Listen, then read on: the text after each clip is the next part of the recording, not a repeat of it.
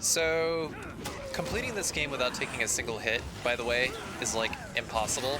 And I literally mean it's impossible. I mean, in theory, I suppose if an emulator were to come out for Xbox 360 and you do like slowdown and save states, you'd probably do it. But on console, in real time, no way. Just straight up can't happen. No, pass Carcy. It wasn't impossible. You just lacked imagination. So now that Deluxe Remaster is out, it's time to revisit the perfect run once again. We have all survivors, all psychopaths, all of the main story cases, every PP sticker, all costumes, and all of these things were achievable without taking a single point of damage. So what exactly does it mean to not take any damage in the context of Dead Rising? Well, I'm glad you asked. Rule number 1, don't get hit.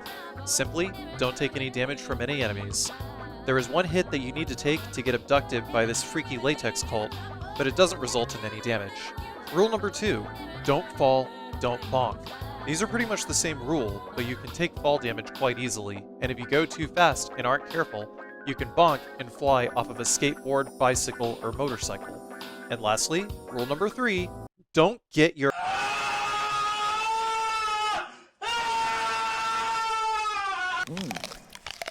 Actually, I can't say that. Sorry. Before we continue though, please check out the pinned comment, because there's a couple of links that I'd really like for you to check out. If you want to watch this run without commentary, there's a link for that. You can also sub to my Patreon to watch an ad-free version of this video as well. And if you want to try this run yourself, I highly recommend you watch this video all the way through first so that you can understand the route. No, seriously, please listen to me. You might actually make some routing mistakes and mess it up. Without any further ado, sit back, relax, and enjoy the run.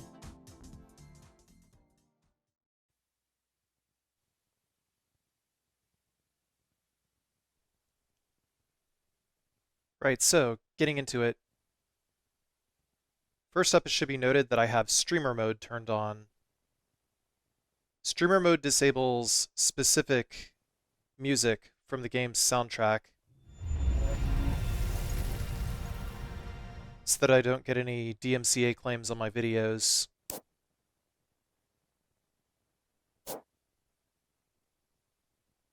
So if you're wondering if certain tracks, such as Gone Guru for the Convicts fight, are still in the game, they are. I just have it turned off for this video.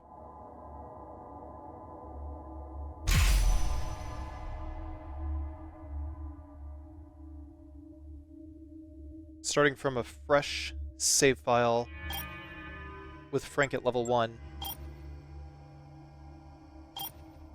Also the hidden intro from the original game, if you sat on the start screen for like 3 minutes, is how the game starts this time.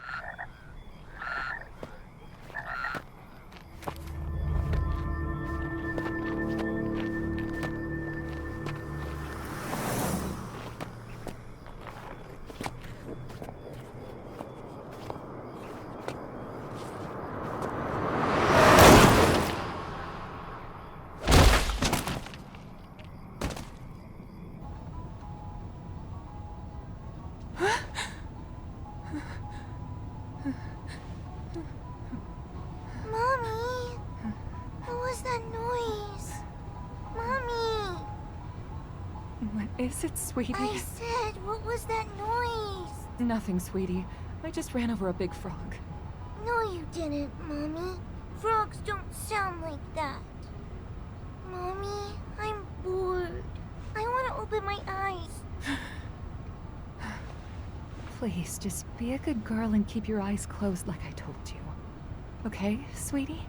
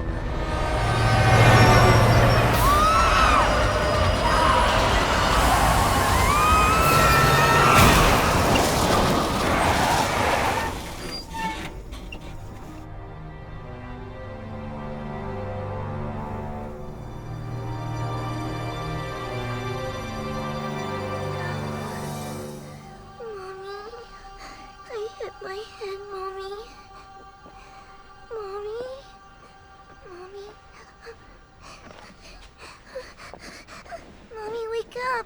Wake up! Wake up! Mommy! Mommy!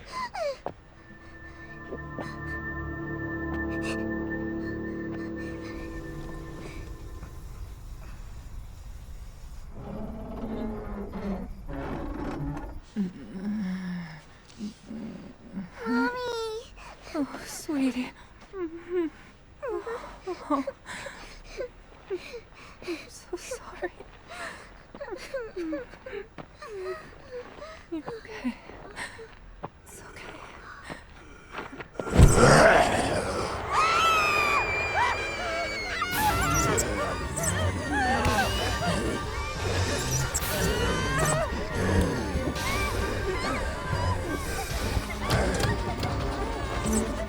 God, snort!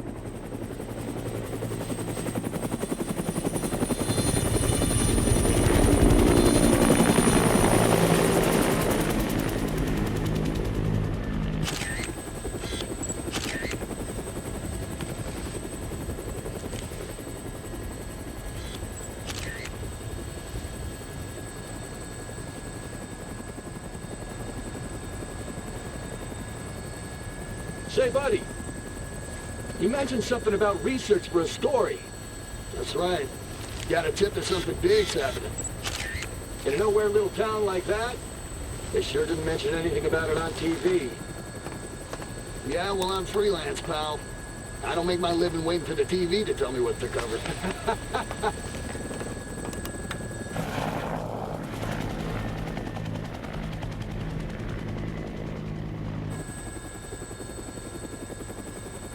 Here she is. Willamette, Colorado. Population 53,594. Distinguishing characteristics? Jack shit. About the only thing to do in this town is kill time at the shopping mall.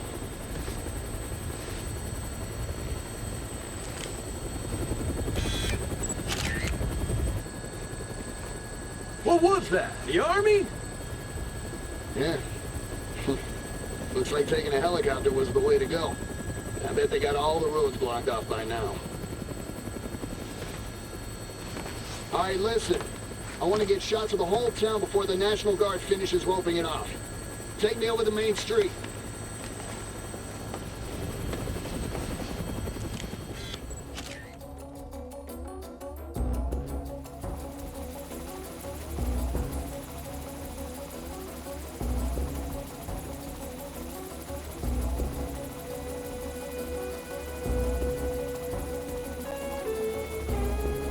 Unfortunately, the remake has some pretty egregious pop-in issues, which are very apparent during the initial helicopter sequence. Like you can see on the left-hand edge of the helicopter door, just things just like popping in. Whoa! What is that? Some kind of riot?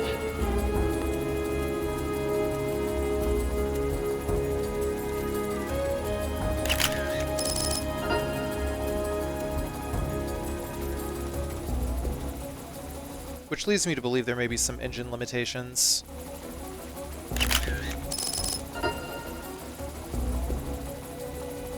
But it's nothing that really hampers the overall gameplay. Pictures of?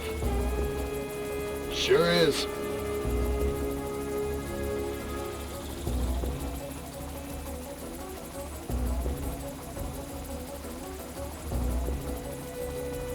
No way. Check that out. Look at all those people. What the hell's happening here? I have no idea. But one thing's for sure. Whatever's going on down there, it's not business as usual in this town.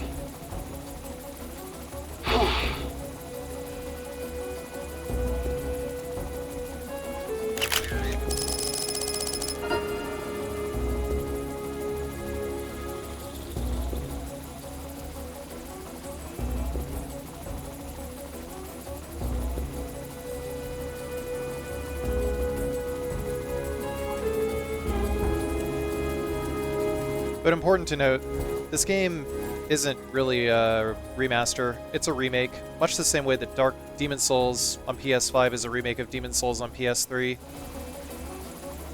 By the way, get ready here. And now. Oh! Holy shit! Did you see that? Yeah.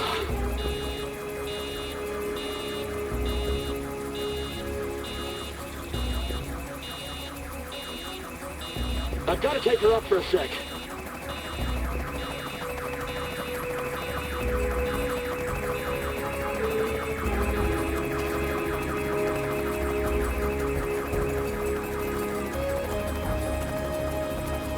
Take us down.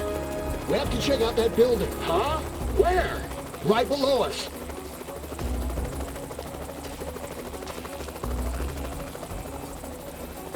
I think maybe if there was a way to ramp up like a level of detail, like bloom effects slider or something like that, so you could have more objects loaded in at one time, probably would have solved the pop-in issue. I don't know if the pop-in issue is present on console.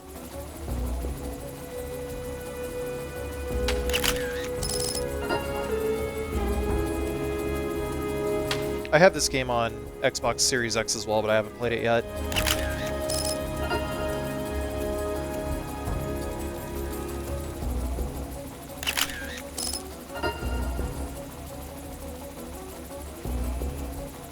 Get ready, and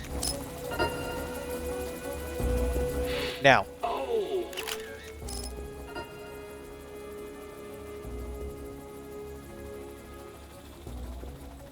I want to see the center of town. Take me there. Roger.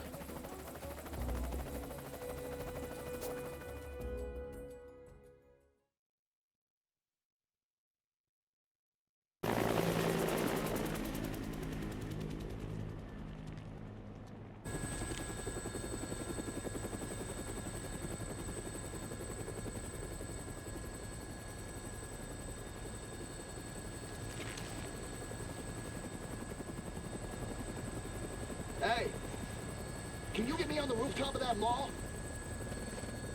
You gotta be kidding me. Oh, man, you are nuts. All right, listen. Don't forget to come back for me. As long as you're not dead, Fred. It's Frank. Frank West. Remember that name, because the whole world's gonna know it in 3 days, when I get the scoop. All right. Whoa! Shit!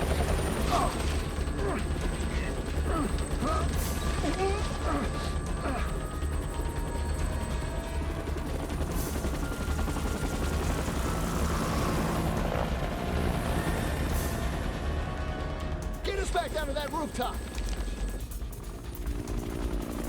I know I'm gonna get my butt chewed out for this one. We're going down. Woo!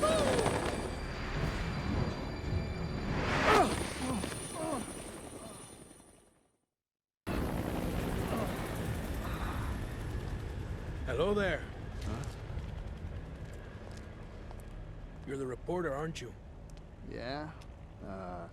You came alone. Yeah, I'm freelance. You know, going the battlefield alone, no crew.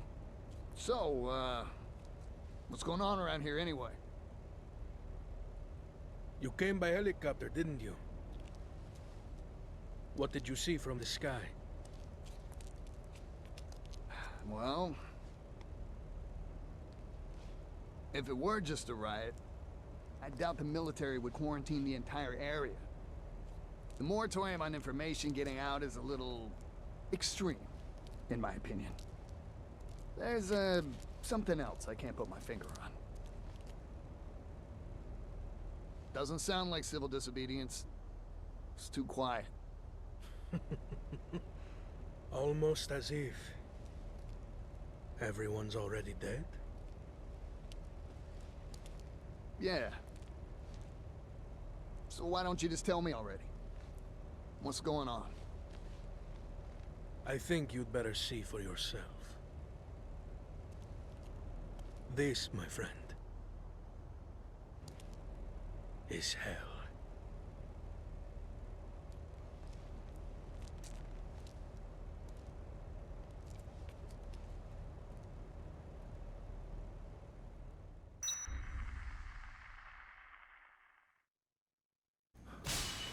Looks like you're the only journalist that made it out here. I'm looking forward to some nice pictures. Once we get in here, there is a PP sticker over the save point. Take your time, get 100. PP stickers are worth 5,000 a pop. You level up very, very fast with PP stickers in the remake.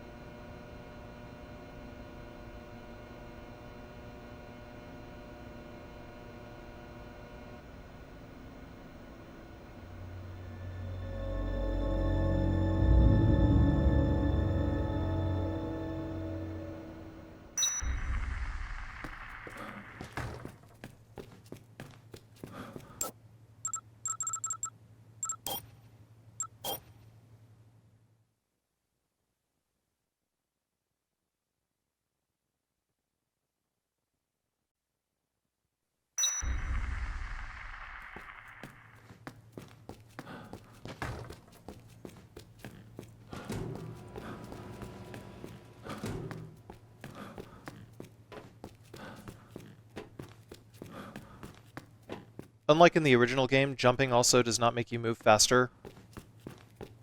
Instead, Frank slows down a little bit, but you still get iframes when you jump. Some iframes.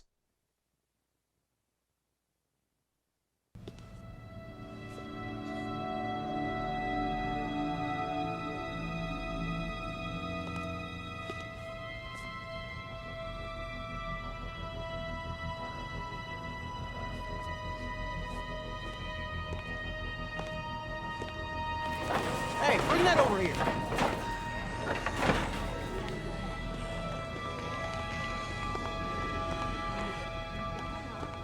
Oh, Madonna, where's my little... Quit screwing around! Oh, Madonna, have you seen my baby? I can't live without my precious little sweetie donkey. Oh, where is my Madonna? Where is she? Oh, Madonna.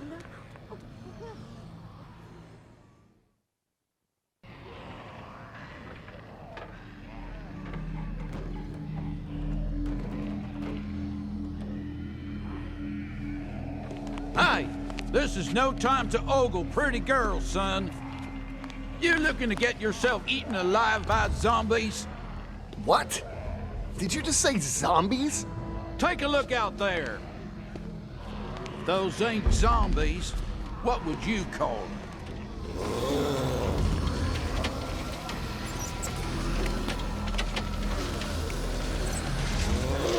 There's been more and more of them since last night.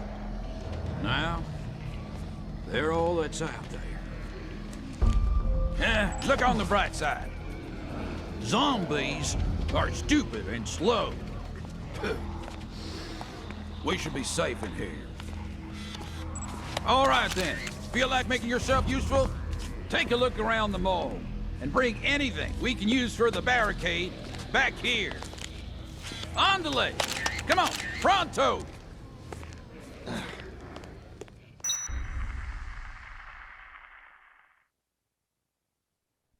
So we're actually going to hold off on getting all the PP stickers for now because there's a book we can pick up that'll get us a lot more PP every time we take a picture of a PP sticker. Not scared. So it gives you like an extra 25% PP every time you take a picture. Anyway, let's run over to these benches here. Huh? You! Stop right there! Do you have any idea what you've done? Why did you summon me to this place? What are you planning? Would you calm down? I don't even know what you're talking about.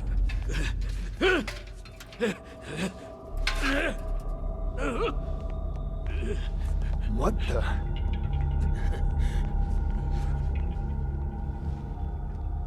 Huh?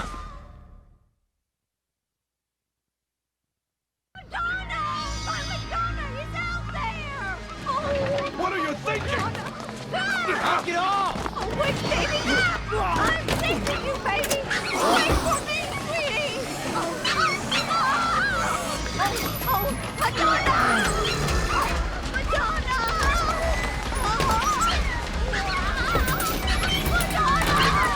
Oh, baby! Oh, my baby,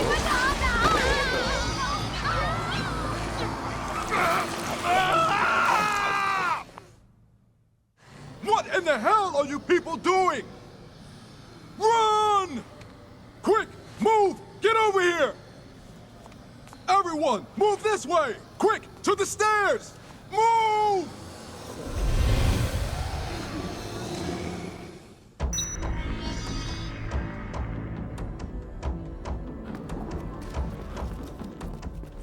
If you've played enough of the original Dead Rising, you're going to notice that there's fewer zombies in general. Even if you're playing on PC and you have the number of characters on screen set to many, there's still not as many zombies as in the original game. Which, all things considered, is not really a bad thing.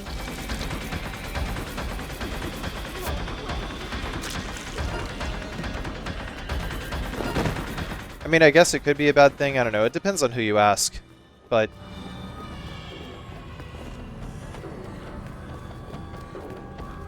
I don't think it really detracts from anything overall. Anyway, yeah. I usually wait at the center sign, just let the zombies crowd up, and then I just move around them to get to the stairs.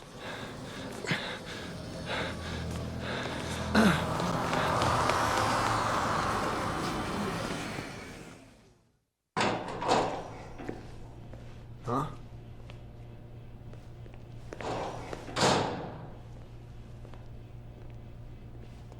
Where are the others? I don't know. I hope they got away.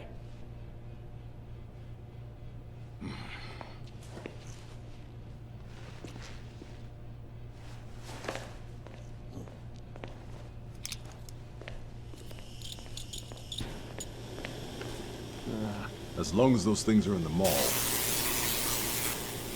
we'd better not use this door. What are you doing? The air ducts. They'll get us back into the mall. And apparently, those things aren't smart enough to use the ducts. So they won't be a factor. Wait a minute. You want to get back in there? What for?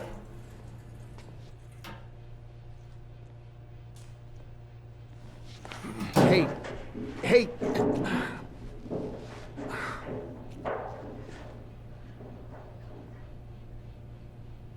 Nice camera. Are you a photographer? As a matter of fact, I am.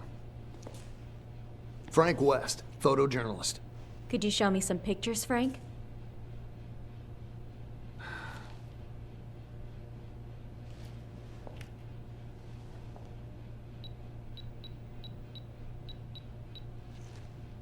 You really seem to know what you're doing. Who are you guys, anyway? And what are you... I took that one near the entrance. That guy do something?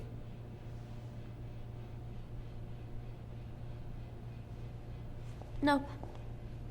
Thanks for showing me, though.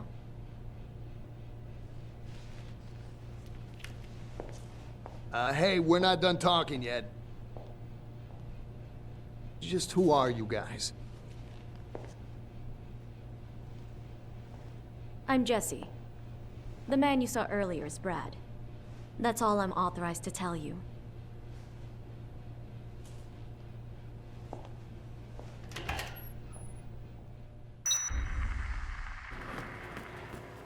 You ain't planning on going back down into the mall, are you? I wouldn't do that if I were you. But you young folks never listen to me. Well, if you're gonna go, at least take this transceiver with you. And you better take this map too. First noticeable quality of life change is that literally everyone is voiced. And you can also skip their dialogue this time if you want, so you don't have to worry about being forced to watch dialogue play out and avoiding hits while dialogue is playing out. Similar things. Yeah. Huge change from the original game. Hence, they couldn't use the same code base from the original game. Hence why this is a remake. It's too dangerous here. Follow me. I think it's a lot faster to just go ahead and get Natalie and then talk to Jeff. The two least annoying survivors in the game. Have you seen my wife, Natalie? She should still be around here. Looking for some... Natalie! Jeff! Oh, thank God you're okay. Oh, Natalie, I'll never let you go again. All right, you two. You mind cutting your joyous reunion short? It's not safe here, but I know a place. I'll take you to the security room. Follow me. Yeah, if they take forever, just run up to them and spit on them. You know. That's what I do to unruly survivors, is I just run up to them and spit on them. I'm never going to the mall again as long as I live. I've had about enough of this.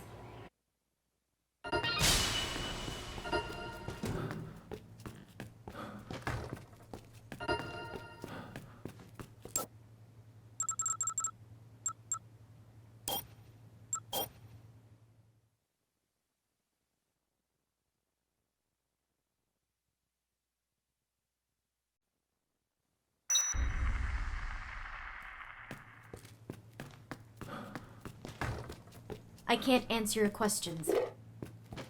Even if we rounded up everyone responsible and arrested them, I've still got my hands full with everything else that's going on around here. If you mix 2 coffee creamers or a coffee creamer and an apple, then you get Quick Step. Quick Step is pretty handy to have. It only lasts about like 20 seconds though. Quick Step doubles, maybe triples your speed. I'm not entirely sure, but it also makes you immune to fall damage. It's not the drink that I abuse the most, though. I abuse Untouchables the most. Hey, it's Otis back at the security room. Can you hear me, Frank? Let me give you a rundown of the mall's layout so you know what you're doing. Right on the other side of the warehouse, you'll find Paradise Plaza. There's lots of shops there. Restaurants, sporting goods, books, you name it. It's a pretty big mall, so you'll probably need to use the can now and then. Just check the map to find restrooms. The mannequin torso is probably the second most powerful melee weapon in the game. Probably. I don't really use it, I just wanted to show you where to get it.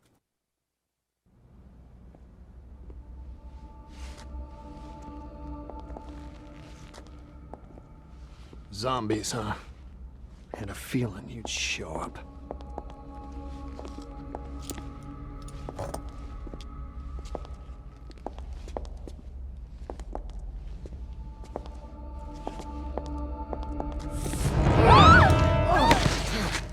God, It's you.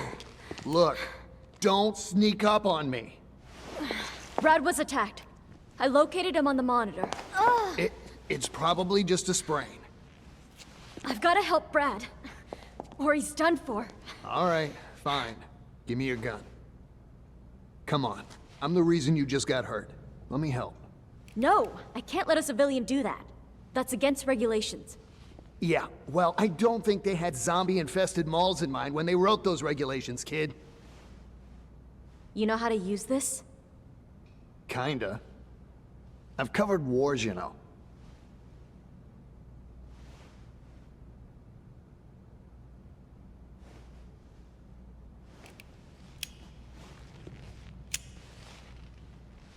Look, after I'm through helping you, you and I are gonna have a nice little chat.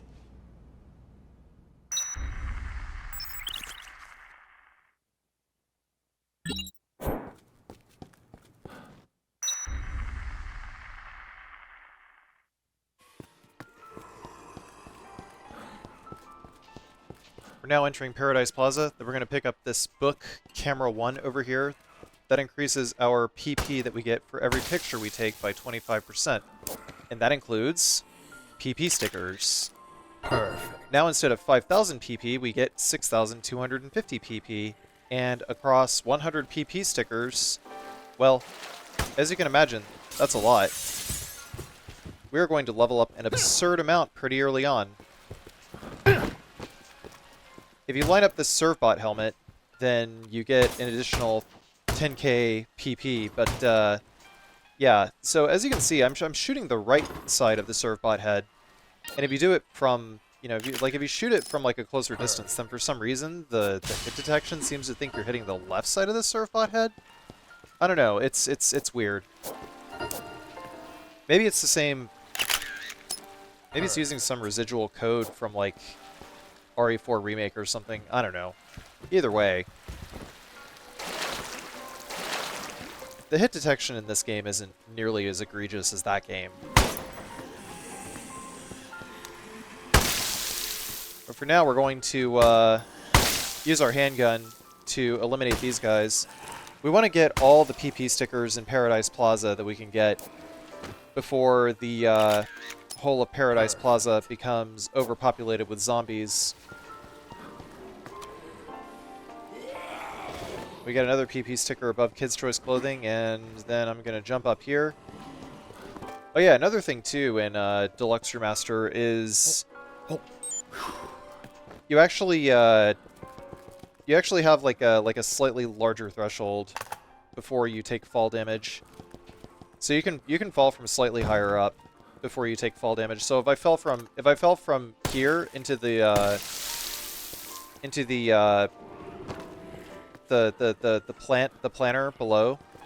planter below, then I'll actually take less damage. Well, not less damage, I won't take any damage. Whereas in the original game I would. I've fallen into that planter many, many times while doing no damage in the original game. Which I did, by the way. Perfect. I'll have that video out at some point. Like, once I clear overtime mode, I was going to release them both in one video. But back to the task at hand. Yeah, go into the that stairwell. There's a PP sticker on the poster there, and then there's a PP sticker on these basketball hoops over here. And, yeah, I personally don't really need the mannequin heads. There's much more useful weapons to use at this point. It's like once you have a specific route, perfect, then you're gonna find yourself carrying just like the things that make you feel safe less and less, you know, because you just feel safer with other strategies. There's another mannequin statue in the antique shop right there. Now we're gonna start mixing pies and orange juice.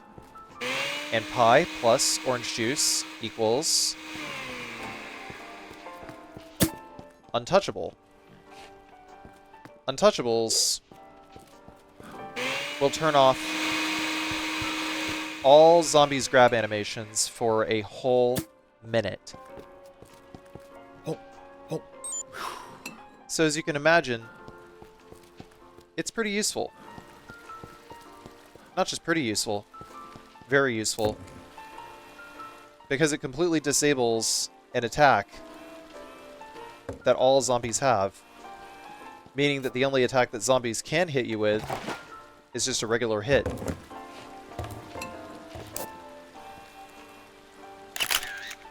Perfect. I try to get 100% PP. Like, I try to line up the shots to get 100% PP as much as possible. Generally, as long as you're above 95% PP, you're going to get an acceptable amount of PP per sticker. Perfect. Which in this case would be above 5,500. But, you know, you still want to try to get as much as you can. You don't want to miss out. Next, we're going to go under here, and we're going to take a picture of the Tyke and Tots sign. I'm trying to do all of this before 3 p.m. My next objective is to get to the North Plaza before 3 p.m. Because if we get there any later, then a boss, or psychopath as they are called in the game, will spawn in the gun shop. And we want to be able to get to the gun shop and get some pretty strong guns before we proceed with the rest of the first day's cases. This is the last PP sticker right here. I forgot to take a picture of when I walked by here before. Perfect. The reason why the mannequin heads are the second most powerful melee weapon in the game is because every time you swing one, it'll kill a zombie in one shot. The strongest melee weapon being the mini chainsaws, just because they do an absurd amount of damage. Perfect. And because they are extremely durable, especially with the right books. And then the last PP sticker in here.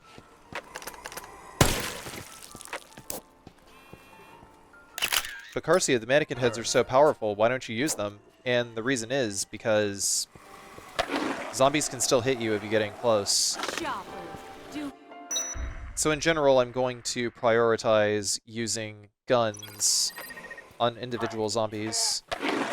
Oh, the journalist. You said you were journalists, right? I've been watching the monitors here, and I've got some info you might want. There's some young guy wandering around in Paradise Plaza. He's carrying a camera like you. I guess he must be a photographer too, taking pictures at a time like this. You're both crazy. Before we go to North Plaza, we're going to get an Uzi out of this tree over here on the northwest corner of the park. Also, you don't even really need 2 skateboards, just one is enough. In the original game, your durability would run out after hitting 3 zombies, but the durability for the skateboards has been buffed quite a lot. I try to come in from the side to get these zombies out of the way.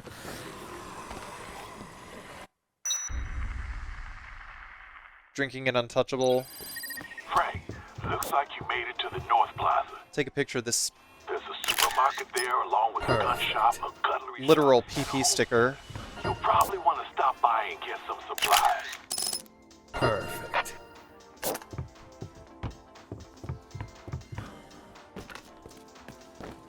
Infinitely more tasteful than your mom's peeing Calvin bumper sticker.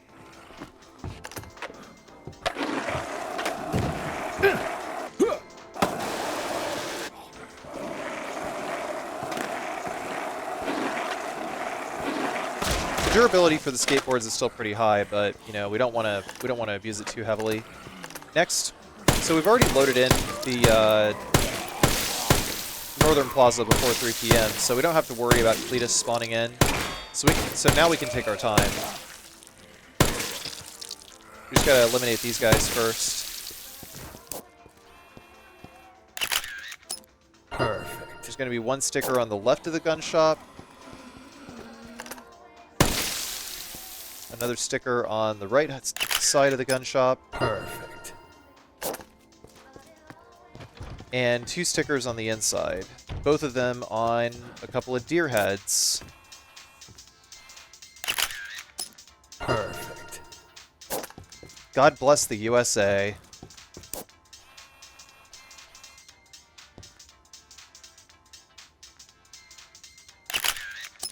Perfect. Yeah, see, don't even worry if you don't get 100%, because, oh no, I lost 2 PP. What am I gonna do? Sniper rifle and sniper rifle. You're probably better off carrying a shotgun and a sniper rifle for this part, though, because the shotgun does better damage against first Carlito. And also it allows you to take down the punching bags in Alfresco Plaza in one shot. On the way out, I don't have any more untouchable, so I'm just going to use the rest of my Uzi here to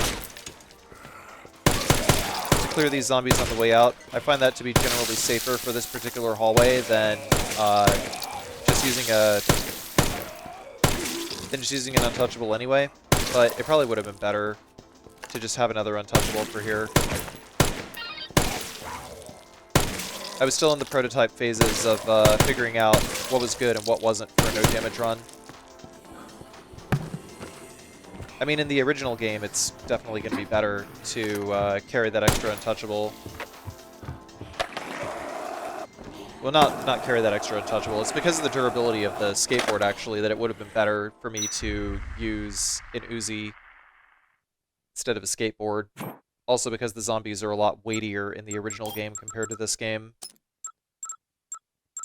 While I was thinking about it, I wanted to save the most violent shot and the most quote-unquote emotionally moving shot. As far as I'm aware, Kent, during the side quest where you are meant to take a bunch of pictures, will only ask for the outtake shot, but I still hit save on those photos just in case. I didn't want to be caught off guard. So earlier you might have seen me take a picture of the PP sticker on the north side of the clock tower. Now I got to take a picture of it on the east side. And then we're going to go all the way over here into the water in order to take a picture of it from the south side. So you might have seen on the subtitles, gunshot. Perfect. You should be aware that if it says gunshot, it means that a cop zombie is shooting you.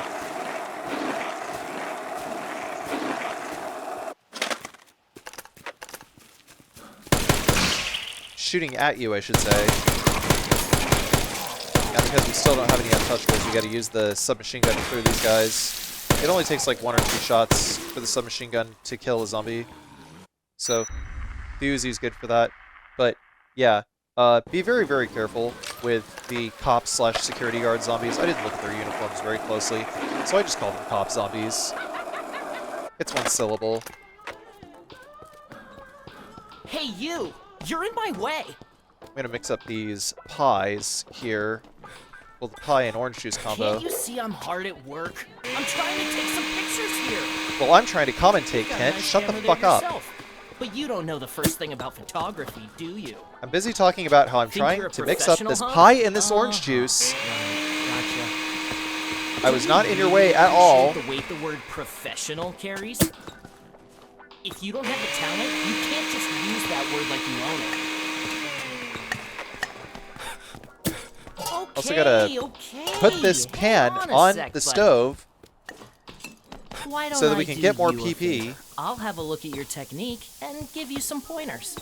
Don't be shy now, Frankie. Waiting Here, for a I'll specific leave a model dialogue trigger for to you. drink this untouchable. Show me what you can do, And- and I'll be the judge. What a great Now. idea, huh? Sometimes I Make sure you think pick this I'm up a before genius. the Let's get started. loading trigger phases in, which changes Kent's Okay, AI. first I want you to take a picture of me while I Now. show off my photography skills. But not just any picture will do, Frankie.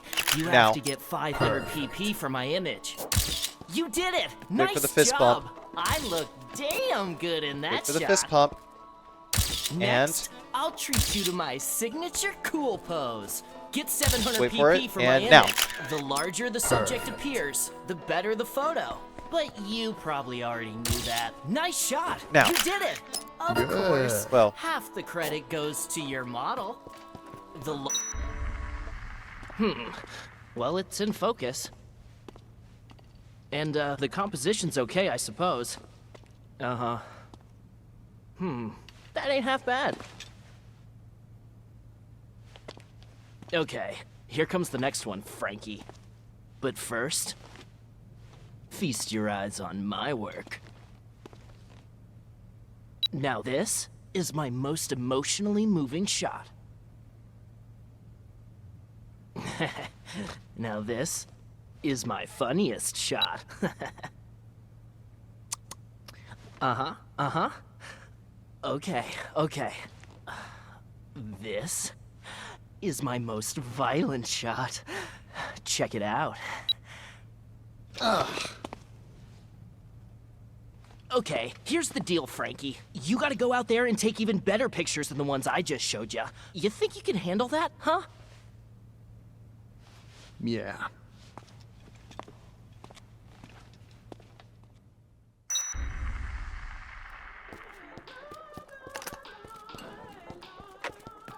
Anyway, we should be ready to go deal with Carlito now.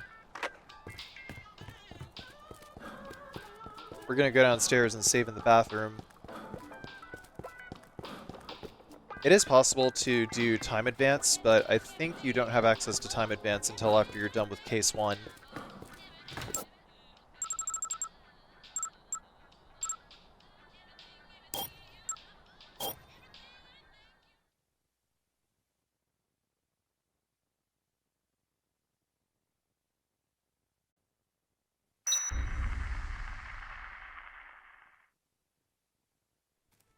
Yeah, time skip, by the way, is a huge quality of life change that was not in the original game. So if you just don't even really care about rescuing survivors, you can just use time advance and just skip to the next part of the game.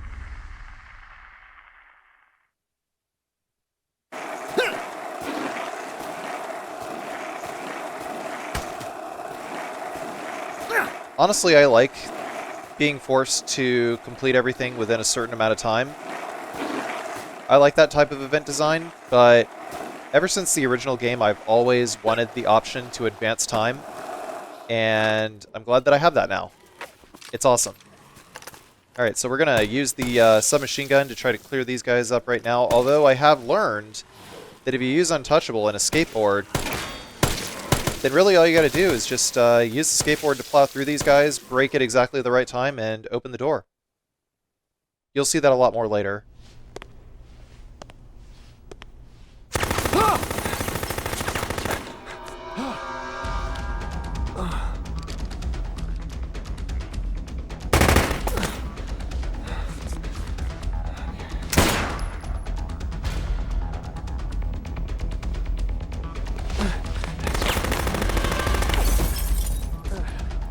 Your girlfriend sent me to find you. Who? Jesse? Damn it!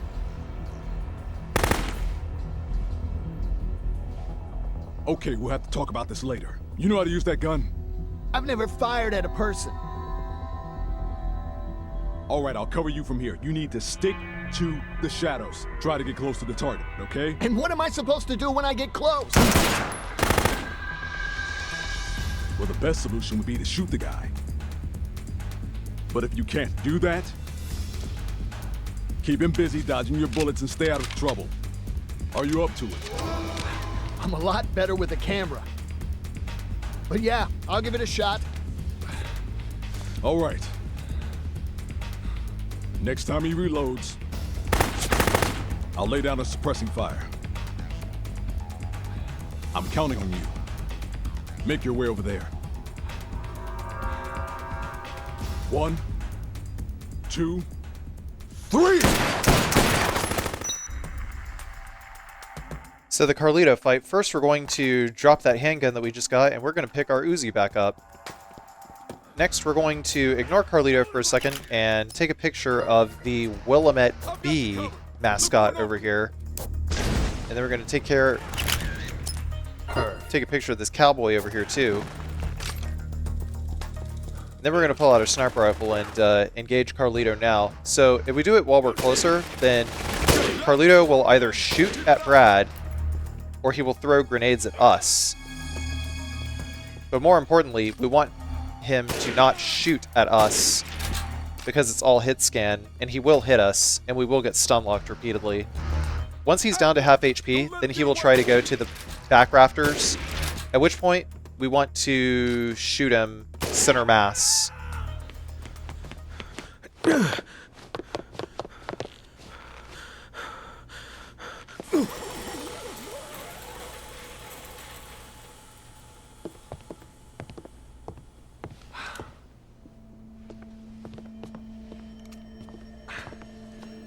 He got away. Who was that anyway? I don't know.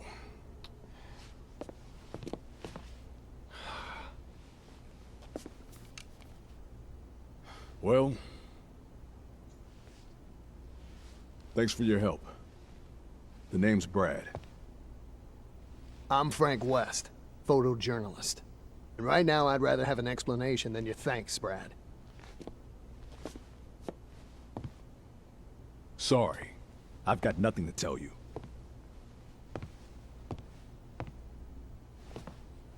Look. I don't know what Jesse told you, but as far as I'm concerned, we're through working together. So you cover your zombie story and leave the rest to us. You guys are looking for someone here, aren't you? Hmm? Who is that? Where did you take it? You help me, I help you.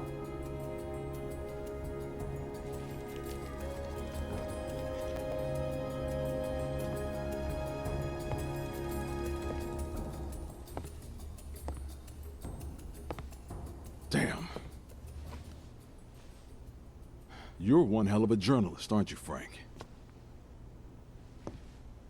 A hot-headed, underhanded hotshot paparazzi with nothing better to do than to invade people's privacy. I try. You got a point?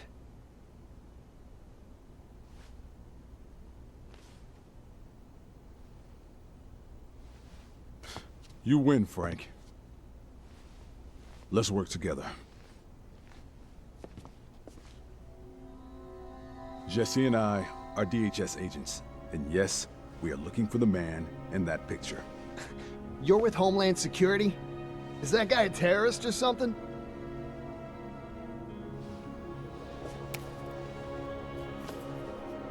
I took that picture in the entrance plaza. Right near the front door. The entrance plaza. You're sure? Hey! So do I have your permission to cover this story? Or not?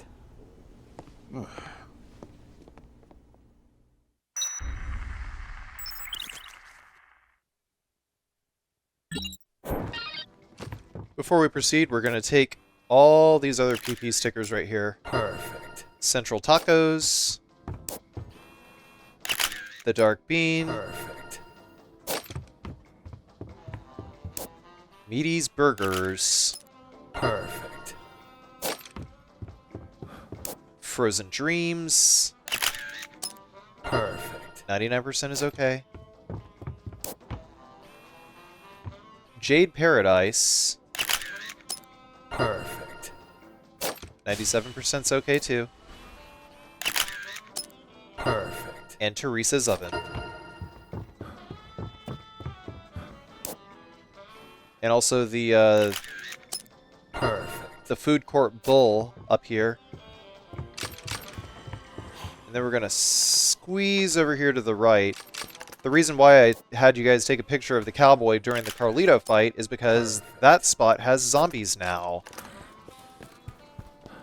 And do you know what didn't have zombies earlier? The Carlito fight. We're gonna throw away the sniper rifle here now in order to get this other Uzi. Then we're going to take a picture of this right here. I should have taken a few more, let it get up to a few more points, but there's zombies behind us. I gotta be a little careful in that regard. Of course, I literally felt the breath from that one as he tried to put his hand on my shoulder.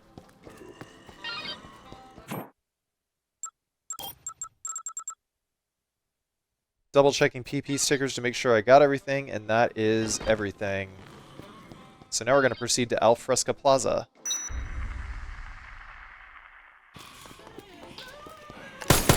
Where we're going to shatter the glass here and take a few pictures here in this gym.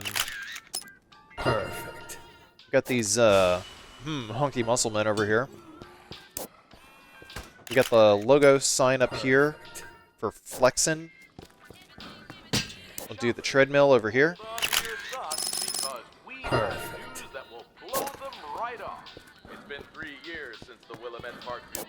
Get the pectoral fly over here. I missed the exercise bike. The exercise bike would have been better. That's right. Perfect. It's time for the Willamette Parkview Mall's 3rd anniversary extravaganza. If I'd remembered it now. Perfect. Bring the whole family down. But it's okay, we wait until later. Oh yeah, also that book that I just passed by unlocks all of your melee moves. You want that.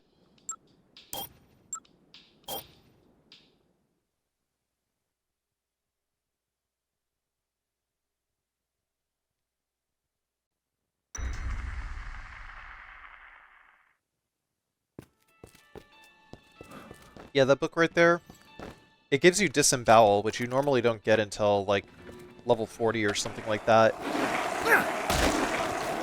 By the way, go ahead and use an untouchable. Don't be like past Carcy. Use an untouchable here before you start skateboarding around Alfresco Plaza. It's actually best to go ahead and take a picture of every single PP sticker that you can take a picture of around here. Like right now. Because otherwise there will be way, way, way too many zombies later. There's a reason why I insist on taking PP stickers very early on. There's also an Uzi in the fountain over there. Perfect. It's very good to go ahead and get that now too, because there will be a ton of zombies around that fountain later.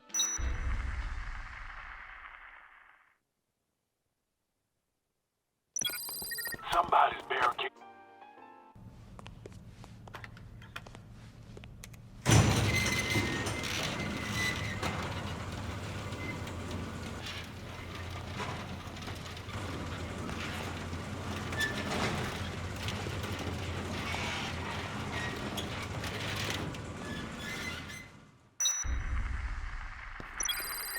Sorry, you got cut off. Could you repeat that, please?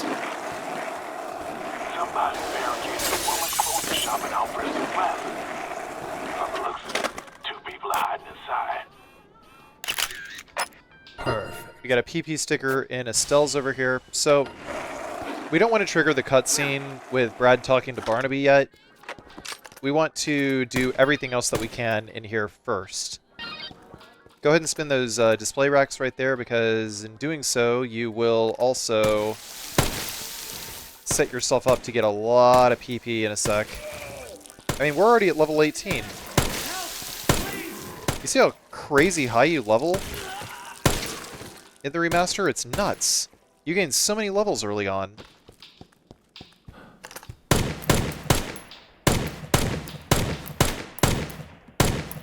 Be careful not to aim at Bill over here, otherwise he'll run up to you and punch you. There! Help! Please! Whew. What a relief to finally get out. I owe you one. I was just trying to get the place organized when the whole pile came down. I was trapped for 2 whole days. The mall's open today, right? It's not a holiday. I wonder why no one passed by until now. You were stuck for 2 days? You haven't had contact with anyone? Yeah, unbelievable, isn't it? I lost a lot of weight, but it was no picnic. Well, I guess I'll just head home then. I mean, the company owes me one, right? They won't care if I knock off a little early. Thanks a lot, man. See you around.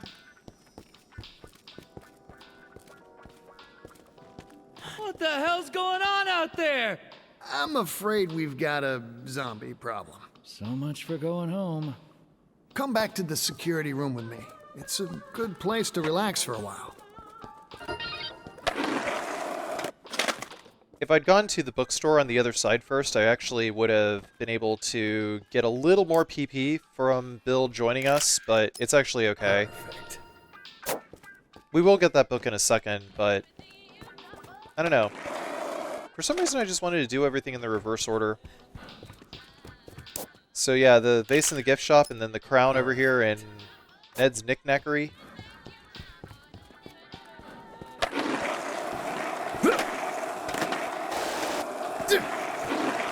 And then we got,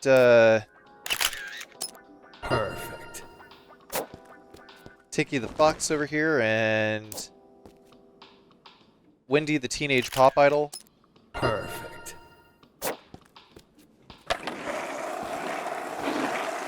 Then we're gonna swing around here and take a picture of the Willamette bee again. So, yeah, that bee actually is a little bit of foreshadowing.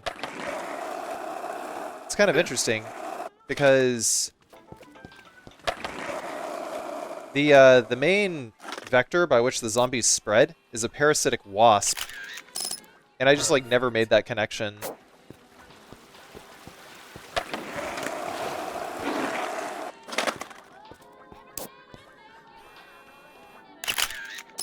Perfect. Take a picture of the door at the entrance, and then take a picture of that tent. The door at the entrance, if we did that during the intro sequence, it would have gotten us a lot more PP stickers, because there would have been a lot more zombies outside. The more targets you have when a PP sticker is active, the more PP you get from said PP sticker. So it actually would have been like 10k PP, even without the Camera 1 book. It would have been an absurd amount. It would have been a lot more than the time we took it right there, so I probably should have advised you guys to take that earlier. I gotta go to Children's Castle over here. There's a teddy bear. It's got another PP sticker. And from here, we should have everything. Sir, if you could just kindly come with us, we can wrap this whole thing up. No, I'm not leaving until you can Absolutely, guarantee sir. me safe If you passage just open through this these. gate. Just open No. this gate. It's for I am your not opening protection. any gate. Thank you very much. I'm going to stay right here. Dr. where it's Barnaby, safe. sir. Thank you and Doc, goodbye. Dr. Barnaby. Doc. Well, what happened? You can't just arrest him? He turned down my offer to protect him. Said he isn't going anywhere until I can guarantee a secure route out of here. Jesse has a direct line to HQ. The first thing we need to do is to call for backup.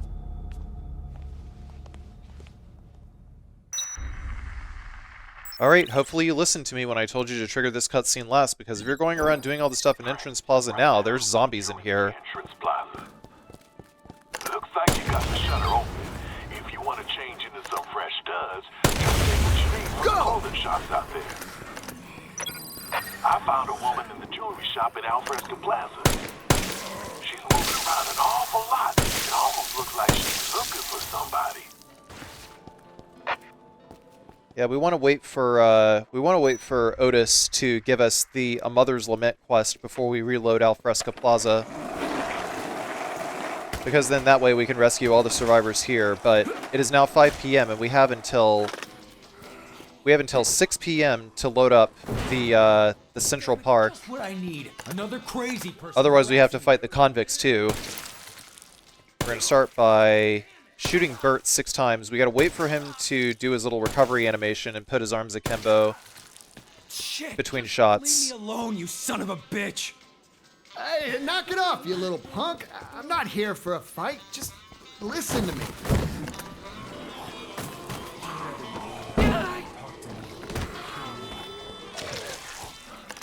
Listen to me. I came here to help you guys. I can take you someplace safe. Shit!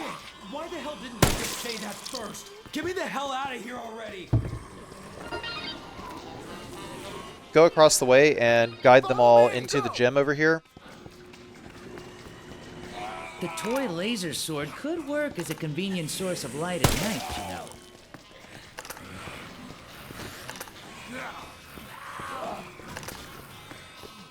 We want these guys to be in here so that we can have some time to go rescue Leah.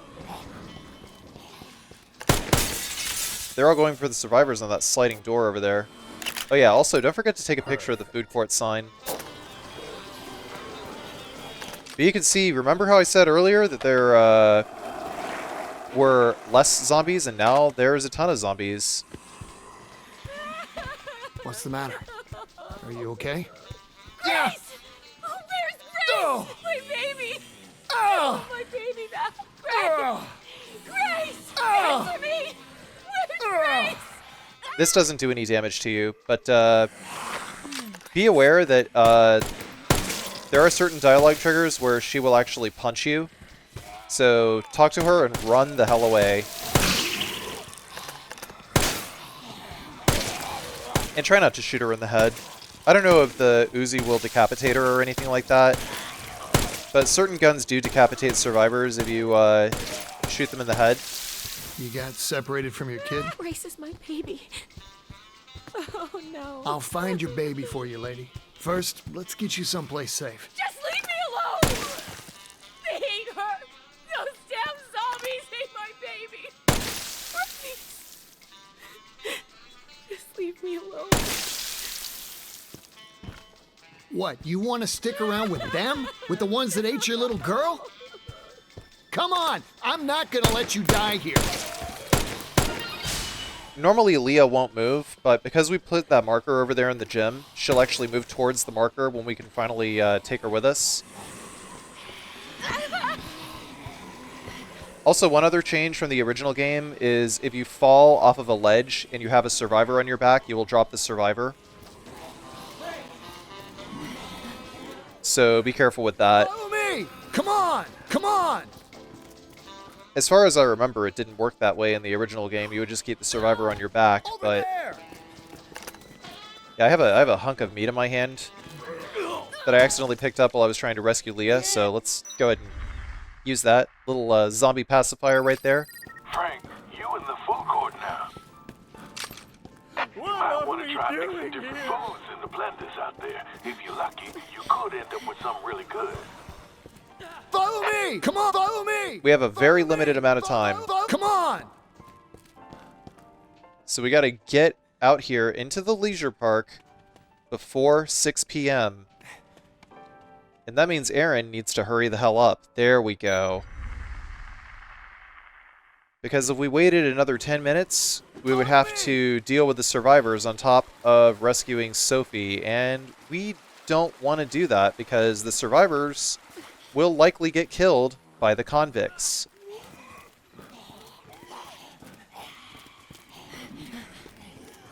So yeah, you guys know how I say at the start of every video, watch the whole thing before you try doing what I do.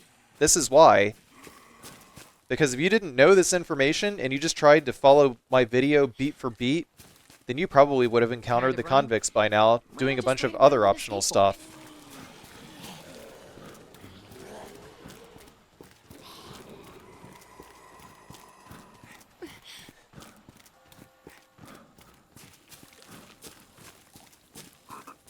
The timing in Dead Rising is, for better or worse, very strict when it comes to having time to rescue survivors. But yeah, as long as you make it to the park before 6 p.m., you don't have to worry about the convicts spawning in. But the next time you come back to the park, convicts will spawn in. And we don't want them to spawn in yet because we want to be able to save Sophie later. So no respawn cheesing or anything like that. Just get out of here. I had to make absolutely sure that Aaron made it through the door as well. I think the triggers that pull survivors through loading zones are expanded as well, very slightly. Frank, I can see something over there. Maybe you could use it. Also, survivors are less likely to just stop in the middle of nowhere and attack zombies. They tend to run through zombies a lot more now, and their pathing is a lot better. Which is a huge, huge quality of life change as far as I'm concerned. Meaning the survivors are slightly less stupid. Over there! But yeah, you wanna point the survivors to a spot like next to the door. Just don't point them at the door, because if you do, then you might accidentally give them one of your guns or something while you're trying to open the door. So you want to place the survivors close to the door, but not at the door. Also, this cutscene loads after 6 p.m.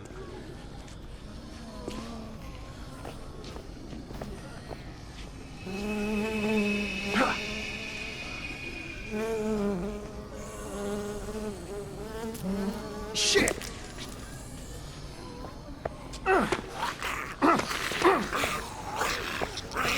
Dude, I just noticed something. The sound effects for these zombies in this cutscene, before, like, they start dying and stuff, are actually the same cutscenes as some of the zombies from, like, FMVs in Resident Evil 1, 2, and 3. What in the hell is going on around here? No, seriously, replay this cutscene a few times and listen closely. Probably from the same sound library.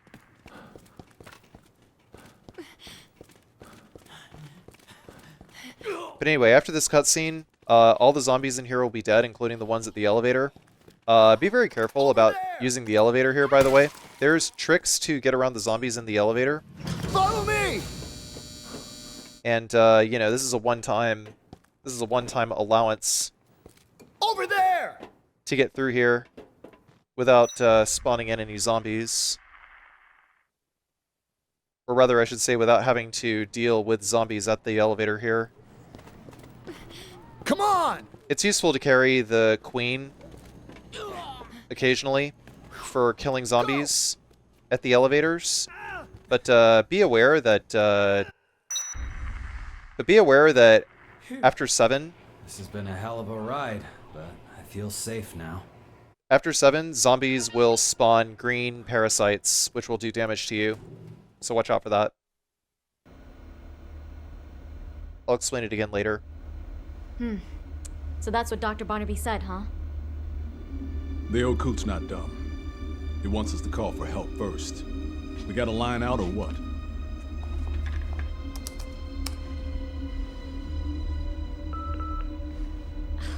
The signal's being blocked. I can't even contact HQ on the emergency line. So, if we want to get our hands on Dr. Barnaby, we're gonna have to secure a way out of here ourselves. All right, we gotta deal with the situation we've been handed. The boneheads back at HQ might be working on something too. There's a helicopter coming. 3 days from now. At noon, it's my ride. Is your ride reliable? Absolutely. That's how I plan on getting out of here. All right then. I'll see to it that the DHS picks up the charter fee. Can we take Dr. Barnaby as well? Sure. As long as you tell me what's going on. Okay. I'll tell you what you want to know. Later. We have more pressing business right now. If we have to wait here for 3 days, we'll need supplies. Water, blankets and the like. We'll get Dr. Barnaby here tomorrow morning. I want you to keep an eye on the monitors.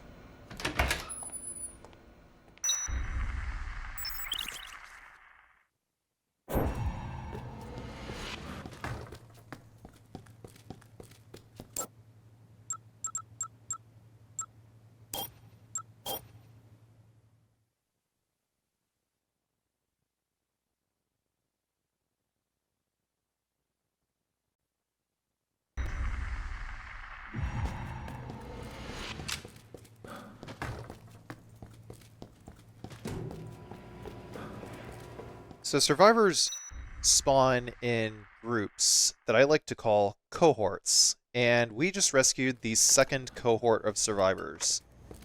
The first cohort of survivors would have been Jeff and Natalie, and the second cohort of survivors was Aaron, Bert, Bill, and Leah.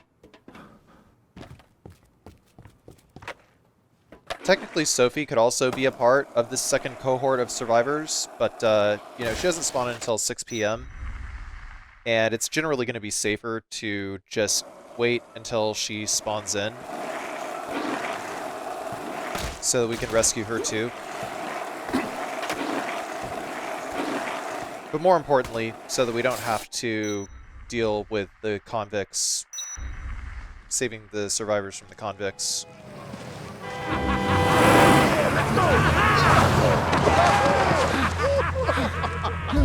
You missed, loser! Yeah, you suck! Yo, look over there! Hey! All right, looks like we found our next contestant! We're gonna take out that dude and snatch his old lady! Here we go!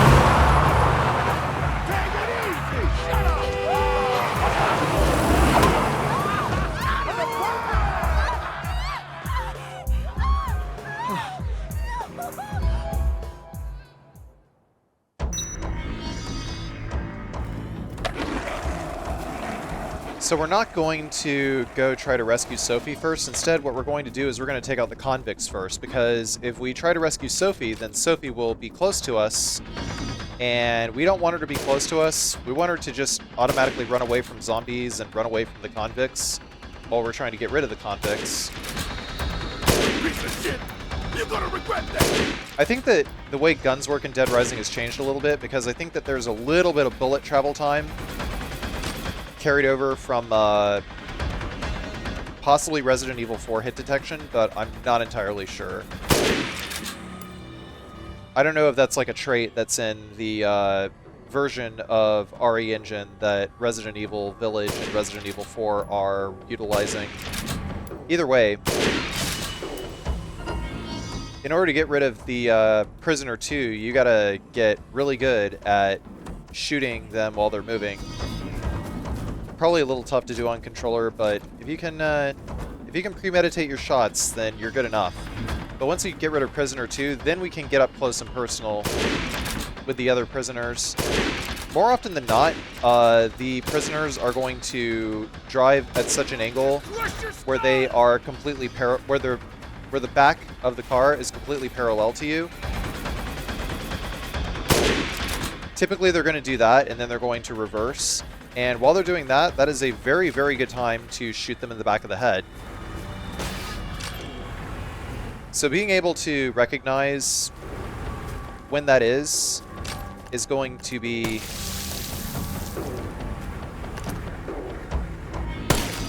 very, very, very important towards lining up these shots, getting rid of them.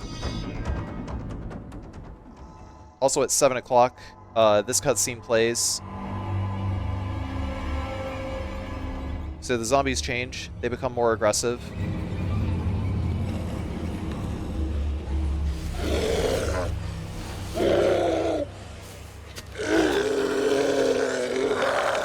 And they will also spawn green parasites if you throw queens.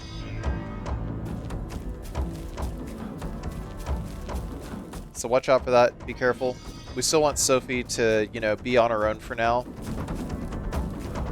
One other very important thing while you're engaging the prisoners down here as opposed to on top of the gazebo is to stay near a tree or a bench or a lamppost.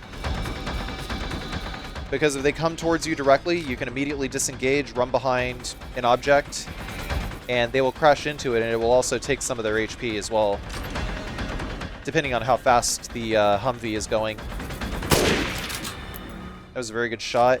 I probably could have actually done another shot, but I don't even know why I lowered my gun there. Either way, Prisoner 2 is done. Ah, don't worry, Sophie. We'll get to you in a second. Yeah, see, that shot was BS. You saw it right there. My crosshair was directly on that dude's head. Okay, that time I legitimately missed. Oh, yeah, and sometimes that's another thing that the convicts can do is sometimes they can spin around in one frame. Like the Humvee can sometimes spin around in one frame and just like come after you. There, it happened again, twice in a row. Saw that? Saw that? It's a pretty common occurrence. Get out of here!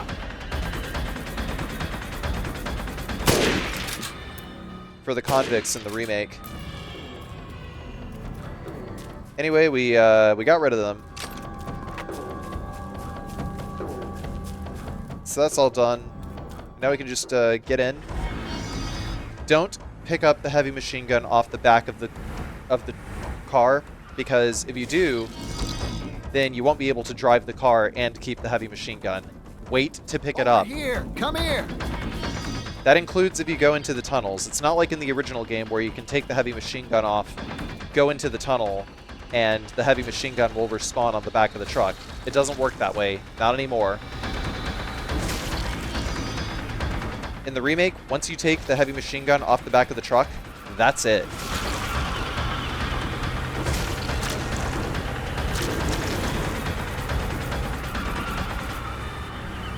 So we got Sophie. Sophie has to be close before you can get in the car, if Sophie is going to get in the car at all. Like she won't just like run up and get into the car. She has to be close, and you have to hit get in for Sophie to get in the car. If you're already in the car, she will not get in. So you have to be outside of the car getting in for Sophie to get in. Frank, you're in the maintenance tunnel. I think I lost the key down there. It's a spare, so you could hang on to it if you want. I don't need it. We're gonna pick up the maintenance tunnel key that Otis was talking about while we're here, and we can do that by just going straight here into this warehouse.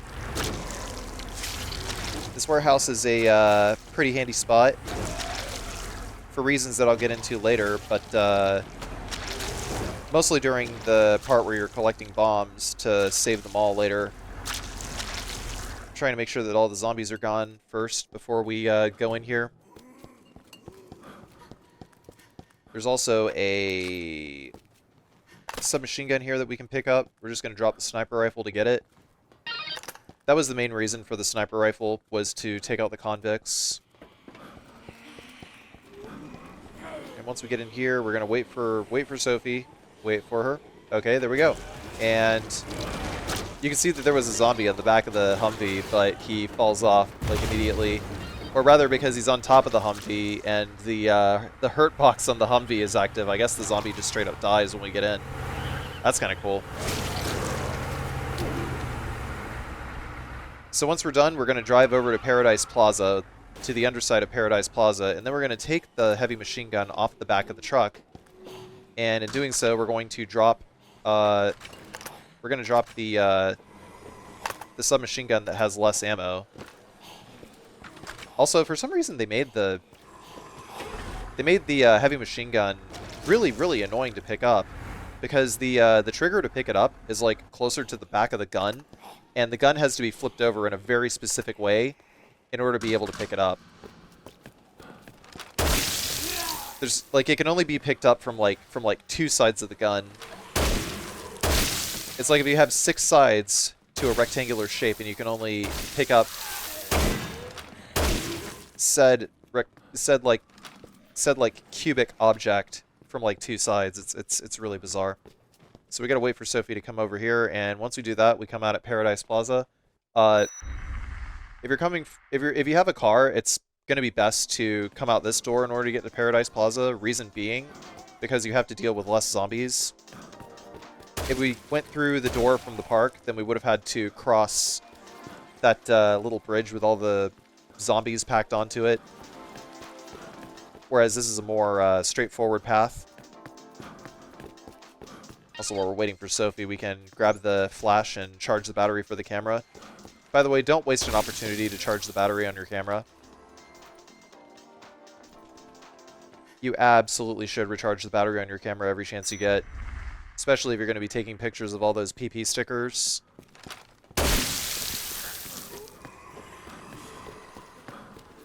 We have a lot of time until 6 a.m. on the second day.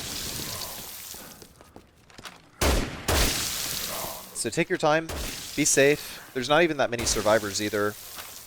There's another cohort of survivors coming up, but we don't have to worry about it for now. Over there! We're going to have Sophie go over there, and we're going to open the elevator, and boom!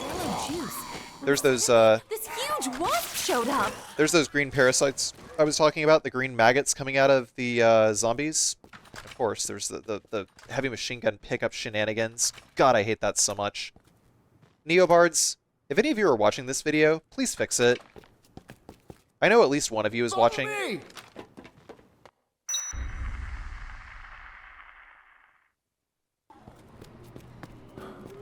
But in general, if you have the heavy machine gun, it's going to be better to straight up go and kill those zombies, because you actually can't go through the warehouse door.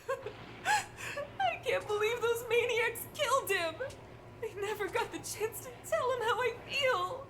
You can't jump very high with the heavy machine gun, so this is the best you can do. You can go into the warehouse from the safe room, but not vice versa with the heavy machine gun.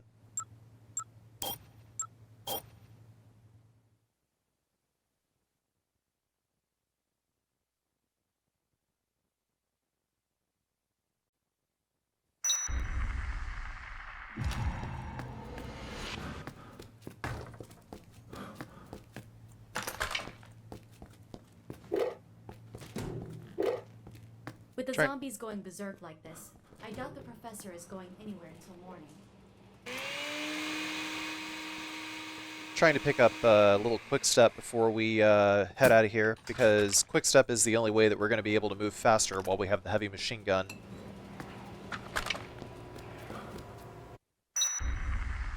You know, I think if you press down on the D-pad to drop the heavy machine gun, it actually puts it in a position that is easier to pick up. So if you have to use another item like quick step, well, they call it Fleetfoot in the remake, but in the original game it's called quick step. Then it allows you to use the quick step, pick up the heavy machine gun a lot easier. Jeez. This is also how you complete the free fall achievement without taking any damage. Because remember how I said that Fleetfoot also prevents fall damage?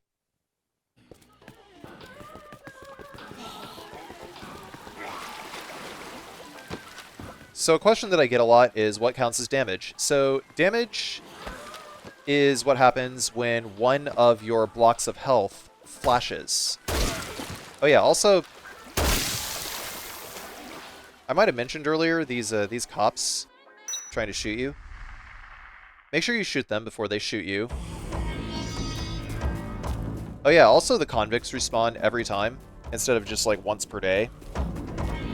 So I mean, if you have the ammo to spare, then you can use the sniper rifle, take them down, and get another heavy machine gun. Pretty handy.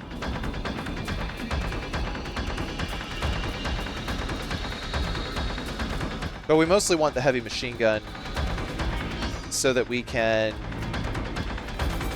go to fight Cultist and Adam the Clown quite easily. We have a lot of ammo. Of course, I want to use an untouchable first so that I can actually bypass this crowd. But watch out, because there's typically in this particular spawn pile over here, next to the scaffolds and the plywood stack on the left, there's going to be like at least 2 or 3 cop zombies, and they're all shooting. So make sure you shoot them first.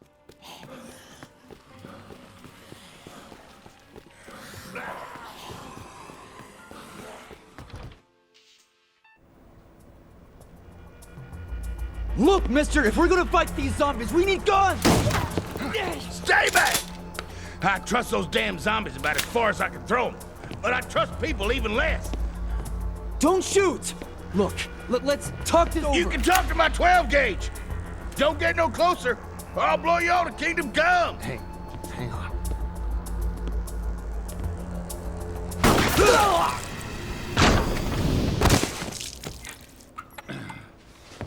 Now, goddammit, I warned you.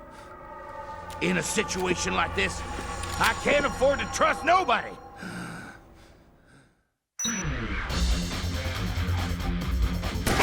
So, unlike in the original, Cultist usually starts by taking a swig from his wine bottle. And that gives us exactly enough time to get out of the hunting shack before he shoots us. So get out immediately and jump on top of the cart, take out all the zombies, and we'll take a picture. That's another thing, too, as far as quality of life is concerned, is you can take pictures while you have two-handed weapons equipped. Stop! Get away from me! So you don't have to drop your two-handed weapon. Wonderland Plaza. Looks like it's out of control.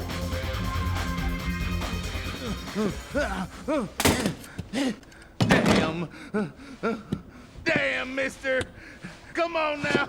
What are you, crazy? You want guns so bad that y'all are willing to kill for them? Let me go. Hey. Please. Hey, wait! No.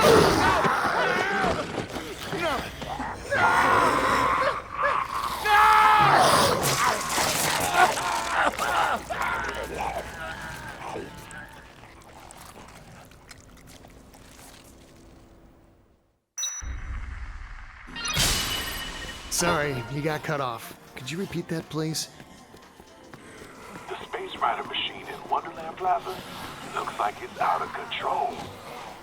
Maybe there's somebody out there. You want to check it out? So with Cletus out of the way, now we can go back into the gun shop anytime we want, but if you know what you're doing, you shouldn't really have to. And I mean, for now, we have the heavy machine gun anyway, so we're using that. And we should still have Untouchables active from the time we drank it at the start. Because remember, they last for about a minute or two, Untouchables. Maybe about a minute and 30 seconds, I don't know, I haven't really timed it. We have 3 more PP stickers to take before we exit the North Plaza. The first one is Sion's Food and Stuff. And then there's 2 more inside Ripper's Blades.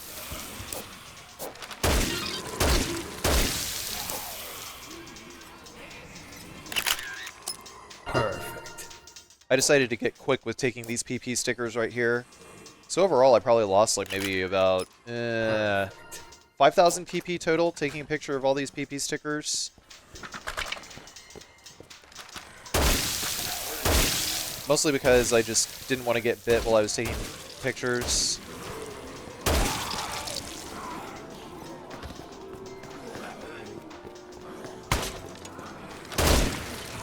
We're out of Untouchable anyway, so now we gotta be super careful.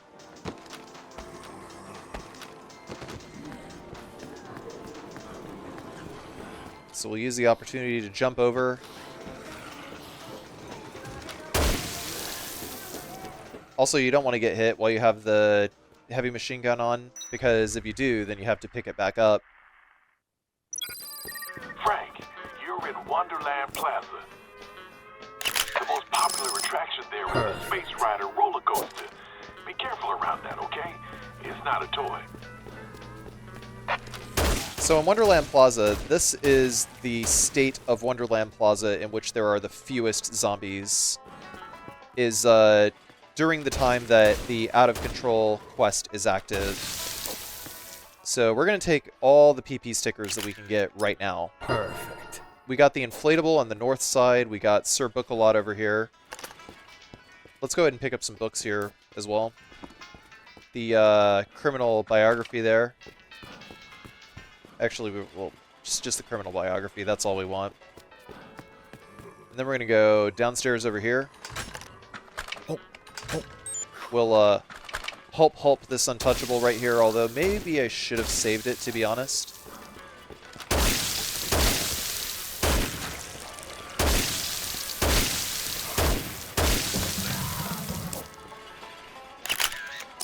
Perfect. We'll take a picture of the Lego house over here.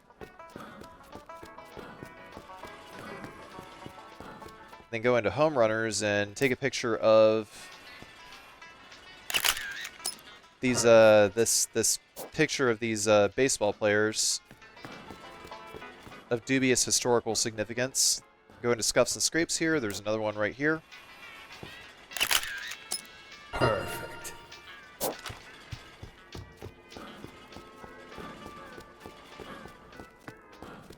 Then we're going to go upstairs ever so slightly in order to get this one up here. Perfect.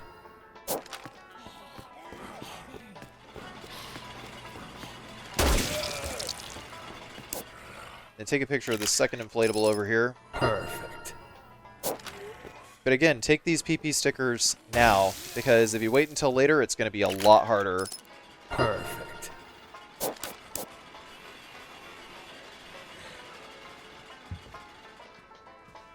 As best I could do is like 98% for this one. Perfect. And we're going to cut across into the other children's clothing store here.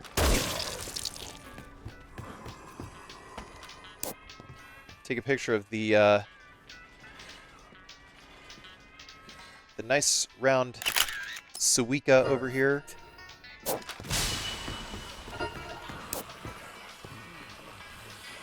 This other pure right here, I had no idea where the other zombies were, but I decided to risk it anyway for that extra 200 PP or so.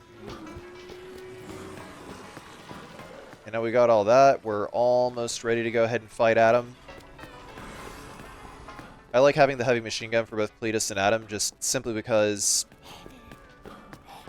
the heavy machine gun is the strongest gun in the game.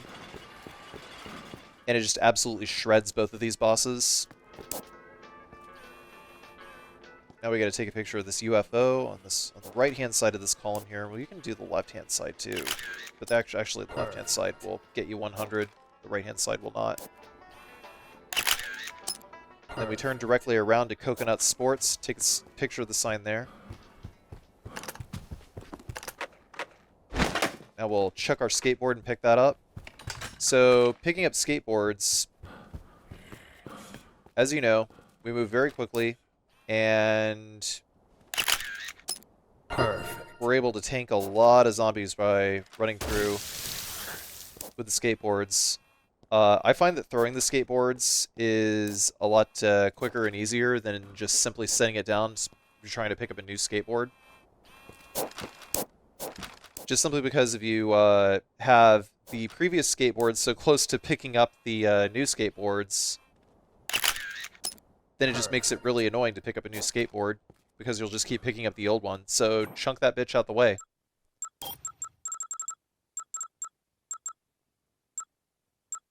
Doing a quick PP sticker check to make sure we got everything, and we got everything. Now it is time to fight Adam.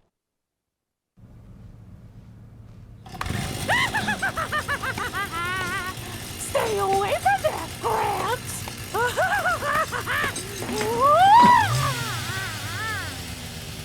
Huh? Everyone used to laugh at me. I was a walking punchline. But not anymore.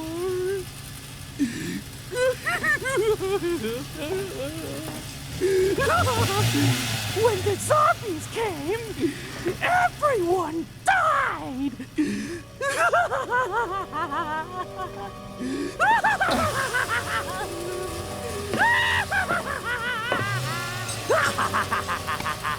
That's why I decided to give all the happy people a lift on this fun ride. I won't let you stop the ride, Gramps. If the ride stops, then the zombies come back. And that won't be any fun at all.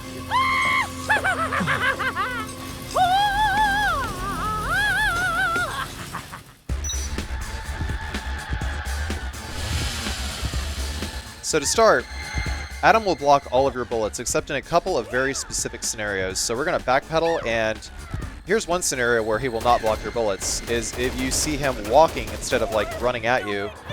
So if you do that, then go ahead and lay into him. But yeah, we're going to stay back, and he'll either chunk knives at you or he will blow balloons. If he blows balloons at you, that is the other state in which he is vulnerable.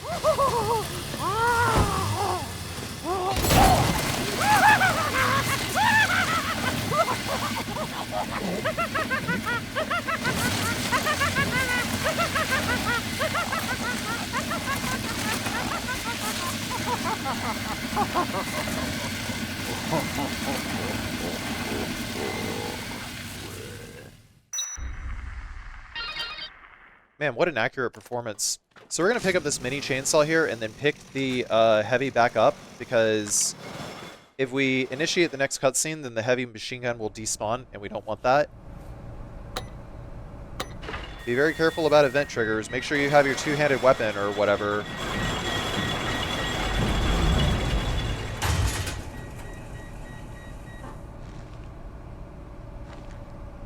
From here on, the regular amount of zombies that is in Wonderland Plaza will spawn, and there's quite a few. I was in some real trouble there. Are there other survivors around? Now we got too many chainsaws. Sure are. Everyone's in the security room. It's safe there. Security room? I know a shortcut. This way. You can never have too many chainsaws. So Greg, we gotta follow Greg.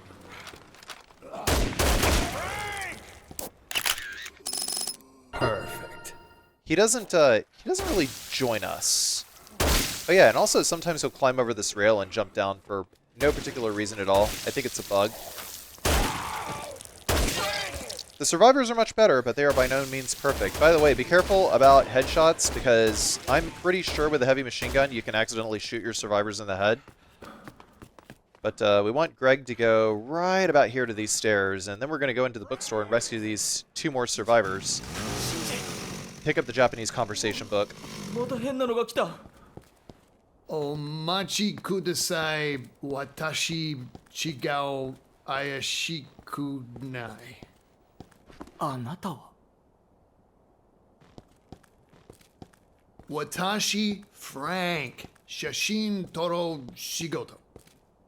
Watashi Anata Iku, Ansen na Basho Isho ni. 一緒に来いって言ってるみたいだぜ。どうする？どうするって、ここは信じてついていくしか。お前、もうちょっと慎重に考えろよ。こんなところに取材しに来るやつがいるかよ。あからさまに怪しいぜ。声が大きいよ。大丈夫だよ。あんな片言野郎にはわかんないって。どっちにしたって僕たちだけじゃどうしようもないだろ。ダメでもともとだよ。騙されたと思ってついていってみようよ。ったくよ。お前がこんなチンケな街に行こうなんて言わなきゃ今頃。なんだよ、面白そうだって言ったのはシンジじゃないか。来るか来ないか早く聞い Get ready. てください。 Wait for it. すみません、 Now. 行きます。すみません。 Perfect. すみません。よろしくお願いします。やった。Go into your album and lock that picture, because that's the picture you're going to show to Kent later.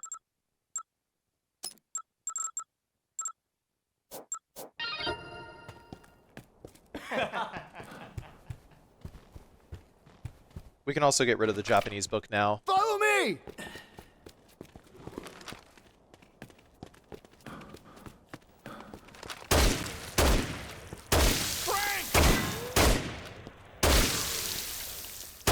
Also, be aware that the heavy machine gun shoots from your hip, so as you can see, I accidentally shot the rail multiple times. If it was raised from the shoulder, then I would have shot over the rail, but none such luck there. There's a pretty thick layer of zombies over here, and Greg is just going to just sit there. And he's just gonna frank at us. He's just gonna frank about it. Please go, Greg. And also, you and Shinji will sometimes get caught on zombies, so that's another reason why the heavy machine gun is good. Through here and we're already at Paradise Over Plaza. there! A nice shortcut, huh? And that's as far as I can take you. You're on your own from here on out.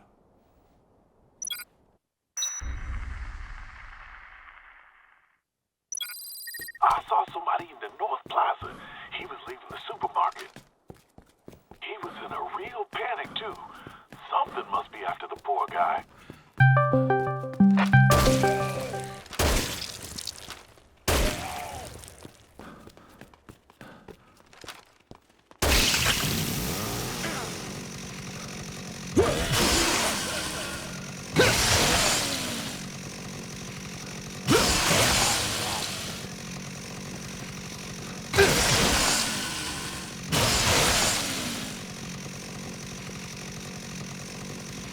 Go! Come on! Sorry about that. You okay? My girlfriend was calling. She didn't know that I was reporting. Oops.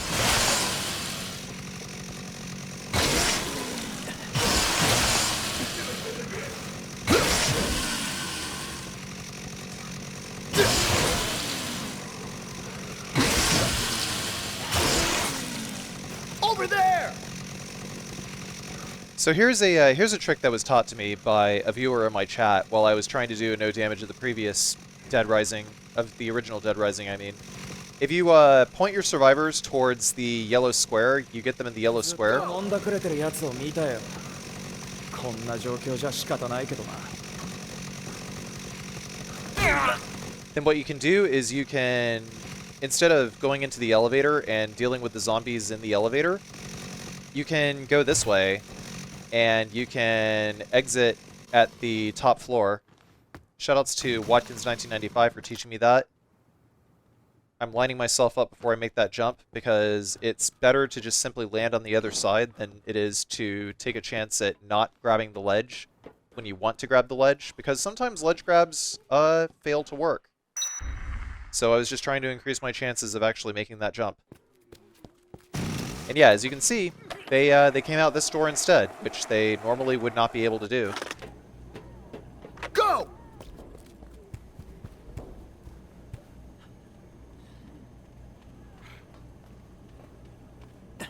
Huh.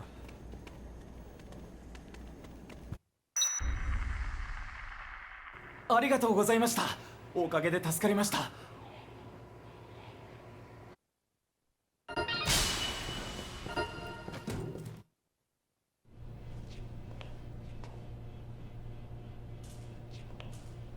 Yo, Frank! Give me a hand here! Hey. What gives?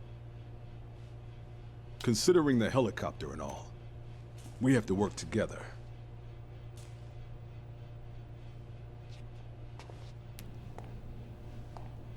But that doesn't mean we can tell you everything.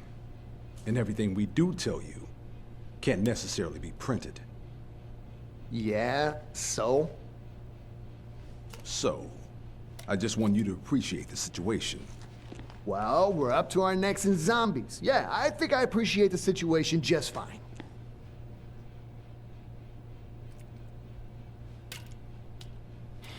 Zombies. Still can't believe all this, you know? Seems so unreal.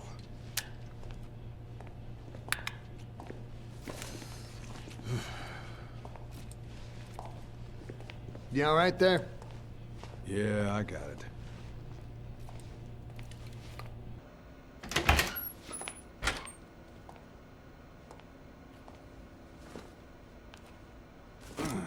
You should rest a while, Brad.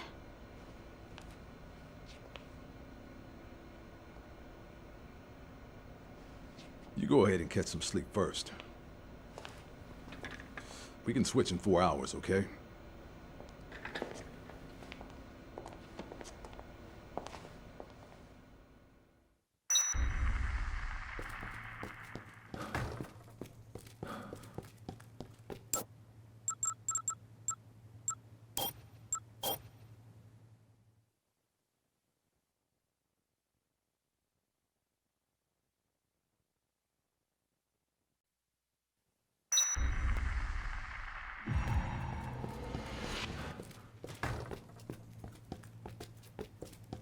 So the second survivor cohort is done. Now we're going to take a minute to rescue the final survivor. I mean, technically the survivor cohort is not done. We just have like one more survivor to rescue within this cohort. And then after that, we are going to be free until 6 a.m. game time. So one other thing that you can do with skateboards, by the way, as you can see, is just go directly off ledges and take no damage. It's pretty nice. Since we have unlocked the shortcut to Paradise, or to Wonderland Plaza, we can also take that. But we got a lot of time to spare, so we're going to use this time to rescue the last survivor, but also we are going to get fully powered up and take all the PP stickers we can. And also do the clothes horse achievement as well.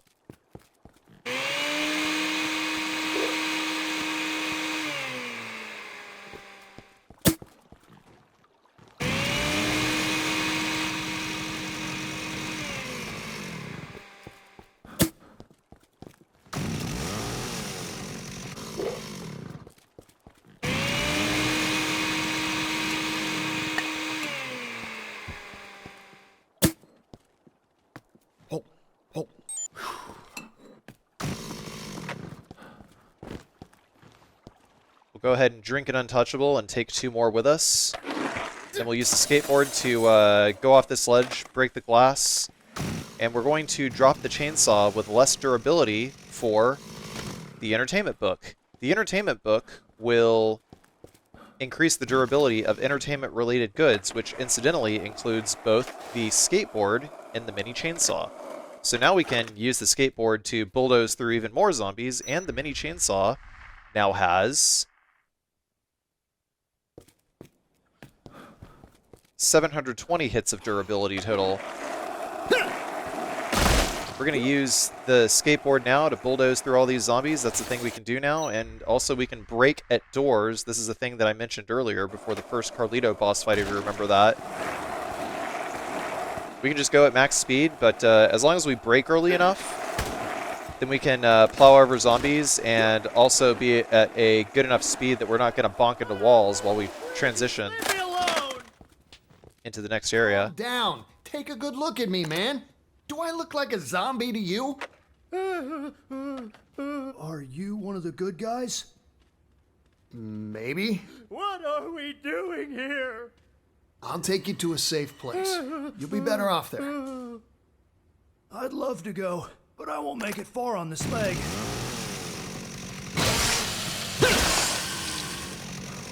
What? What's wrong with your leg? I went to go get some food from the market, but this crazy guy tried to kill me. He said I was shoplifting, and he was gonna punish me. He was totally nuts, man. Just insane. I can't just let you stay here, pal. If you can't walk, I'll support you. Seriously? You'd do that for me? What a nice guy. Thanks.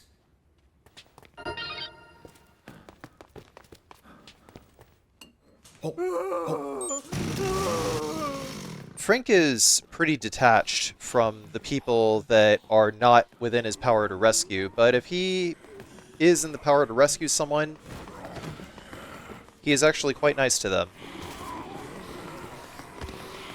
I don't know. It's a strange dichotomy in Frank's personality.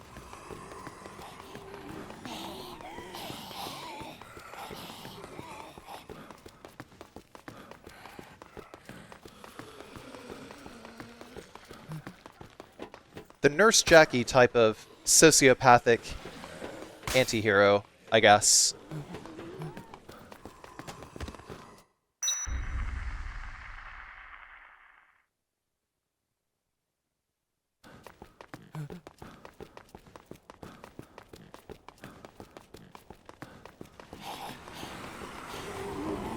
So while we have Untouchable on, the zombies aren't going to grab us. They might try to grab David. Like that. They're more likely to hit us. But having Untouchable on is always a good idea, so take advantage of that as much as you can.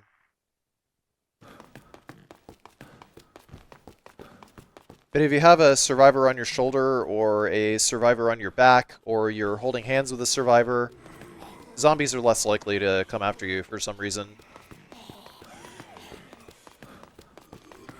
Useful information.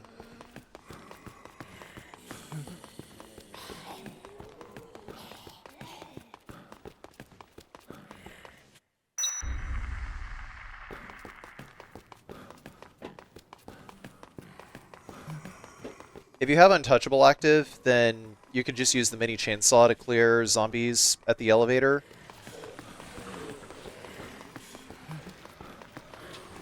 Go! But for me, well, because I got time, I'm going to do it the safe way. Which is to just get rid of all the zombies that could possibly intercept our survivors. So every zombie in the winding path there. And climb up. Angle ourselves up. Jump across. By the way, you can't have any two-handed weapons while climbing up this way, because you can't jump high enough. I mean, unless it's a two-handed weapon that you can throw upwards. But we can't do that with the heavy machine gun, for instance.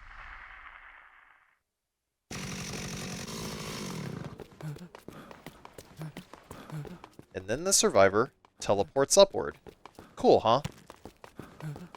Look at David. David's happy.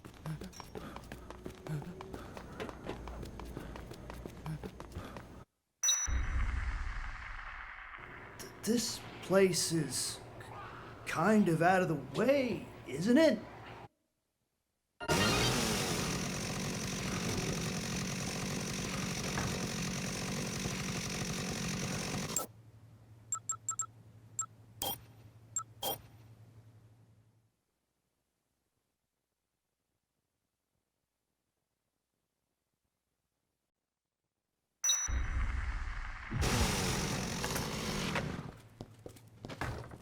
Starting from here, we're going to work on the Clothes Horse achievement. Clothes Horse is where we put on every article of clothing that we can pick up in the mall. And you can do this within about 15 minutes. I did some pretty intense routing, you know, putting all the locations of all the items in on a spreadsheet and figuring out which stores to hit and which stores to not hit.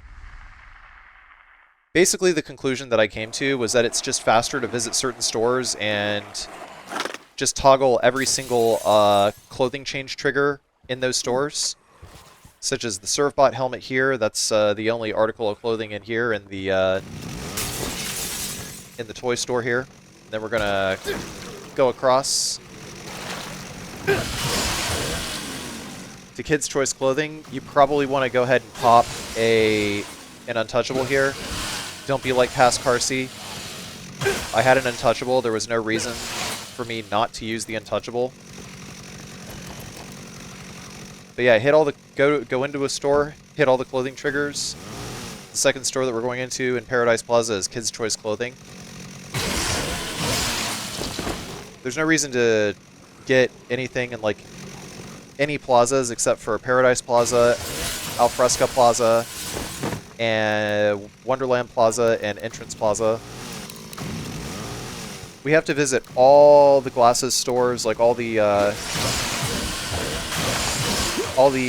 optometrist stores, basically, because each optometrist store has unique pairs of glasses. Then we're going to cut across over here to Ye Old Toy Box, where there's a, teddy bear mask. The dancing bear mask, hashtag popular with women. Anyway.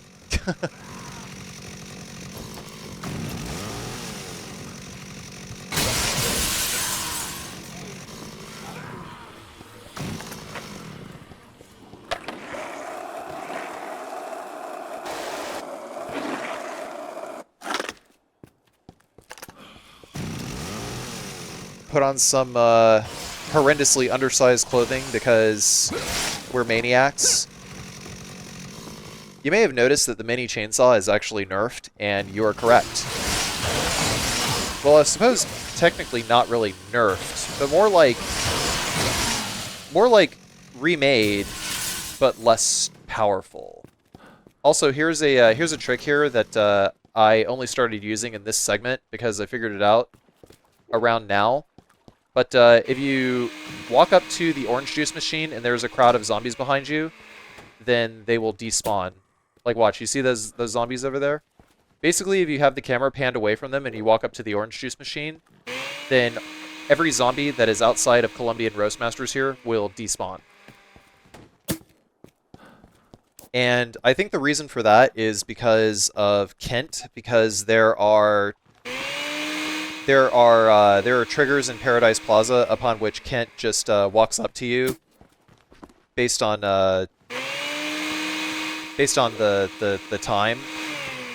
So like it's not predicated by like loading in the area, but just like by simply being in the area. It's one of the few times where such triggers exist. So they decided to just despawn the zombies consequently, because every time you meet Kent, it's in this Colombian Roastmasters. But now we got 4 Untouchables.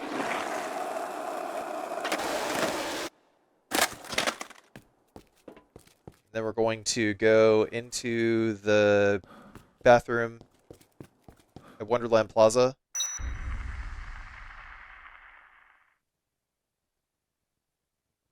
And I make another save here just to make sure that I get everything, because it would suck to have to roll back saves.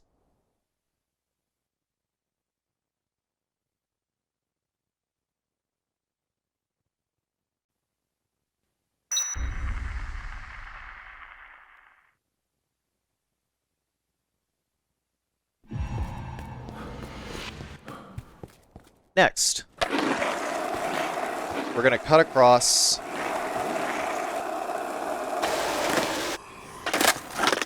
and take these stairs up here.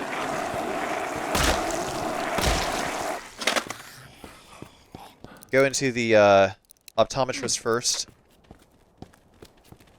and hit all the triggers in here.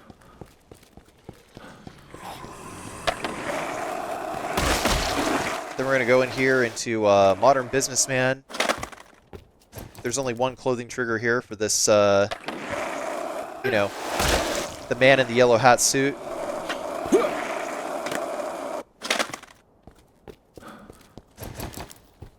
Then the floral dress is in this, is in the women's clothing store here.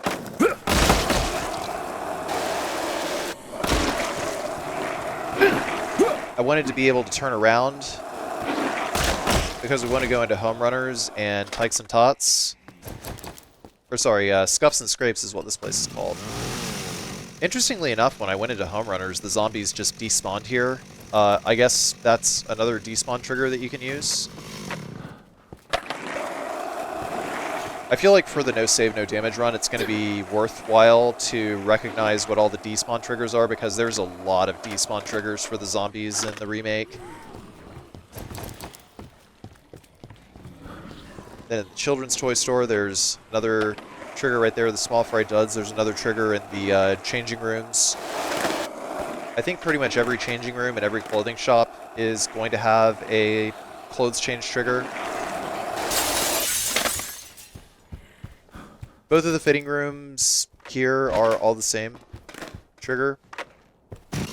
We got that. Get another skateboard. And we'll hulp and untouchable.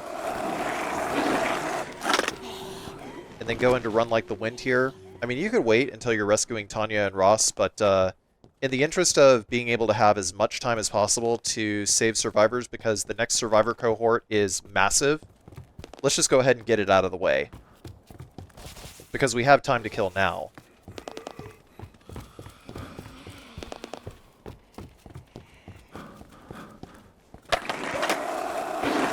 And with that, that's done. So now we're going to make our way over to Alfresco Plaza. Oh, but first we actually have to go back to Estelle's, because I had forgotten that we needed to go into Estelle's in order to get the hair coloring.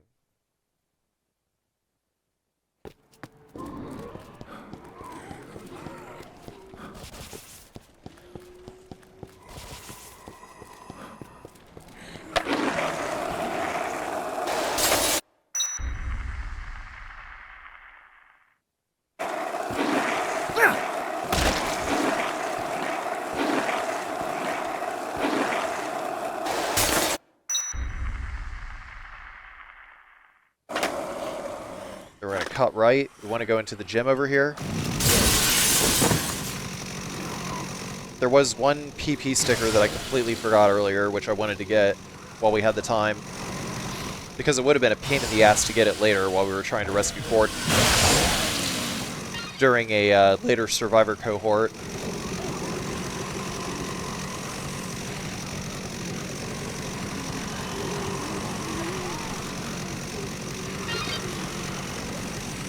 So when I talk about survivor cohorts, I'm usually talking about a group of survivors, either 6 to 8 survivors, and in order for all the survivors to be rescuable, you can only have a maximum of 8 survivors spawned in at any one time, or should I say available to rescue at any one point in time.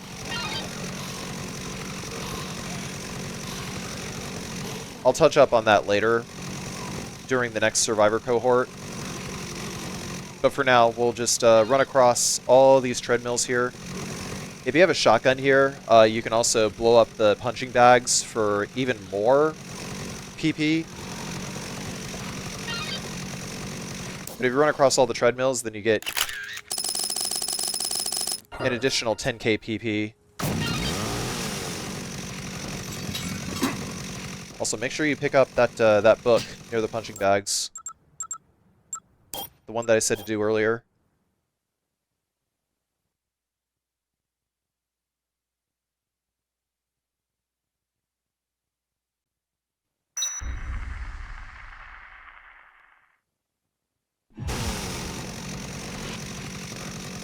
Yep, right here, buddy. Martial Arts Masters. Now we have Disembowel, which is the strongest melee attack, the strongest unarmed melee attack in the game. If you don't care about taking damage, then Disembowel is your best friend. But anywho's. Oh yeah, we can also get Flash Kick if we have the martial arts book. That's Guile's Flash Kick. But yeah, brand new you and Eyes Like Us over here. Got all the goods.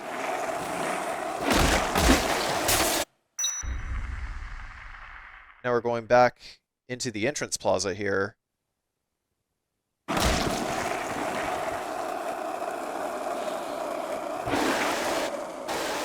Our first stop in Entrance Plaza is Men's Storehouse, where there are 2 triggers right here.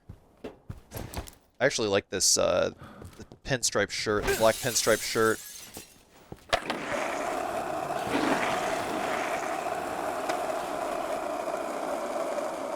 And then we'll pick up the Firebrand mask here. I'm pretty sure that's actually Firebrand from Gargoyle's Quest, which is another Capcom game.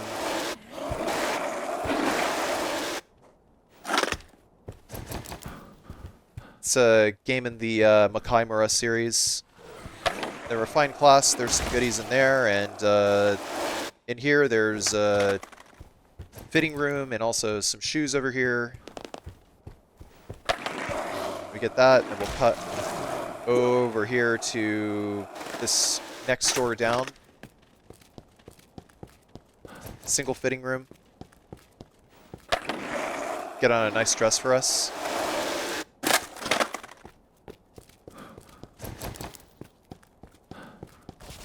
Sports jersey, and another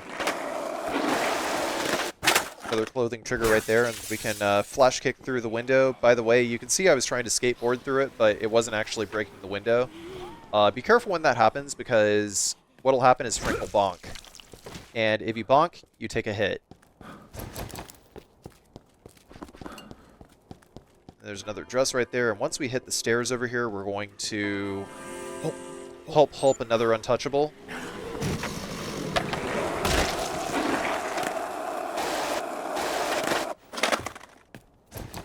Another thing about Disembowel too is if you have untouchable active, then you can also use it to supersede any enemy grab animations, because you'll have full iframes during the animation where you're using it. I missed a clothing trigger down here in the camping goods store. That camouflage jersey right there.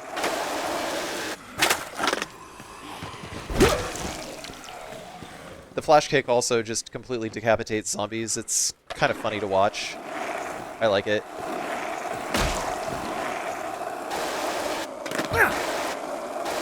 Women's Liberty over here. There's some goodies. Then for her, same dealio.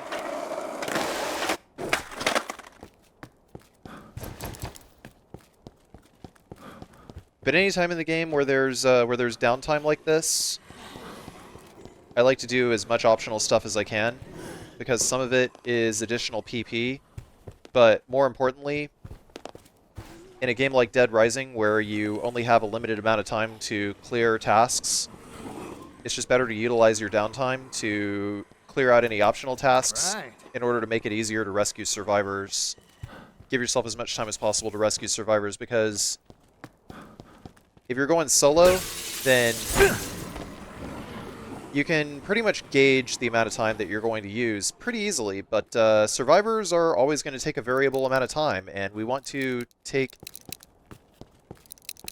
as little time as possible rescuing those survivors, because if another cohort spawns while you're rescuing other survivors because you were going and doing optional stuff, when those survivors could have been moving towards a trigger where you could be getting them to the safe room faster, then it makes it much harder to rescue survivors. Makes it a lot harder to juggle all the other things that the game throws at you at once.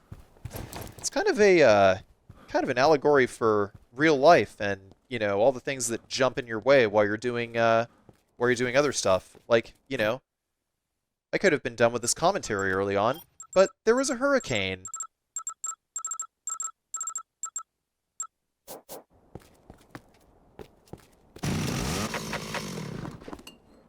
So I couldn't record the commentary fast enough.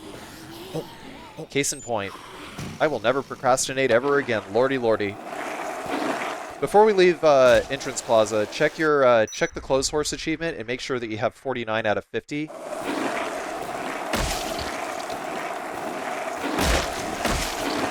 Because we got one more place to check, and that is Colby's Movie Land.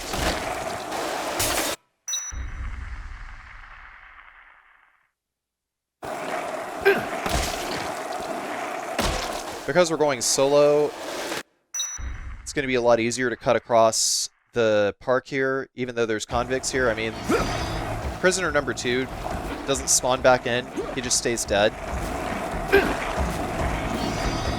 So the convicts are simultaneously easier and harder to get rid of. Easier in that prisoner 2 never respawns, but prisoners 1 and 3 do respawn every time the convicts respawn. But they're also a lot harder to gun down. But at least you won't get shot by prisoner 2 ever again.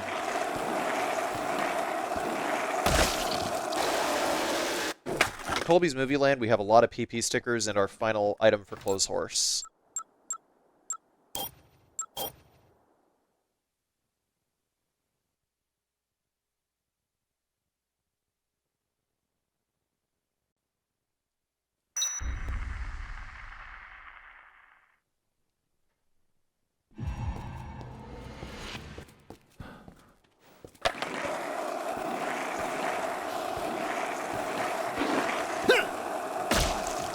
We still have an Untouchable active, so we're just gonna plow through these guys.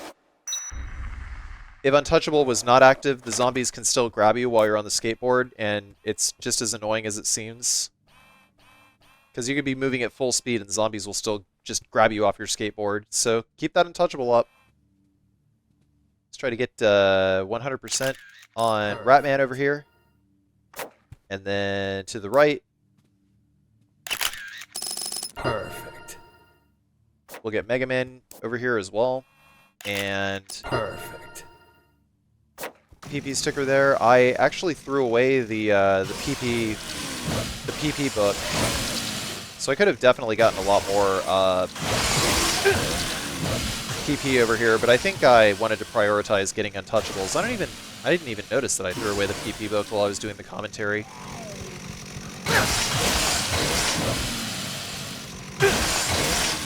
But I'm pretty sure I did that because I wanted to prioritize picking up as many Untouchables as possible. We have enough PP right about now, so don't worry about it. Now we're going to pick up this Ratman statue right here. The PP sticker on Ratman, and then perfect. Flicky the Fox over here. And behind here, the other Flicky, but yeah, once we put on the Mega Man helmet, that rounds out the Clothes Horse achievement.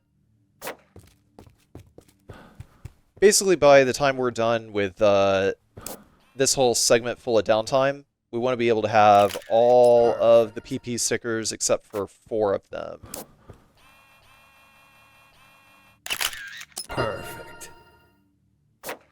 Because, again, you know, we don't need to have... Perfect. We don't need to be doing PP stickers while we're in the middle of doing other things.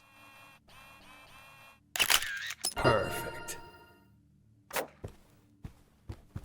Another thing, too, I didn't do the 53,594 zombies this playthrough because you don't need to do it all in one playthrough.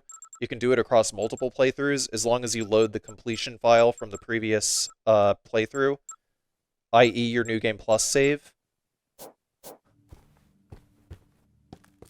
So, and as much as I would have liked to do it, the lower zombie density makes it either significantly harder or impossible to do.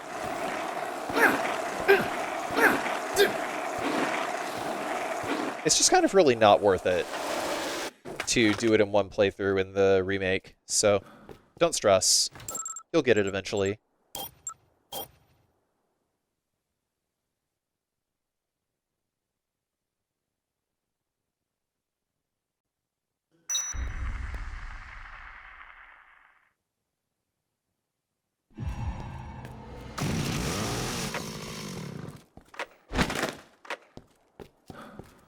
It is absolutely good to have more untouchables before you get into the tunnel, by the way. Don't be like past Carcy.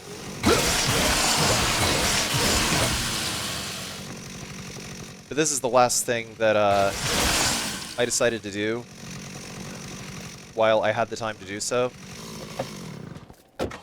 Because incidentally, this is also the point where the maintenance tunnels are at the lowest zombie density.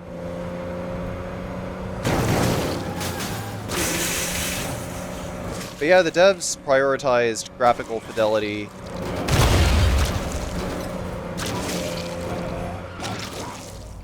over having too many over having many zombies. Which again, depending on who you ask, is a good thing or a bad thing. But I think that's kind of the reason why they decided to stretch the 53k zombies across multiple playthroughs, instead of like making it so that you had to get it in one playthrough, like in the original game. Like burn a playthrough to get 53k.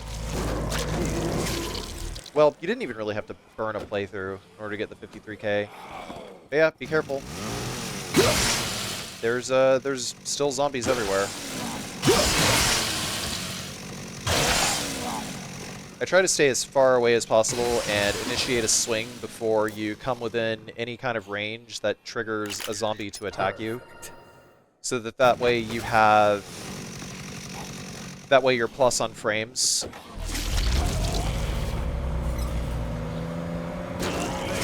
And you'll be able to hit them before they hit you.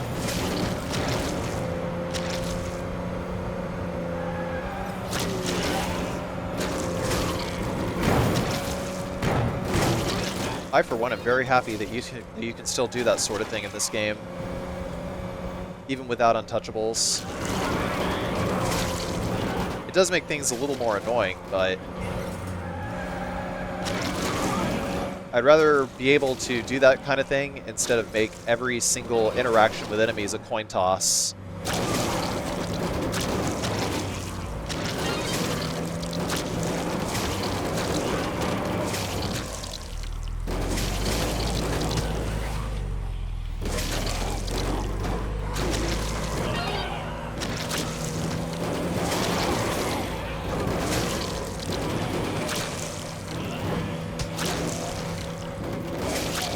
Artificial difficulty is a no-no in my book. If you're going to make things artificially difficult, then at least allow cheesing. Perfect. There's another PP sticker. Basically, all 5 of these trucks have PP stickers. Also, the durability of the cars is increased significantly. So you can pretty much go through this entire area.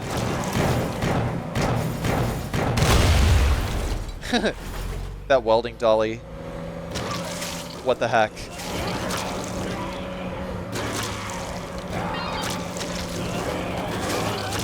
Yeah, the welding dollies also don't explode immediately like they do in the original game.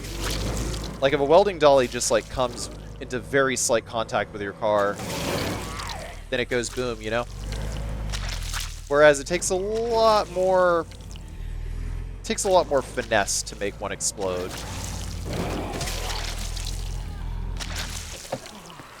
You can also use the car to block off the door in order to make it more difficult for the zombies to get you, but I think those bollards make it difficult to do exactly that. Like they put bollards in the tunnels now, so certain tactics like blocking zombies into stairways and stuff like that don't really work anymore.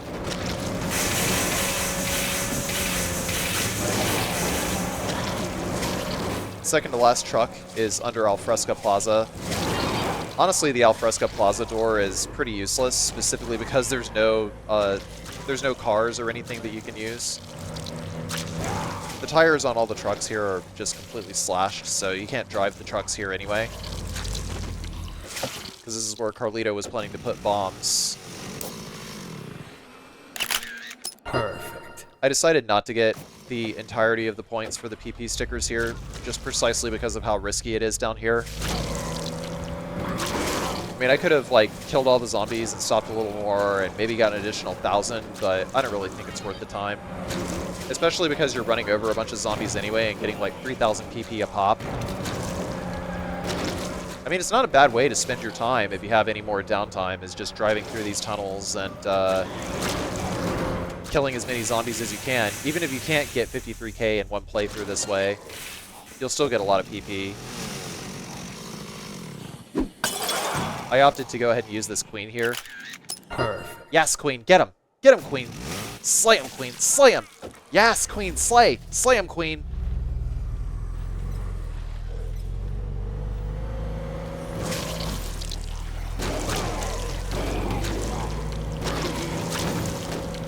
And that's that. That's all the PP stickers in the tunnel, and we are right here next to Paradise Plaza, so we can just go right back out the way we came in.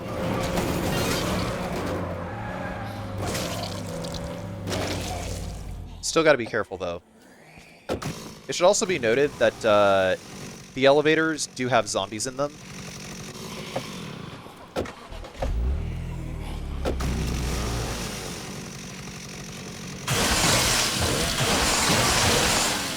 So be very careful.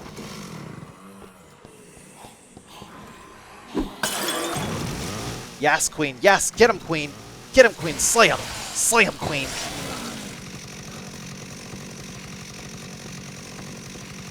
We gotta wait for these. We gotta wait for the green maggots to disappear though before we go up the stairs because you know they'll accidentally.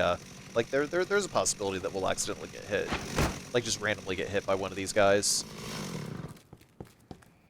We won't get randomly hit if we are patient about it.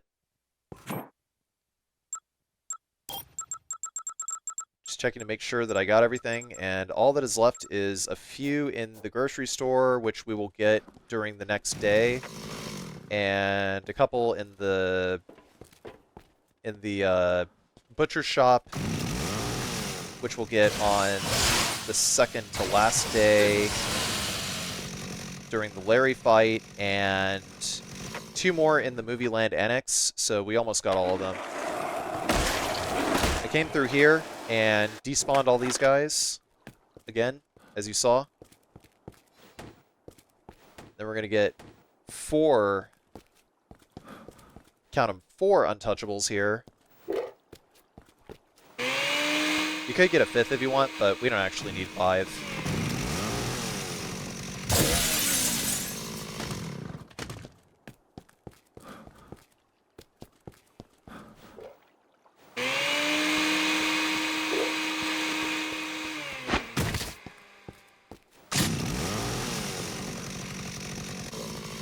Don't drop your chainsaw for very long if you're going to drop it, because you don't want to be naked without your chainsaw. Although I suppose, because I have the martial arts book, I could use disembowel.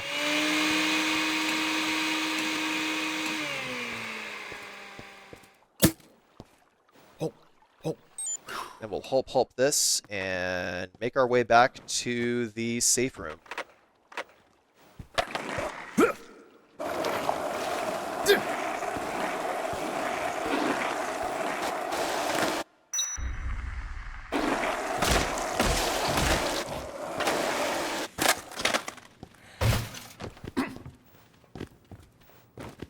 even if you're passing only a few zombies, it's worth it to get that last untouchable and hulp it before leaving Colombian Roastmasters, because any opportunity that you have to turn off zombie grabs always increases your chances, even if you don't think it does. By the way, be careful about mashing the kick button for the skateboard, because you saw that. Like I spawned in and I almost bonked right there. What the hell?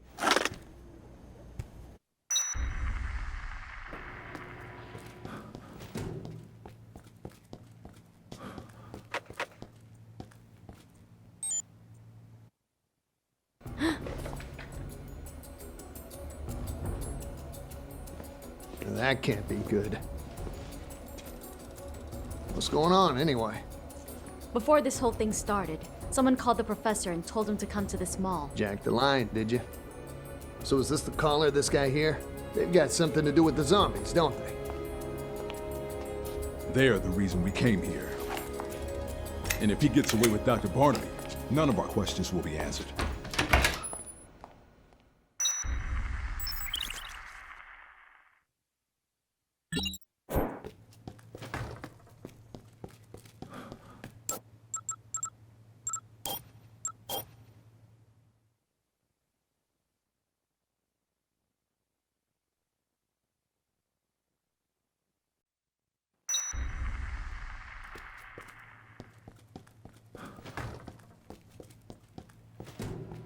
Alright, time to get to work. We gotta start this as quickly as possible because 7 a.m. is when the next cohort of survivors spawns in. So that is the very first thing that we're gonna do, is we are going to...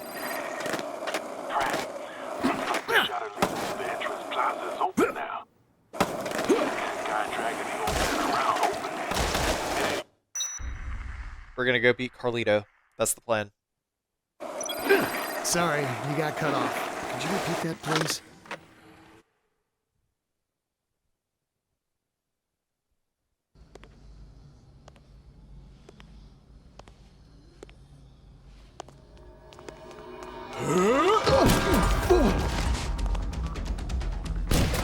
Don't be daydreaming out here.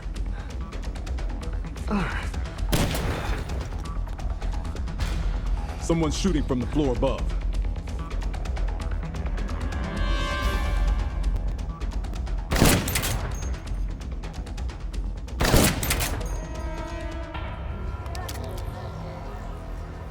Bacha mama.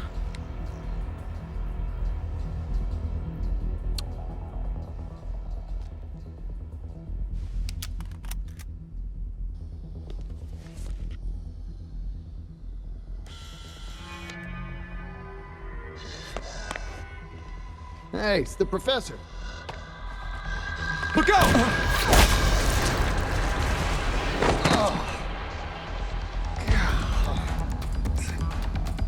If we don't do something, the professor's gonna end up zombie chapped. I'm going for it. You just worry about staying alive. Got it?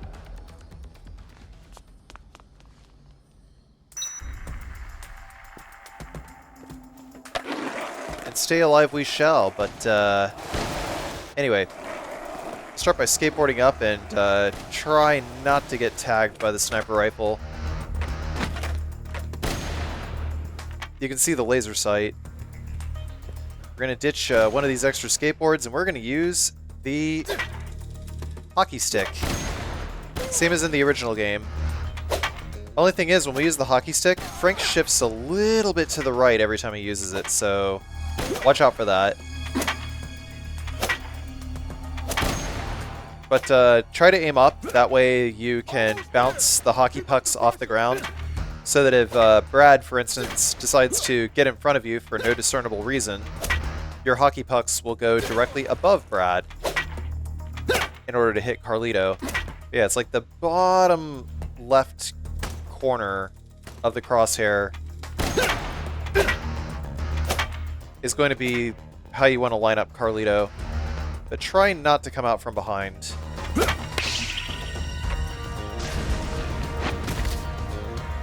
He also chucks grenades when he's got a target up close to him. But if you run out of hockey pucks, just simply go back to the store to the right, get another.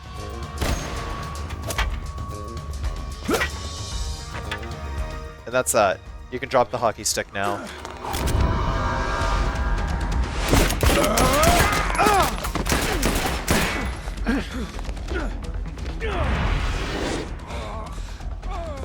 Brad! I'll be fine. Just take care of the professor. Go! Okay. He's unconscious, but alive. Ah! Damn! You all right? Yeah, but I'm not in any condition to carry him. Can you get him back to the security room?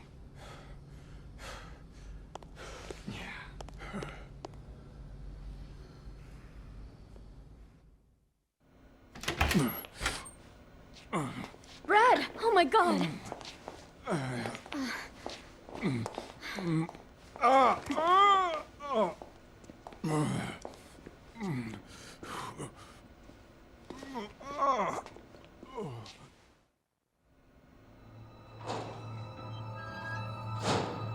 The sedative's taken effect.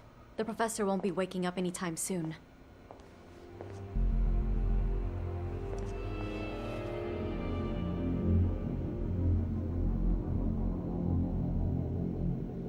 I managed to stop the bleeding, but he's running a fever. He needs medicine.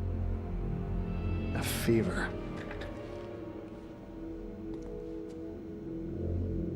Medicine, huh?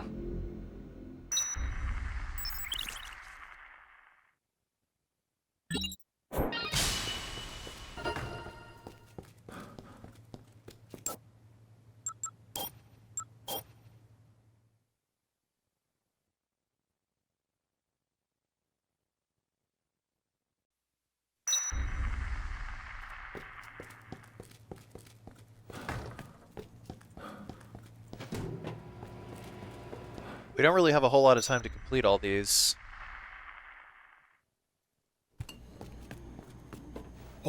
We'll start by hull pulping an untouchable and...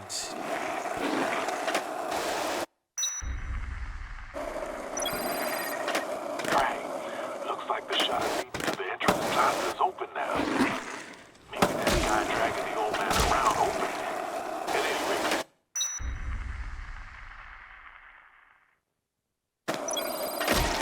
Sorry, you got cut off. Could you repeat that, please? Looks like the shot to the entrance plaza is open now.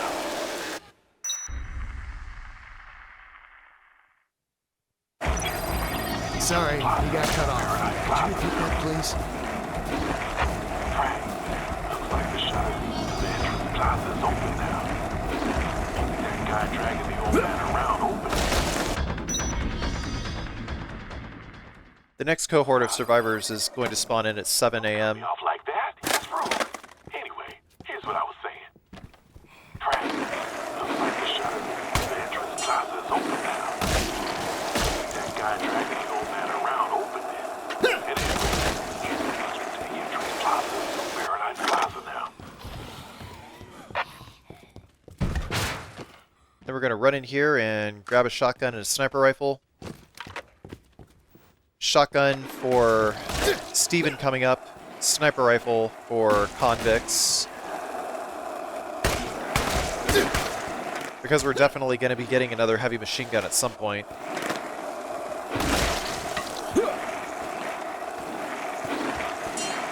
But we just want to snatch a shotgun real quick before we go to fight Steven in here.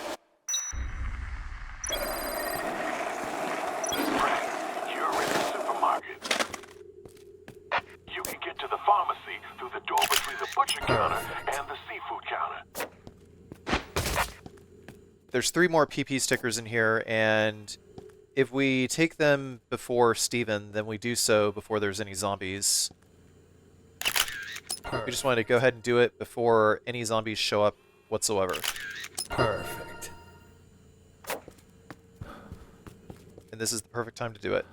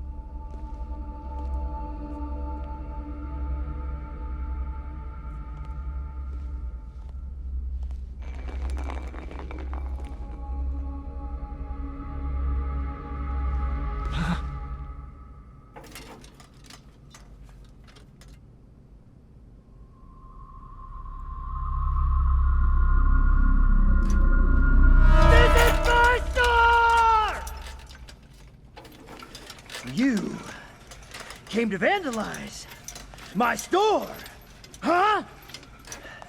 Not on my watch! Someone's been hurt. I need medicine. Hurt?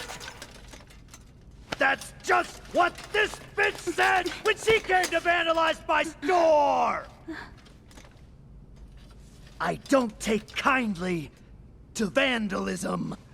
I won't allow it! Listen to me, and listen good, partner. I don't allow vandalism in my store!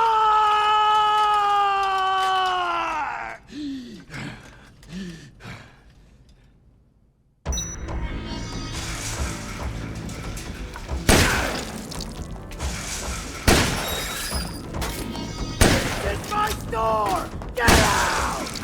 Best thing to do is to duck around columns over here.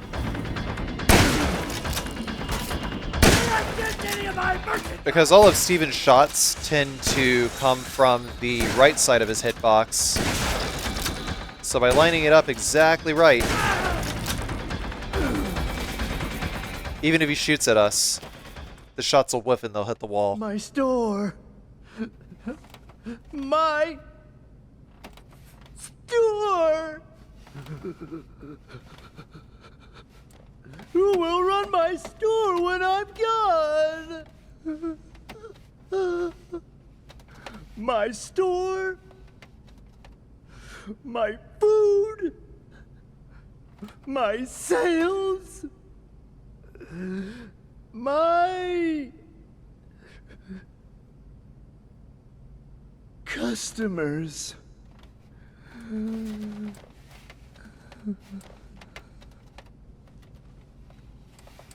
Have a nice day. Clean up! Register 6!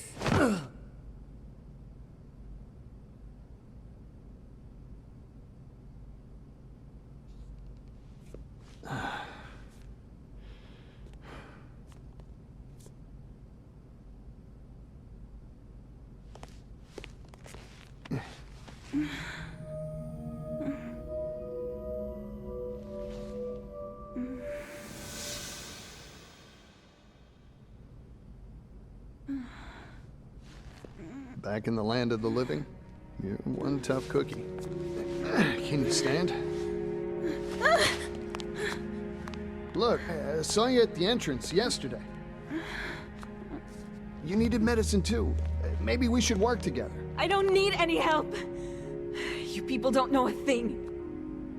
You're the ones who caused this nightmare. You ruined Santa Cabeza. And started all of this.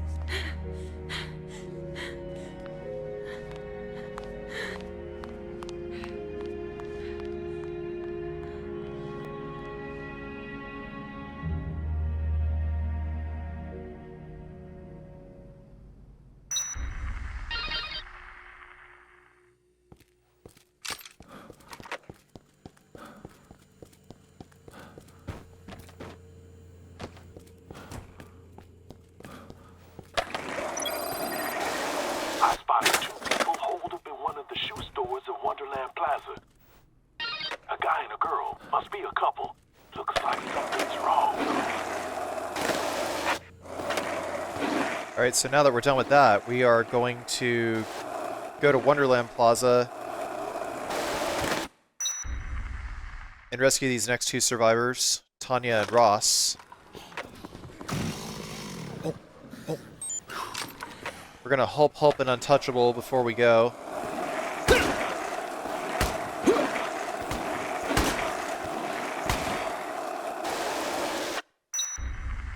I think as long as you stay far enough away from the cop zombies, then they won't try to shoot you. But their accuracy is pretty egregious.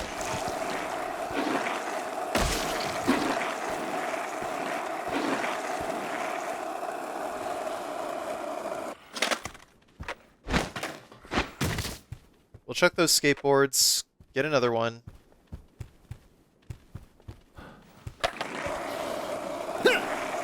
Then we'll go into Run Like the Wind. Want to get this done as quick as we can. We need some help over here! Someone's hurt! doesn't look so good. He got shot. He was trying to protect me. I did what I could for him. I really tried, but I've never dressed a wound before. It's okay. Don't beat yourself up over it. Just let me have a word with him. Who are you? Name's Frank. I'm a journalist. Just don't take my picture, okay? I don't want anyone to see me like this. Tell it to me straight. How long you think you can hold out? I can't feel anything below the waist, man. I don't understand how I can still be alive. Just take care of Tonya for me, will ya? Well, is Ross all right or what? Calm down and listen to me, okay? First of all, I'm not a doctor. There's not much I can do for his wounds. Secondly, it doesn't take a doctor to see just how badly he's hurt. We might have to leave him. Ross is still alive, damn it! Looks like you got Tonya all worked up. She won't listen to reason when she's like that. You'll have to drag her out of here. I want her to get out of this alive.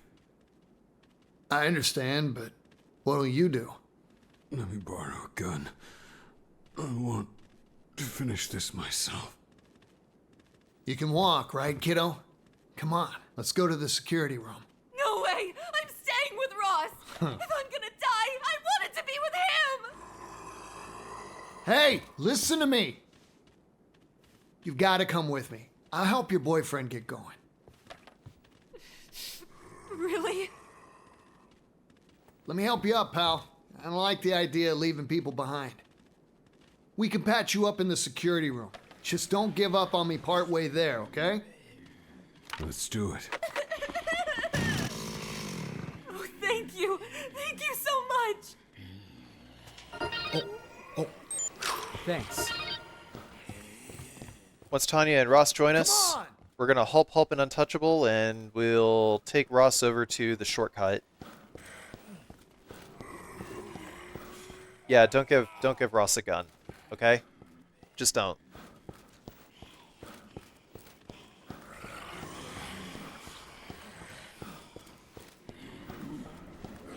I don't need to tell you what happens if you do.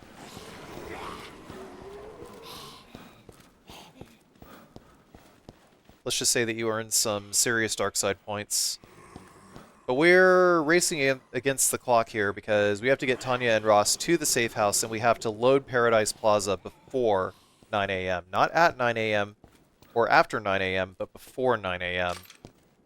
Over there! Because otherwise we're going to have to deal with a couple of extra survivors that we don't want to rescue yet. We'll set up a marker for Tanya to go to, because if she gets stuck, then we can go rescue her.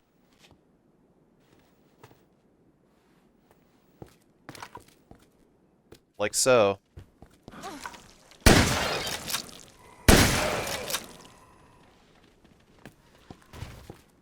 If you have to snipe with a shotgun, don't do it closer to the head. Just try to go for center mass.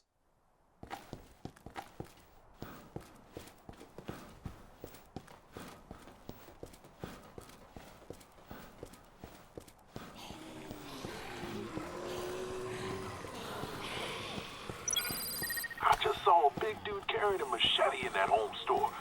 Cresslip something or other. He knows where the security cameras are, and he's doing a good job of staying out of sight. Look at Ross. Ross is happy. I saw someone just binging on a bunch of booze. I guess I get it given the circumstances.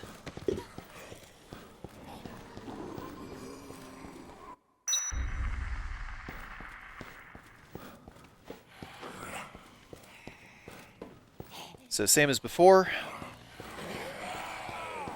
Put our survivors in the yellow square, and then we will backpedal in order to go out the other door. Over there!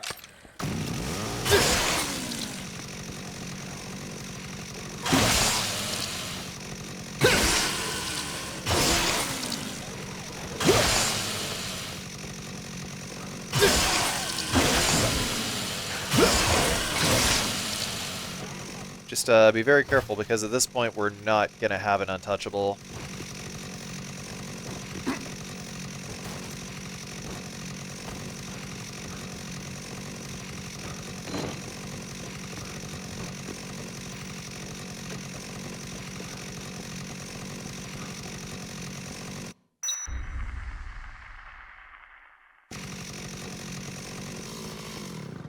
Be careful, don't be mashing the action button.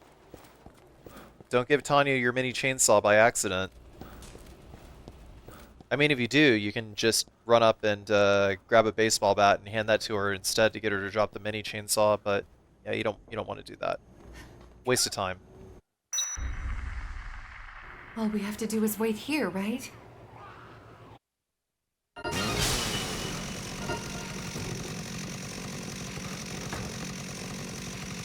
Thanks a lot for bringing back the medicine.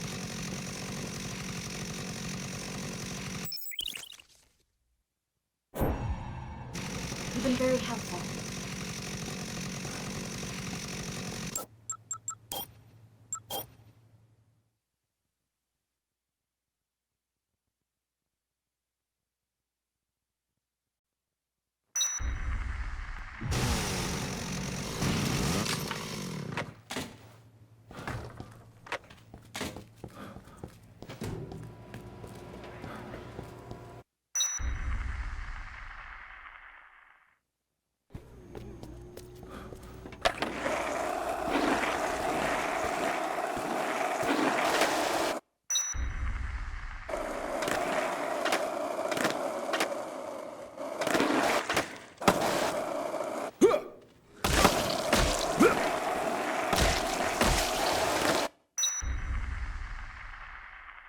Careful on the way out.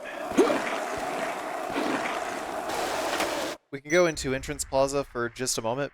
If we have 30 minutes in game time left on the clock, which is, I guess, like a minute or so.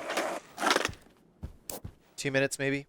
Either way, we just want the cookbook, because the cooking book will allow us to mix untouchables that have double the potency.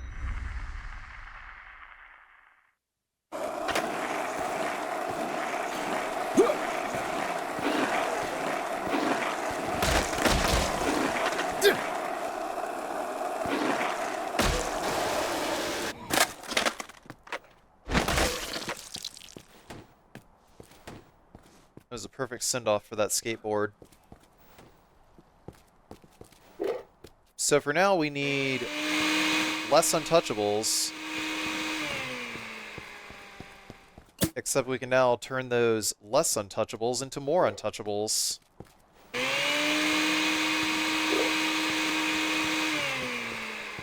Which is why these books are so handy.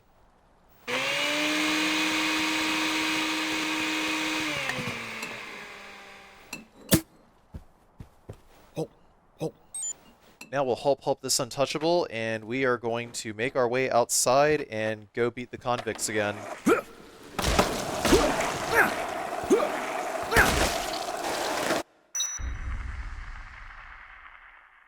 There's no gunner, so we can just utilize trees in order to take out these last two prisoners here.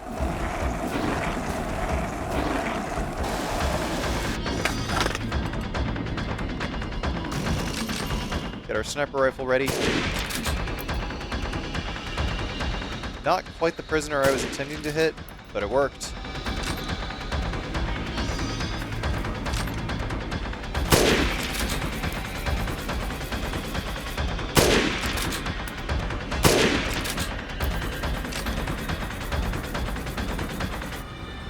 Let him charge at us. I'm gonna make mincemeat out of ya!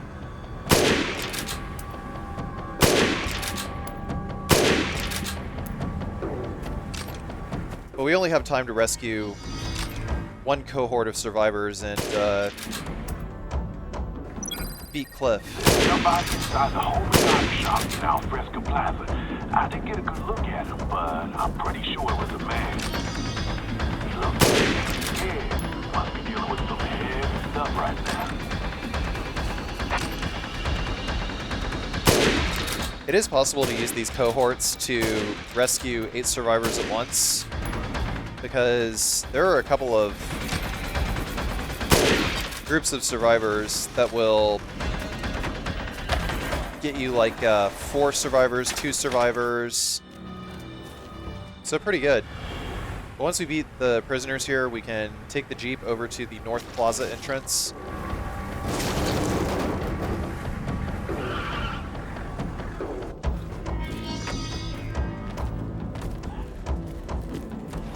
Then we'll pull the heavy machine gun.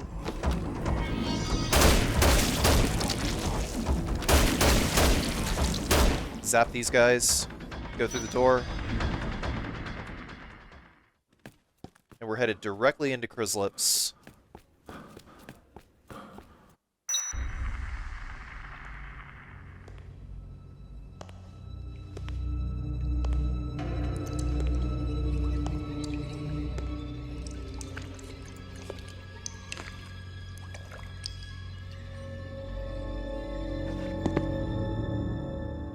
Name and rank, soldier! You can't tell me. Can you, fella? Oh yeah, I know why. It's because you're a mole. I'm right. Aren't I? You Are nothing but a filthy animal!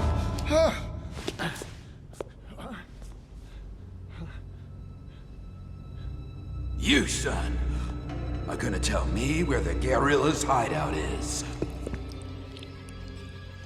By the time I'm done beating information out of you, you are gonna be begging for death to come take you away.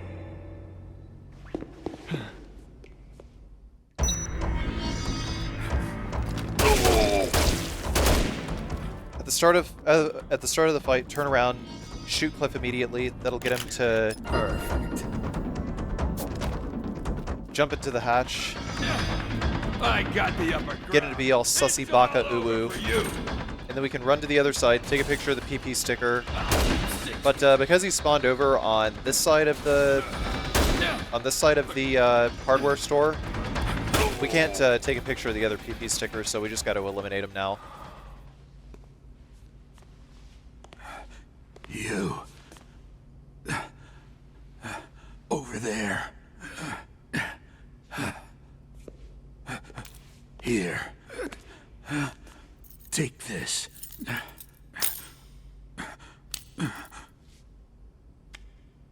My granddaughter. She was done in by those damn zombies. When I heard her scream, I just lost it.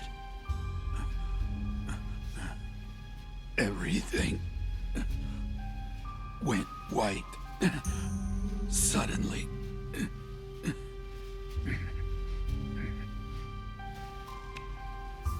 The war, it wasn't over. Not for me. It never ended.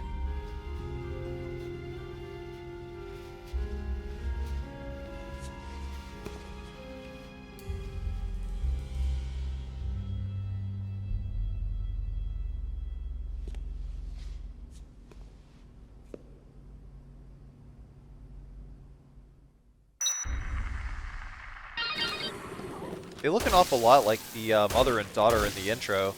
So how was Cliff even there?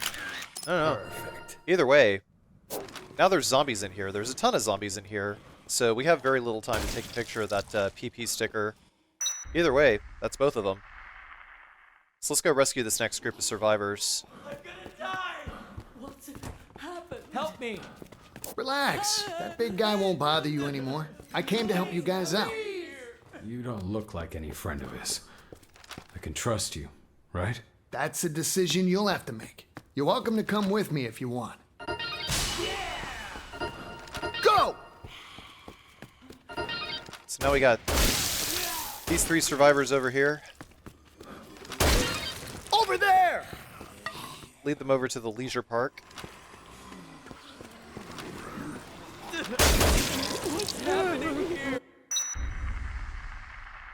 And on the way back, convicts will spawn again. I'm gonna help another untouchable because we have 2 more survivors to rescue in a moment.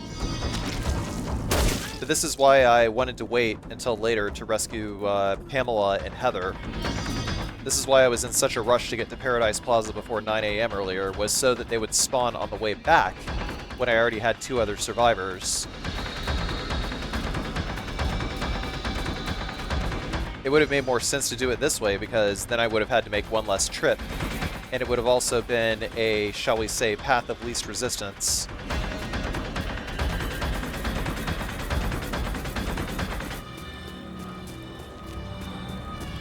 We'll get ready to shoot the convicts if we need to, because now the convicts are just going to respawn every time we go back to the leisure park.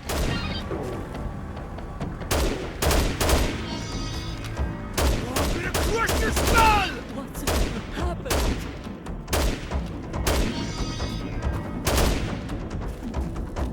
There we go. No more convicts, easy peasy. Over there!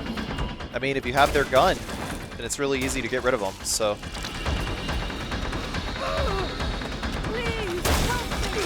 Now, these zombies are a little bit squirrely here. Over here! But there's 2 ways to save Heather and Pamela. One, you could use the heavy machine gun, or occasionally there might be a queen over here. Yes, queen. Get over here, queen. Hey, queen. Over there! That's right. Get him, queen. Get him, queen. Slay him, queen.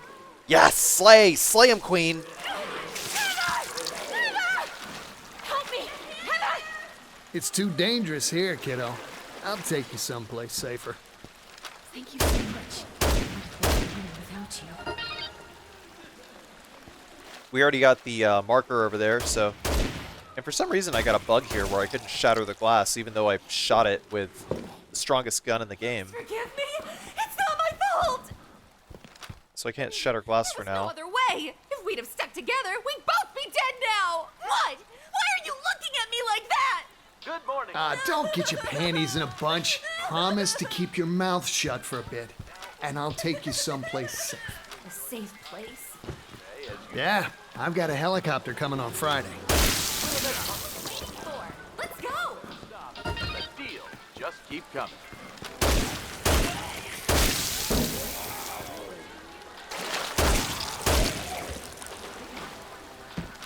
Man, Heather's sister is not going to trust her for the rest of her life. I guess I get it given the circumstances. And Heather just doesn't give a fuck.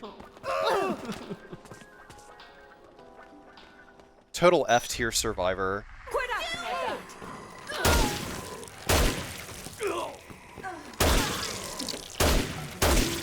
But anyway, because we have the heavy machine gun, we can actually utilize it to get rid of all the zombies in the elevator.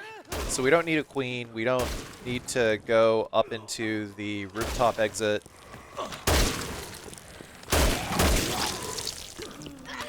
Go! What a jerk. I'm just gonna check and make sure that everyone's here.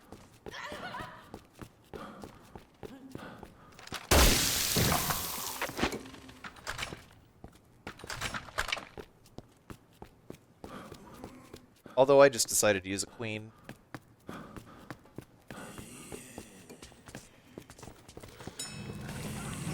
Yes, queen, get him! Yeah, get him, queen! Get him, queen! Slay! Slay him, queen!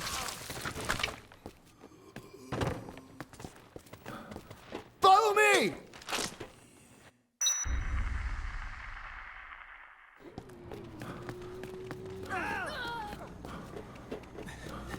Over there!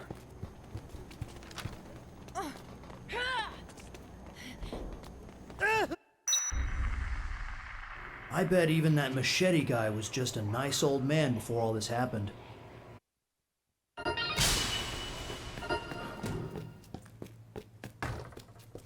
got a couple more survivors to rescue now.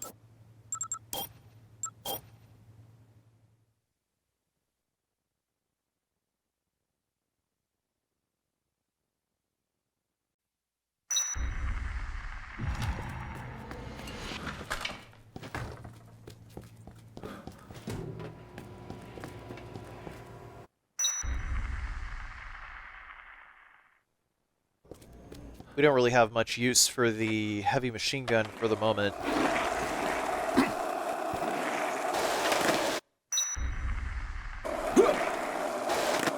I'm not sure if there's a way to get Ronald in so that we can rescue him in the later cohort. So I just decided to go ahead and rescue him in this segment, as well as Gordon.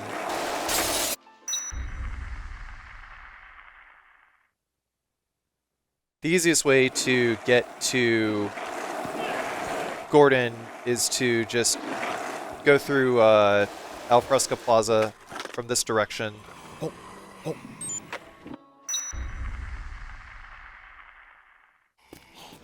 Ronald spawns in at 11.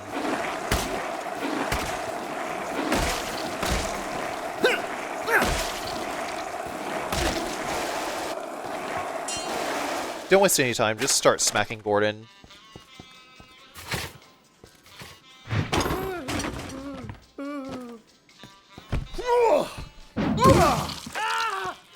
Stay away from me! Listen to me, jerk. You're coming with me. I'll take you to safety. Understand? You heard what I said. Let's go. Okay. That's right, Gordon. We're going back to the safe house for me to drink and violence you now.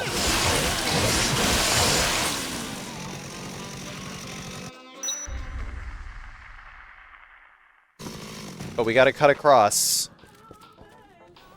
Well, we don't really have to. We can just go through Wonderland Plaza and just teleport the other way, which might actually end up being safer, but I don't know. Either or. But if you absolutely must go through the leisure park,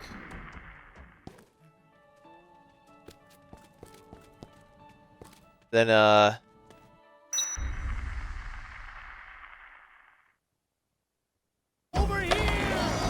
there are some strats that you can use to keep the convicts away from you. Generally, the convicts seem to spawn exactly at that position after getting out of the food court. Come on! Come on! There may be 2 different spawn points for them, but I'm not entirely sure.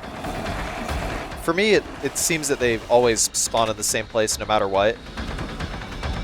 But still, we gotta worry about old Gordon. Gotta worry about old Gordon taking his time going across the field here.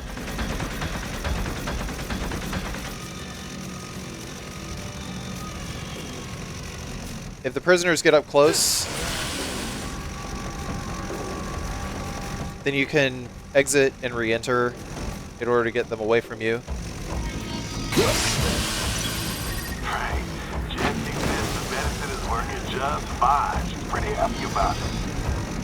But otherwise, get ready on that dodge button. Stop by the security room and talk to her. Absolutely almost lost that segment there. Sorry, you got cut off. Could you repeat that, please?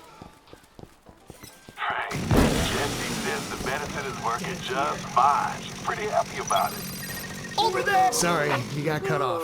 Could you repeat that, please? Frank, Jesse says the medicine is working just fine. She's pretty happy about it. Pick up the snack here. Brad hasn't come to just yet. You should stop by the security room and talk to her. We're gonna give the snack to Ronald. You can also get an outtake photo here. Hey, you've got some food, right? Split it with me. Come on, I'm dying here. Now. Perfect.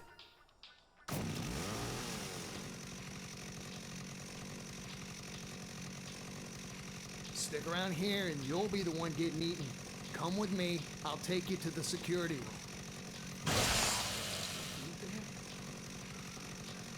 Yeah.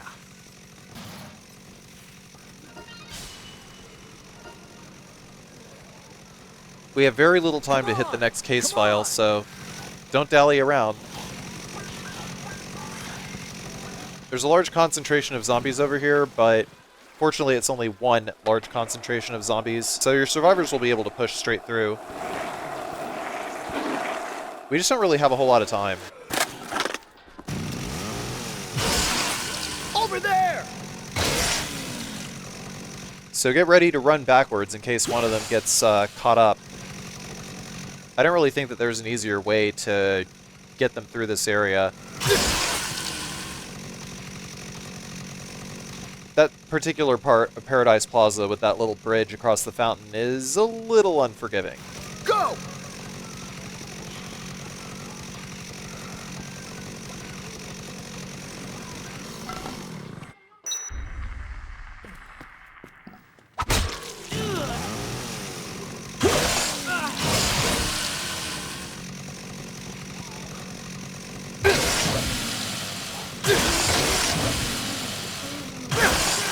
Follow me!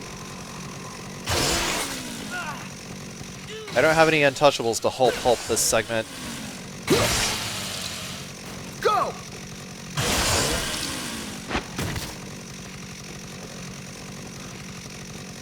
So I couldn't do the elevator strats there.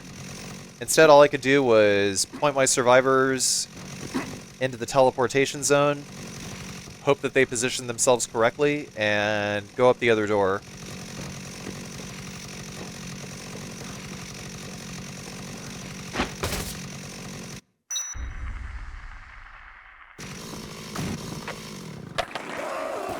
Come on!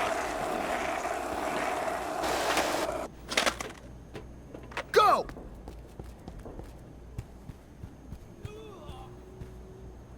Man, look at that. Whenever you point at a place, tell them to go there, then they start fighting each other to get there first. Thanks. I'll just take it easy for a while.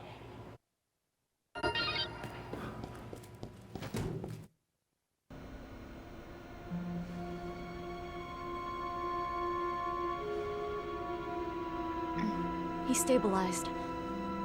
He should be fine for now. Are you alright? You have blood on you. Huh? Oh. Yeah. Must be from that girl I saved. Girl? Was she hurt? I offered to help her, but she took off. Can't really blame her for running from a guy with your looks. Anyway.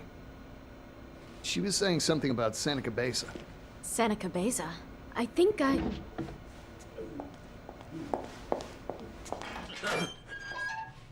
Dr. Barnaby, you're awake.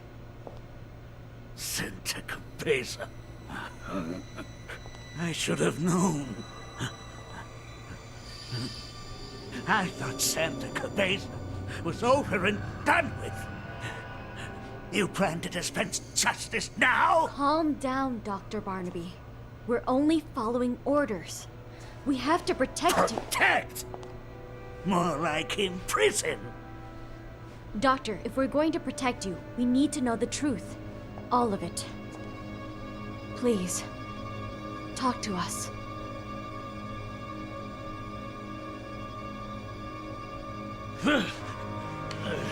I take it you know what Santa Cabeza is. Am I right?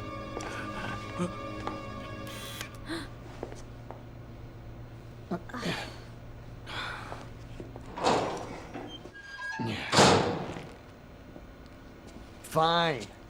Well, I'll just get my information somewhere else. Thank you very much. Maybe if I can track down that woman again.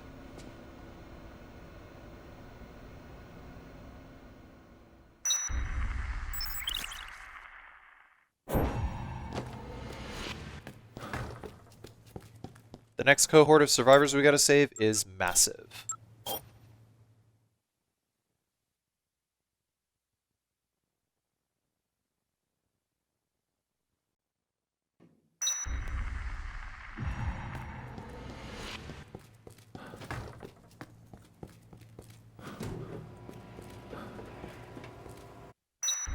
So the next cohort of survivors to rescue is 7. First, we have to get to Paradise Plaza before 12. Because if we get there any later, then we will have to rescue Jennifer early, and it will make it more difficult to rescue the other survivors, because a lot more zombies will be spawned in. But if we get the state of Paradise Plaza, where there's just a few cultists, then it's easier to rescue those other survivors. So there, we loaded it in, did it fast enough. I'm gonna hop across and get this Uzi over here. If Frank will properly jump. Come on, Frankie, you can do it. There you go.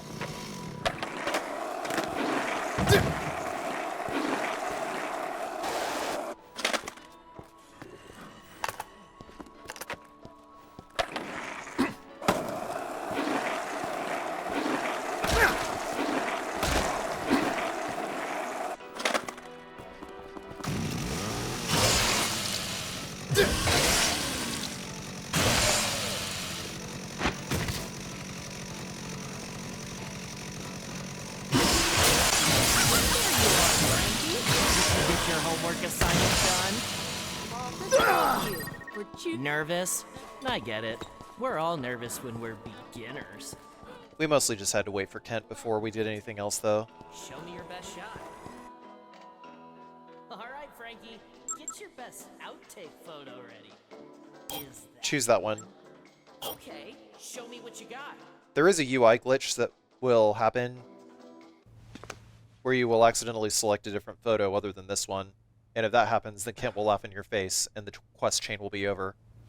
If that happens, just reload the game. Beginner's luck. That's all.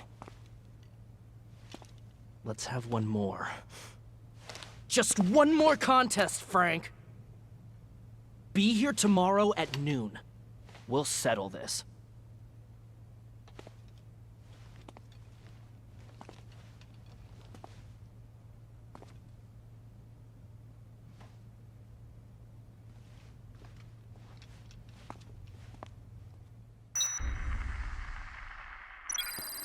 I spotted a cop going into a woman's clothing shop in Wonderland Plaza. She had a younger woman with her. I wonder what they're up to in there. So before we go into Wonderland Plaza,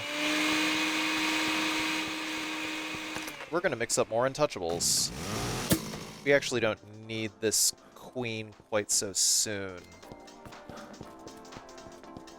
We can get another queen later. Don't even fret. Don't even fret.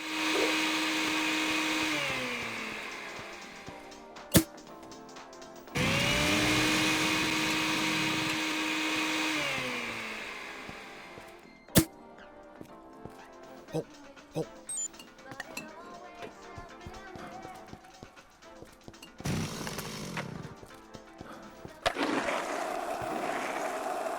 Don't even worry about getting another skateboard quite so soon, because we could just go into coconuts.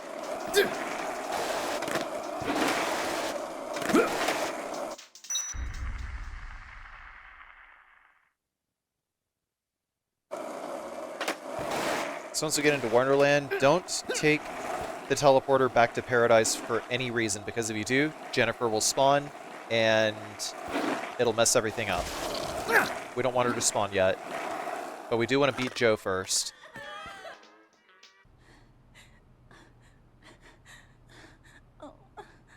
What have we here? Looks like you lured another man in here, you little whore. No, I didn't. Please, help me. Let's see just how shameless you are, you dirty little skank. Say hello to my little friend. No, not again. Help me. Officer. Officer, can I talk to you for a minute? I mean, look, what did that woman do? This seems a little, Shut your pie hole! If you try to interfere with official police business, I'll start with you before I get to her.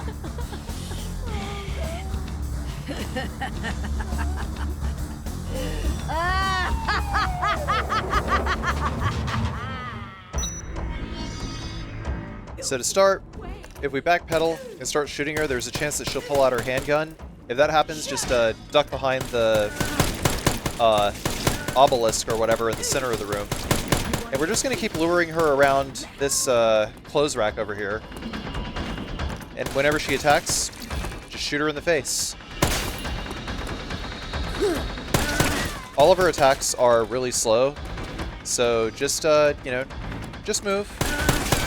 Let her attack and whiff punish her, and she goes down quick.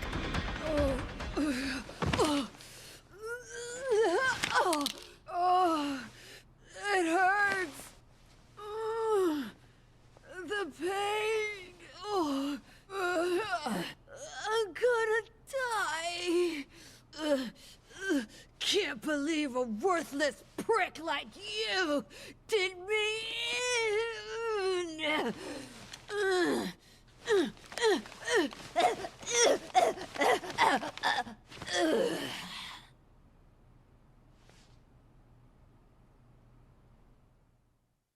She's gonna make quite a meal for the zombies. Anyway, we're not gonna rescue the survivors in here just yet.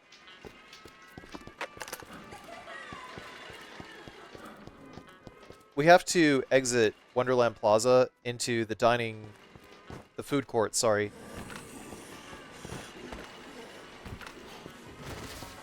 At 12:30, but while we're here, while we're trying to run down the timer a little bit, I'm gonna try to look for some queens.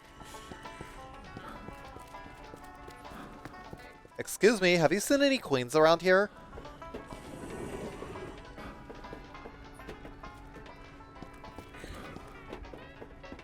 So I'm just running around left and right trying to spawn in groups of zombies.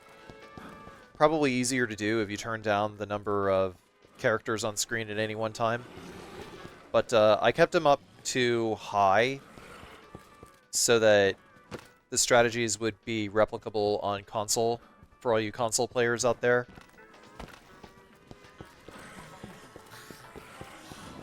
Because I'm pretty sure that on console, all of the everything is turned up to max, and it's really just a PC option.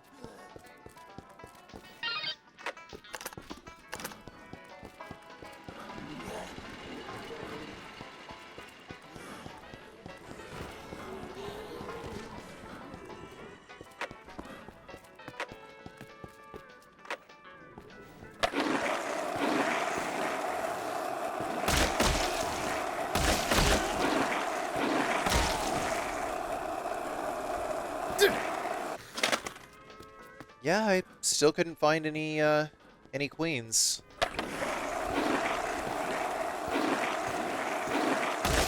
I looked far and wide. Well, actually, I just passed right by a queen right there, but past Carcy didn't see it. That dumb piece of shit.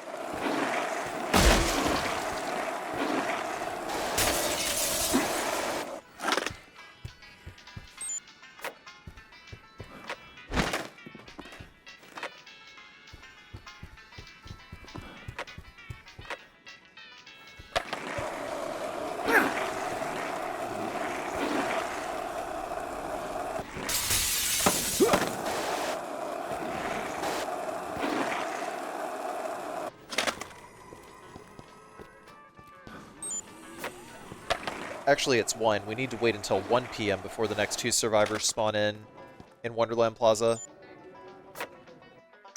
Unfortunately,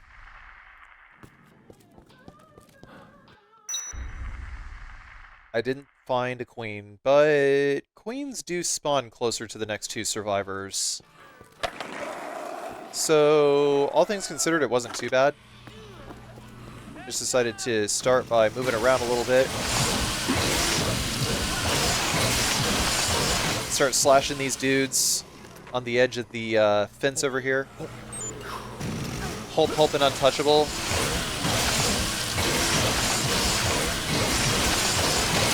just in case any stray zombies got behind me. But I figured I'd do the next best thing, which is just slash as many of these guys as I could, so that any zombies that didn't aggro towards me would get demolished, and the other zombies would just like go for the other two survivors, because that's what they do. So I got a queen, and yes, queen, get him! Get him, queen! Perfect. You can take a picture while a queen is killing a bunch of zombies, and you'll get a lot of PP for it. Yes, queen, get him! Get him, queen! Perfect. Yes, get him! Get him! Slay!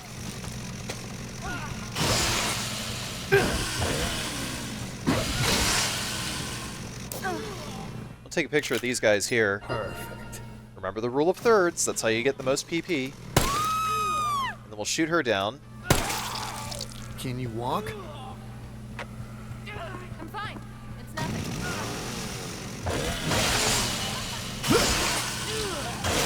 These guys are none the wiser that you're here. And get a picture of this dude. It's another quick 10k. The survivors overall are worth like double the PP now, it seems.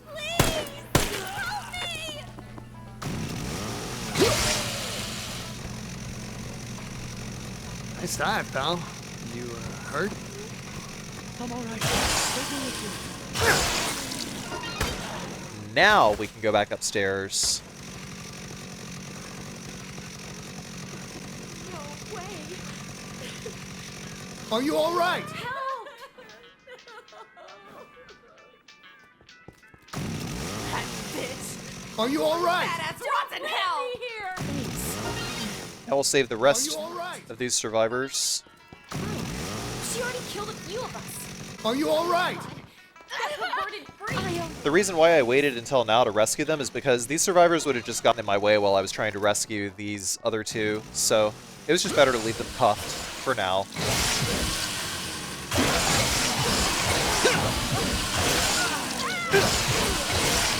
We're still under untouchable, so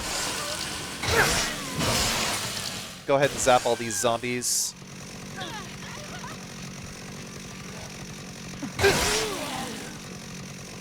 I guess subconsciously I thought I was going for the batteries, but I wanted to make sure that I got that camera attachment, even though it's like, I don't ever really use camera attachments. Decided to go ahead and get a queen here since it would assist us in getting up that elevator. Come on! Or maybe getting us through the Paradise Plaza if we needed to.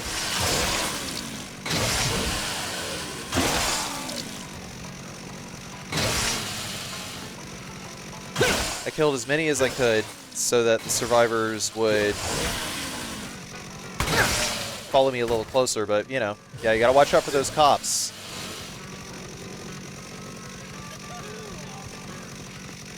Over there! We can change our clothes for anything we fuck.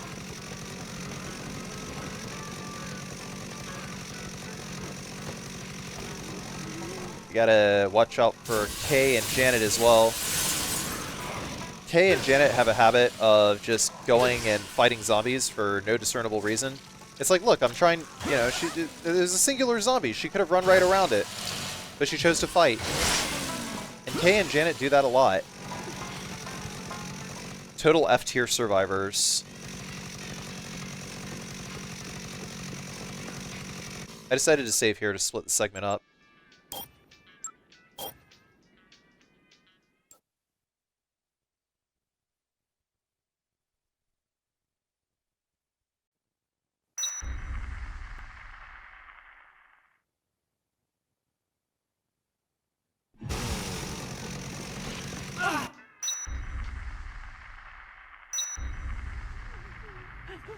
Behold! The end of the world is upon us. Death itself has overflowed upon the world. defiling us all.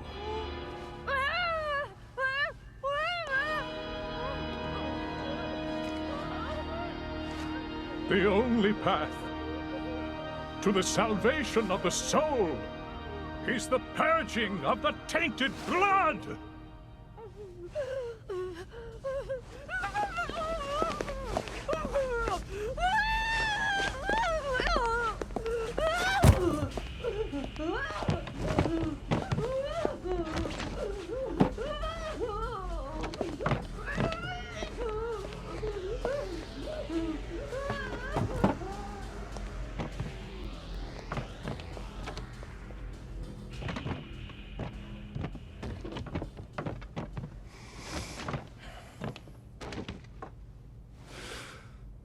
Huh?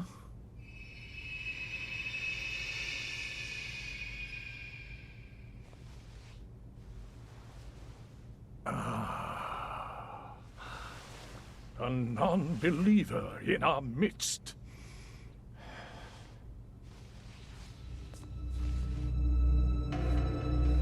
If we are to achieve salvation, his blood must flow! He must be purged! Spill his blood. The blood of the heretic!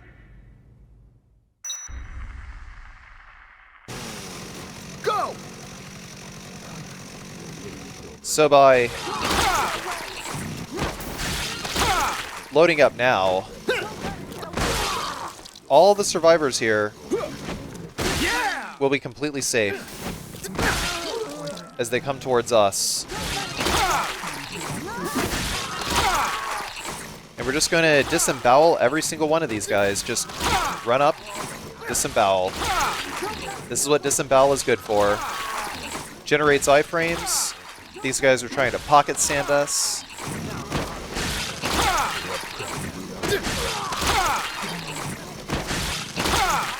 But instead, we're just ripping out their guts, one at a time.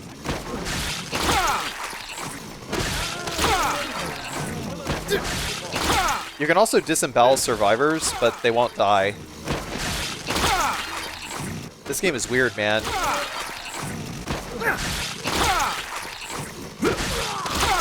Guaranteed one-hit kills if you use disembowel. Otherwise, you could use the chainsaw. The chainsaw is just as good. But why put yourself at risk? I was so scared. Come on! An even better strat is to go upstairs and take advantage of the coffee shop despawn trick. Passages around here.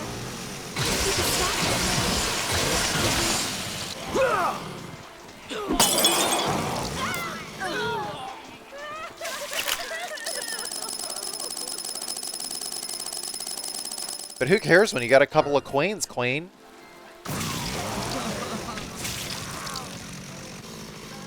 This is definitely where the Paradise Plaza hordes start to get a lot thicker. Perfect. So be very careful, Paradise Plaza, moving forward. Perfect. Man, you see that? I got an easy 10K right there. Hey, look at that. Hey, Queen.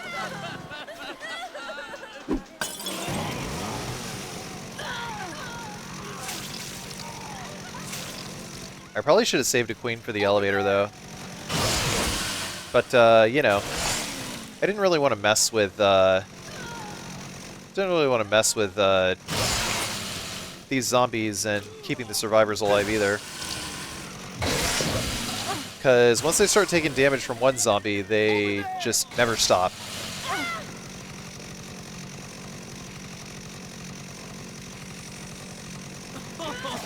So my only other hope is to find a queen in the warehouse. Yes, Janet, I know, there's a zombie.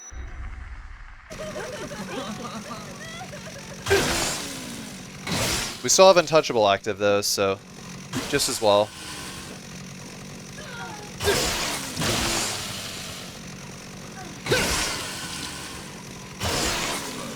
Going forward, putting that marker down.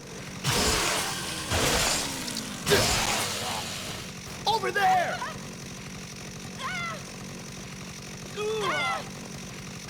I opted to go ahead and just take care of the zombies manually.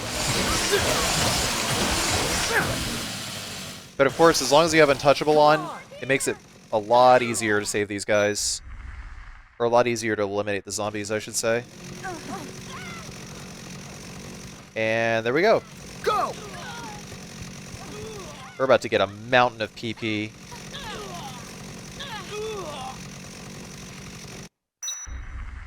Man, imagine if I had that World News book. Tired.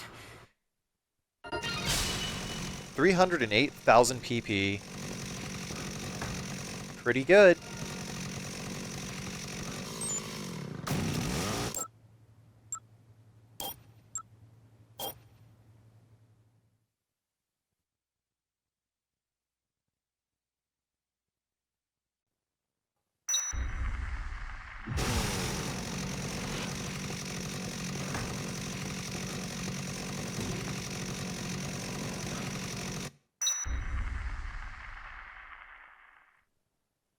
While we're waiting for the timer to run down here, we're going to get the 2 PP stickers that require us to get abducted.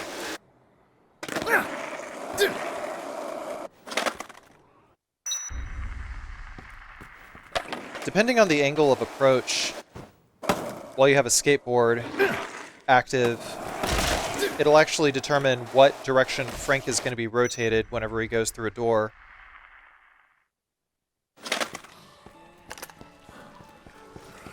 So first up, what we're going to do is we're going to aggro these cultists over here. And we'll go ahead and recharge our batteries here too. We're going to jump across, and we're just going to chill here. They can't damage us behind the counter. Like, even if they got their knives out and everything, can't do it.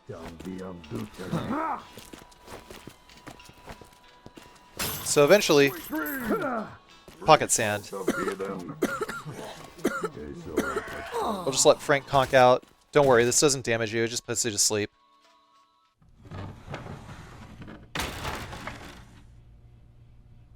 And then Frank wakes up in this room right here.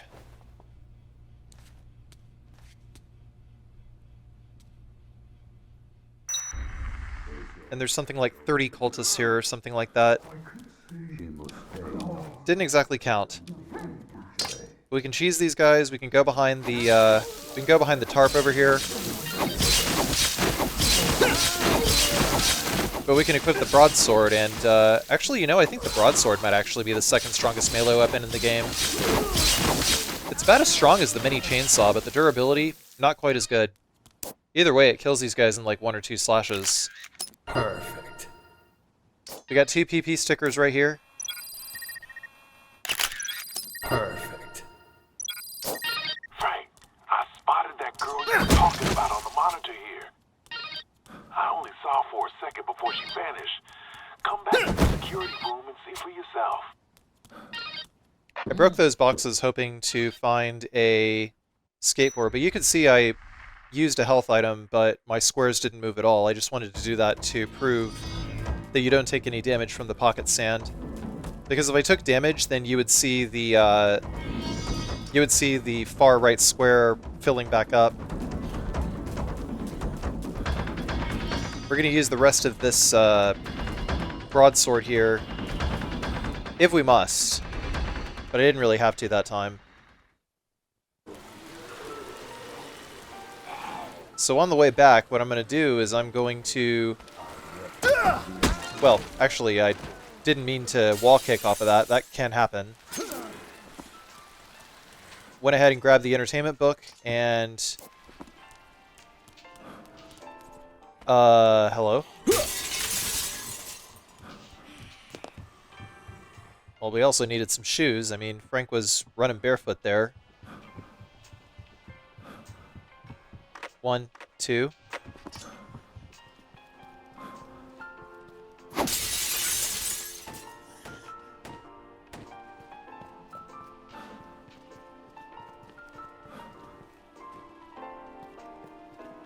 Well, I grabbed the entertainment book, but... Oh wait, never mind, I did grab the engineering book. I thought for some reason I didn't. Oops. I guess I tried to drop the broadsword but it didn't work because I picked up the engineering book instead. Well, that was odd.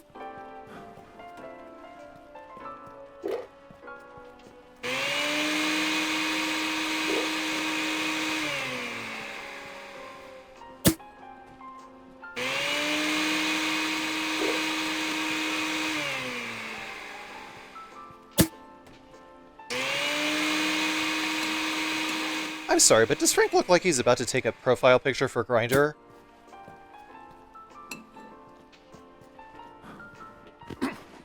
Anyway. We'll haul Pulp and Untouchable, and then we'll take the skateboard, make our way back to the warehouse.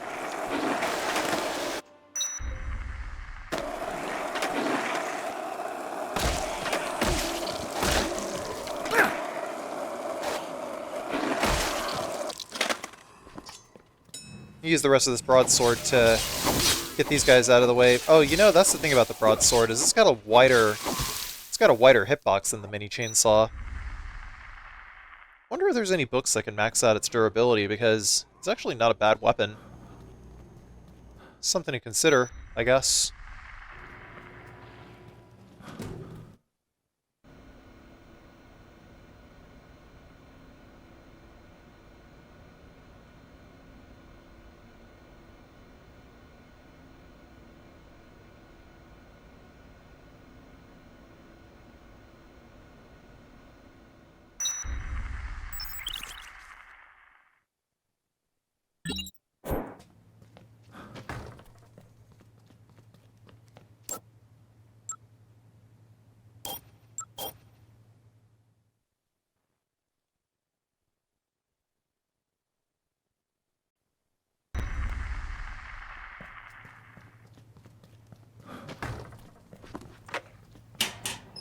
First up, we need to put some clothes on.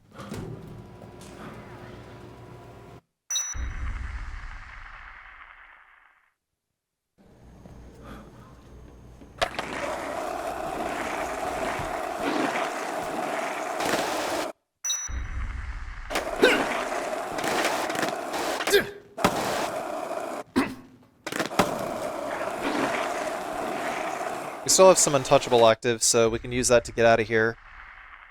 We're mostly going to use this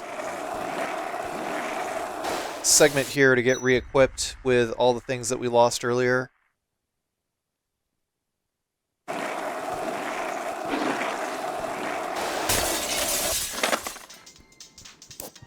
Throw away this, well, we'll get the Cooking Life book.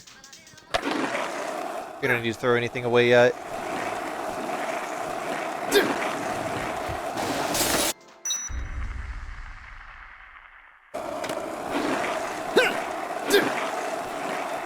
If we stay far enough away from the fountain, then we can avoid getting shot, because usually cop zombies spawn over there.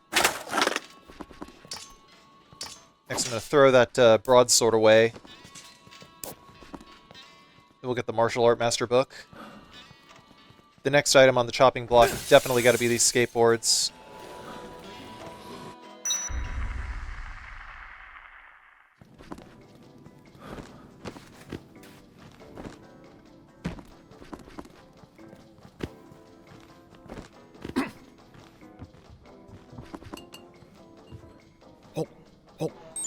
We'll hull Pulp and Untouchable. Grab the submachine gun. Because the submachine gun is what's going to carry us through the Isabella fight. Be careful about jumping around. You don't want to jump from too high up.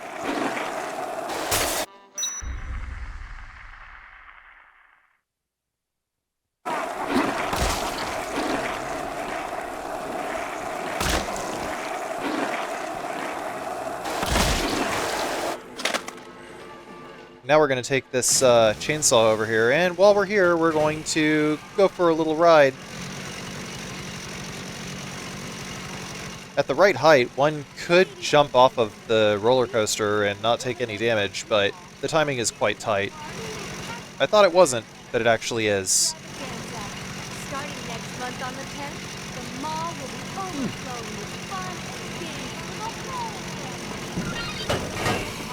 Once we've done that, now we're going to make our way through.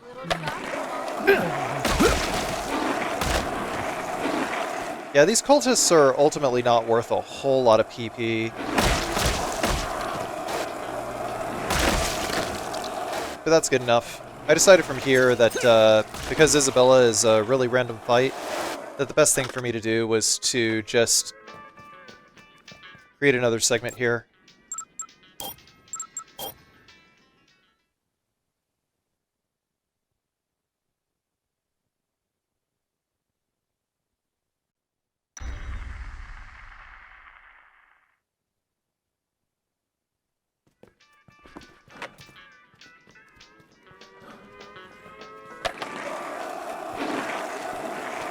So from the south end of North Plaza, we're going to move directly forward and into the trigger to start the boss fight. Hey.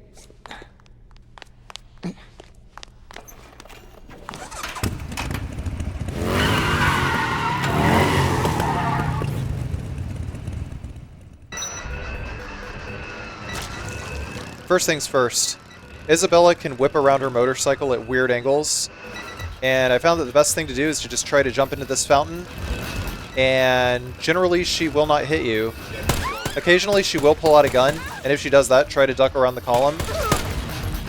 Very, very rarely her motorcycle will actually jump into this fountain and hit you. But again, very, very rarely.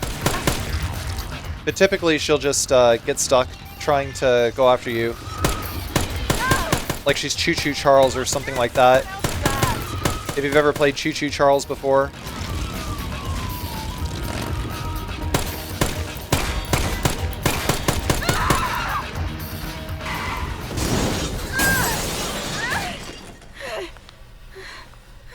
Wait, I've got to talk to you.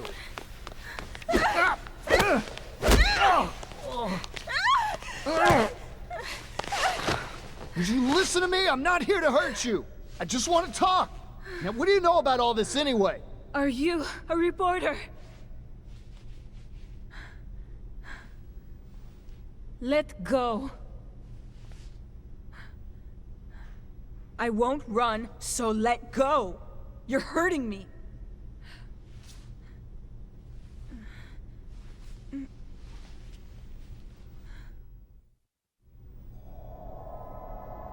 How much do you already know? Have you called for help? Hold your horses, babe. I'm the one asking the questions here. What is Santa Cabeza, and how is it connected to all this?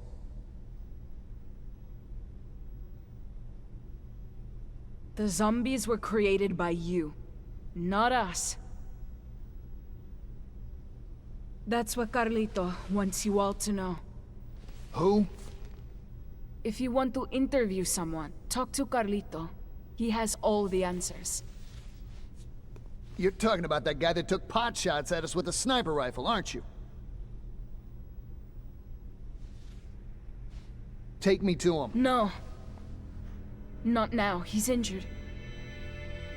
And in no mood to talk to anyone.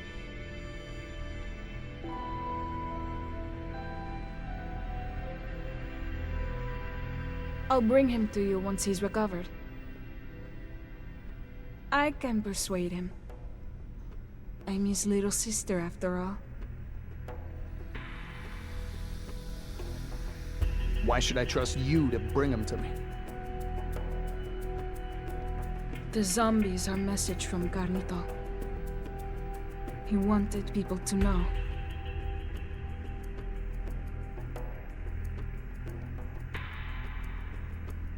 Fine. Go. When will you be back? Tonight at midnight. Wait for us in the store next to the camera shop in the North Plaza.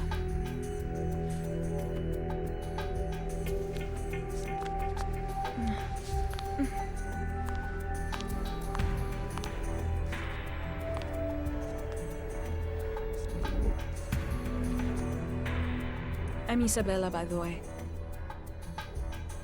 And I promise, I'll come back.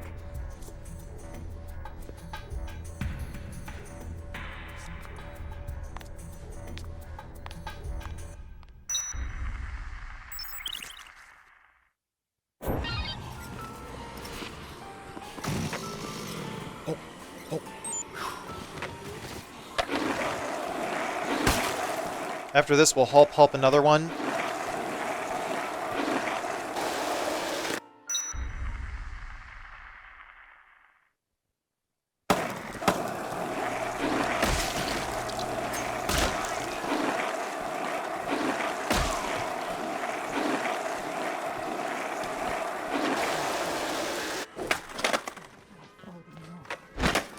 Then we'll chunk this skateboard. Grab another 2.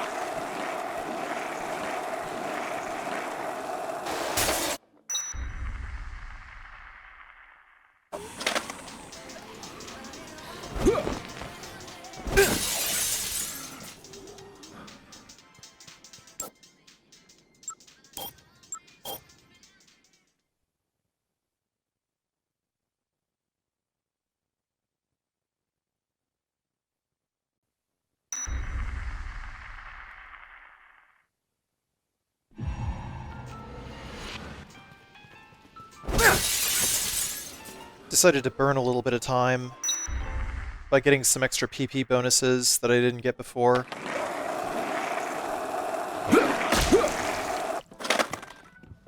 Gone back to the food court.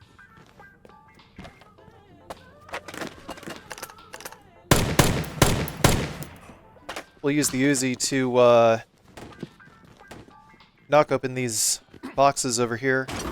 Pick up 3 pizzas, leave the last one for the oven closest to said boxes. So we're just gonna put these pizzas in these ovens.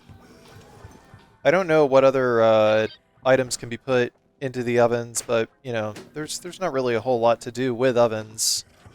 You can certainly mix a bunch of drinks, but ovens are ovens.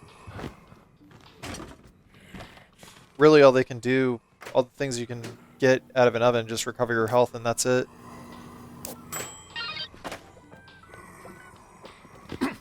Pick up the martial arts book on the way back out. Leave that Uzi alone because we're going to come back in a second and grab another from inside the food court. Concentration of zombies isn't horrendous because there's cultists on the map.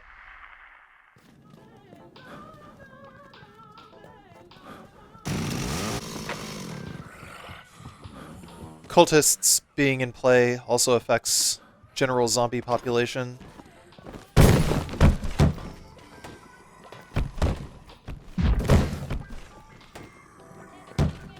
We get 2 more pizzas here.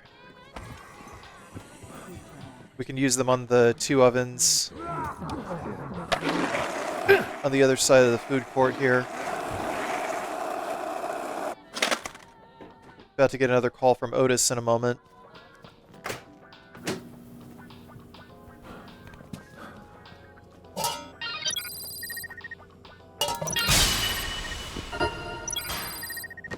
I spotted an old man. He's in the antique shop in the entrance plaza. It's weird. He seems awfully calm, considering the circumstances. This call begins the next cohort of survivors. There's a woman taking cover inside a children's clothing shop in the entrance plaza. Things are looking pretty bleak there, Frank. You might want to lend her a hand. I spotted the guy in the cosmetic shop in the entrance plaza. Looks like he's trying to get out of there, but somebody's taking shots at him. There must be a sniper positioned over there. He won't last long like that. So all 3 of those calls initiate the next set of survivors. And also another psychopath set, I should say.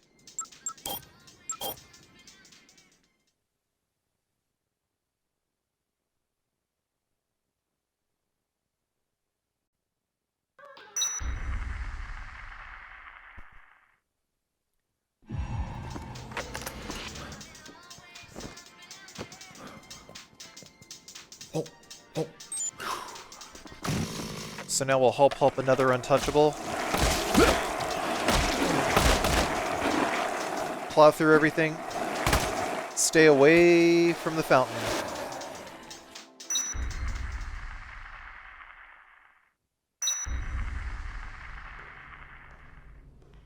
Looks like 72 yards. I can blow his head off clean from here. Can I take a shot, Dad? Getting a headshot from here's no big deal, Jack. Think you can pull it off, Thomas? But Daddy, he ain't no zombie. He's just a man. Thomas! We're doing this to survive. You know that. Using a firearm for self-defense is our God-given right as Americans, Thomas. Come on, Thomas, shoot. Shoot him. Shoot him, I Thomas! said shoot him. Shoot him, Thomas. Now! What are you waiting for? Do it!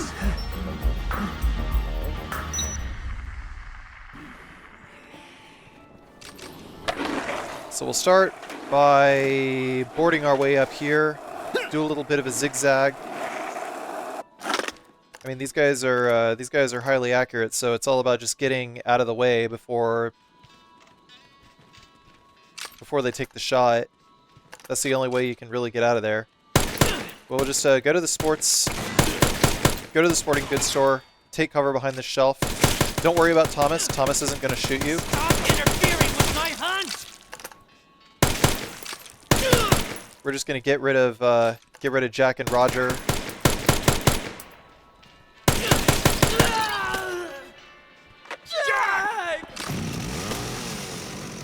And then after that, Roger's just going to run away. Roger, being the patriarch of the family, is going to be super duper slow. Nerve trying to fight back.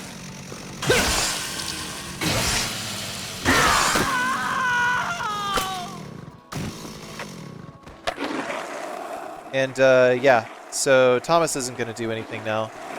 He's just going to be there.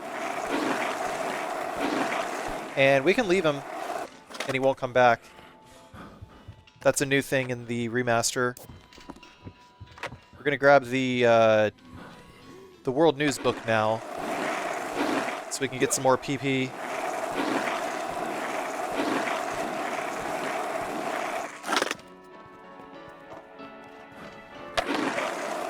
Gonna go find Jolie first, but before we do that, we can talk to Thomas.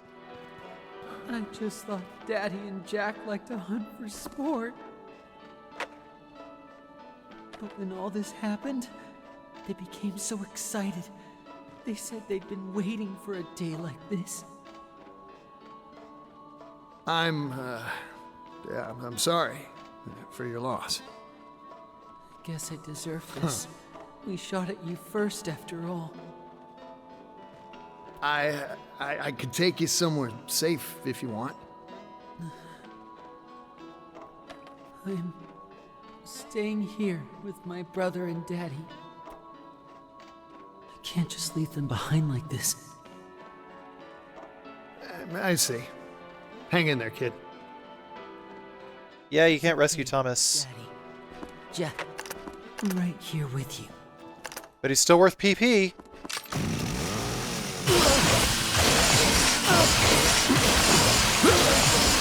Sorry, I get that you're angry.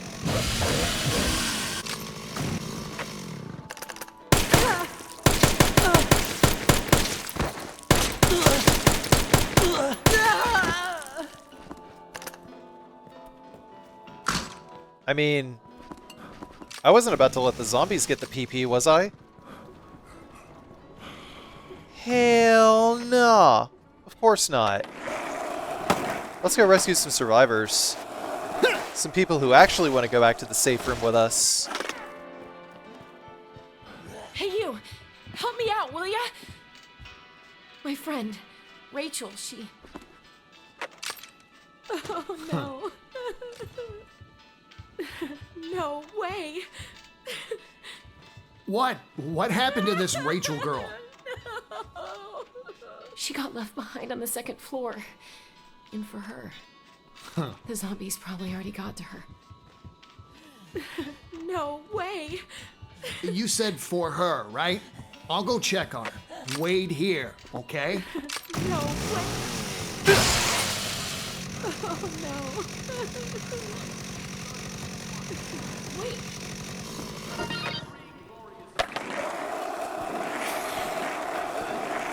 After Jolie joins you, we can go upstairs and start talking to Wayne. You still alive?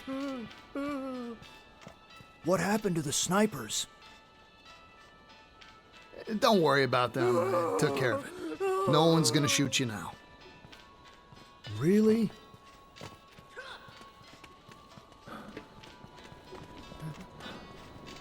We should get moving before some other weirdos show up and replace the snipers. Let's go. I was waiting for a tough guy like you to take care of business.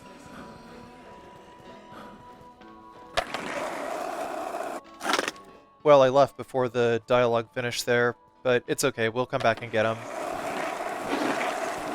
There's no zombies on the second floor, so don't worry about it. Get away! Someone help me! Jolie? Where are you, Jolie?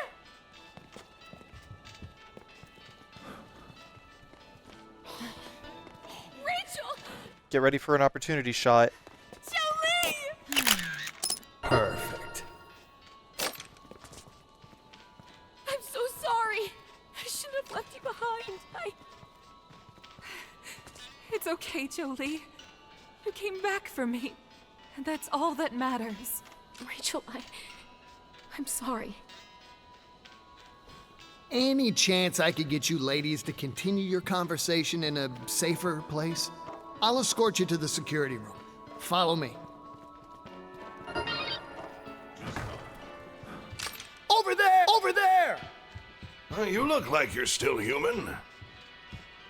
If you're still human, then surely you see the beauty in this work.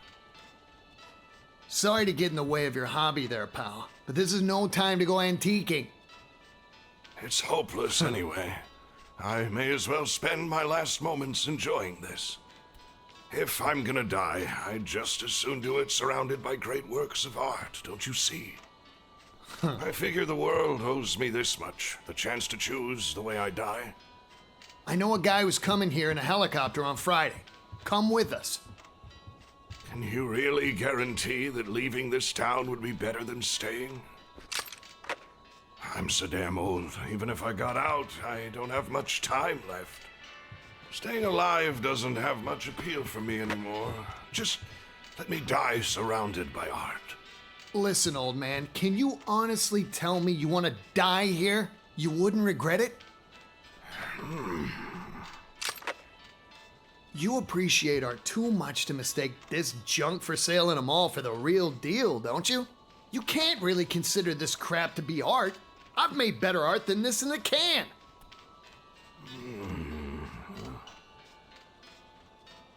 Come on, pal. If we get out of here, you can see a museum again. Well?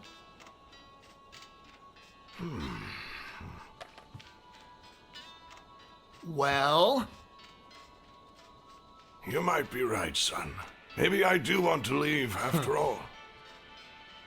What do you say, whippersnapper? You mind helping an old man like me out? Whoa! Waited until second to last to get Floyd out because Floyd would have just gotten in the way of us taking the opportunity shot with Jolie and Rachel. So now we're going to make our way back over to Wayne and let that dialogue play, and you know they'll all just aggregate. We should get moving before some other weirdos show up and replace the snipers. Let's go. I was waiting for a tough guy like you to take care of business. Get me out of here, man. Oh, before we go back, we need this melon over here. Be careful with jumping because yeah, that can happen. I almost fell. Grapefruit, good enough. Throw away that sniper rifle. Who needs it? Come on! We just need this melon in order to avoid a mutiny. Frank, Ronald's starting to panic about the lack of food around here. He's ready to take a group of people out to scavenge for some. You better bring some food back here quick before they get themselves into trouble. Follow me!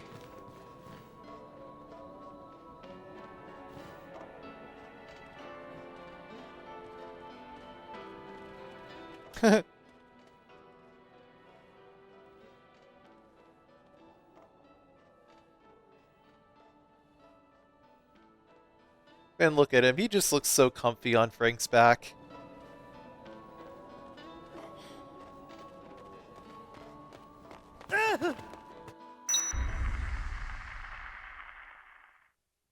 Old Floyd's just a snuggle bug.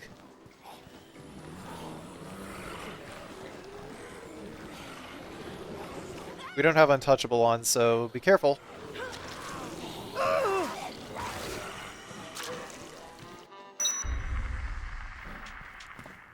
We can load and unload the warehouse in order to get rid of the zombies around here.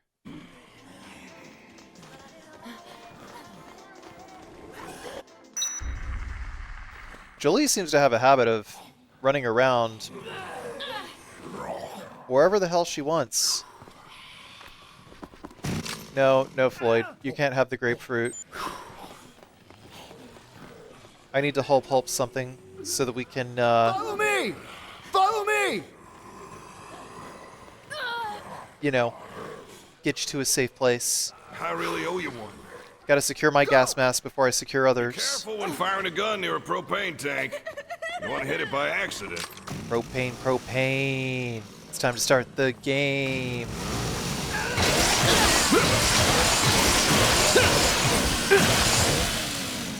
Follow me! If we got an Untouchable and a mini chainsaw, it's going to be generally safe to just go ahead and cut down the zombies. So I just decided to go for it. Now, if this were something closer to like a no-save attempt, or if I was using less saves, then I would certainly take the other route. I'm ready to live the rest of my life to the fullest, and it's all thanks to you.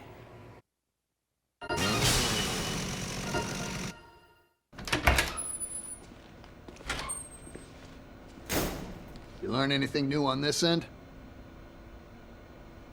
Santa Cabeza is a stronghold of the Central American drug trade. The professor here seems to think that the zombies are a byproduct of these drugs. So you're telling me, what, that somebody spread a bunch of zombie drugs around Willamette? For what? What would making the dead come to life accomplish? Terrorists. Don't try to explain their actions with logic. I've analyzed the drug in question, and I've reported my findings to the government. That must be what set them off. They didn't want to be exposed.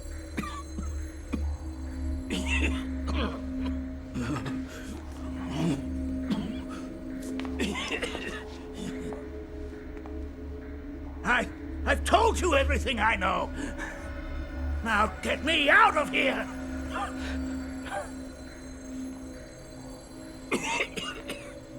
Call for help and kill those creeps!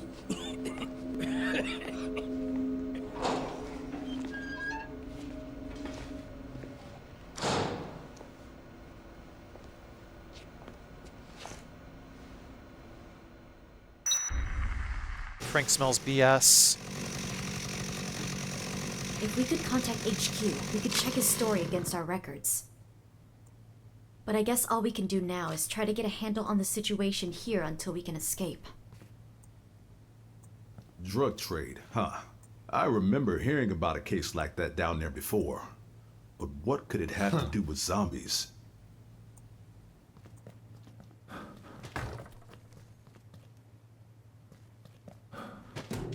Hey, Hey, everybody, I'm getting out of here. I'm gone. I'm leaving to track down some food. I don't mean to burst your bubble, but I really wouldn't recommend doing that.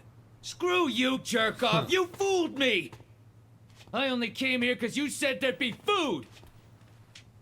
Well, where is it? I sure don't see any. We should have had just enough to cover everyone's needs. What happened to that? That isn't enough. Not to toot my own horn, but we eat like 3 times more than normal folks. You can't leave us a freaking appetizer and expect us not to shrivel up and die of hunger. Of course, if you've got a secret stash set aside for us, then that's a different story. Everyone else is getting by okay on those portions. Maybe you ought to make a little sacrifice yourself. Screw that noise, man! Sacrificing is for losers. I want some damn grub! The way I see it, if I'm just gonna starve to death anyway, I may as well just get eaten by zombies. Food, food, food! I love food! Frig off, Randy, you and your cheeseburger picnic.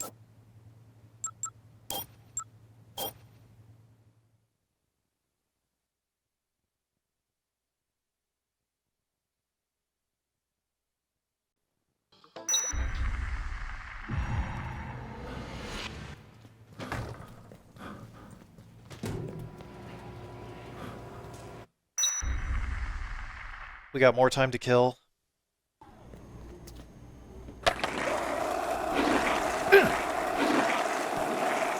Leading up to the Isabella escort mission. It's the last time that we got time to kill for a very long time.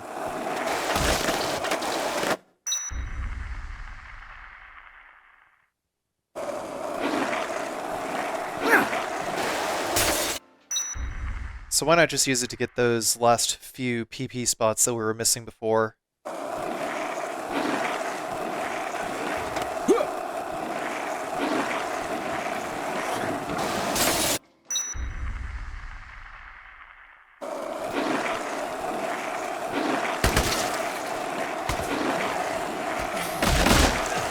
First things first, we need pizza.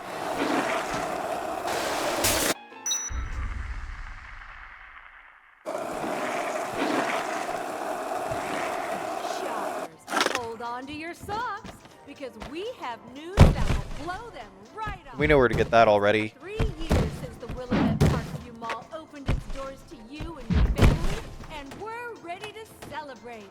That's right. It's time for the Willamette Parkview Mall's 3rd anniversary extravaganza. Starting on the 10th of next month, bring the whole family. I opted to put down the cooking book for now because we can get that back.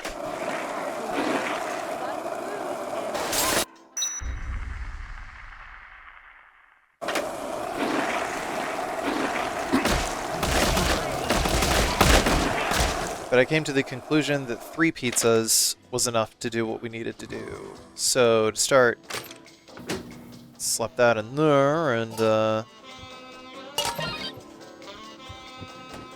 set the fry pan on the stove. While we're at it, we can mix up some more Untouchables.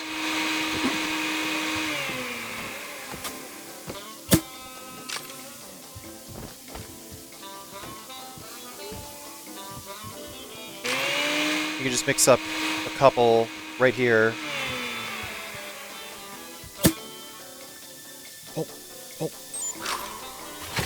I only have enough room in my inventory to whole pulp one of them. Well, to keep one of them, so I have to whole pulp the other. But I suppose, you know, I would have had room for one more if I just went ahead and did this first. Then I could have circled out the other way. Yeah, it didn't matter.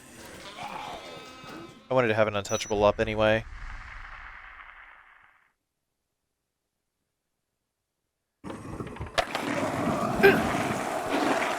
So now we can head back to Paradise.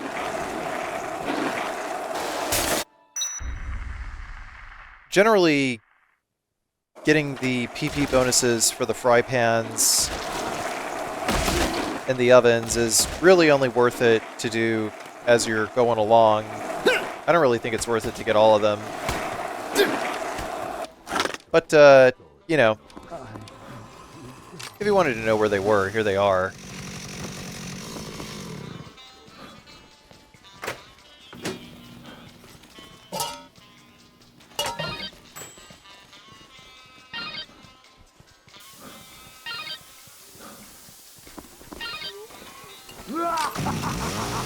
Not, I mean, these guys are all lined up for pizza, but there's only one, and I don't feel like getting mobbed for it, so we're gonna head out this way.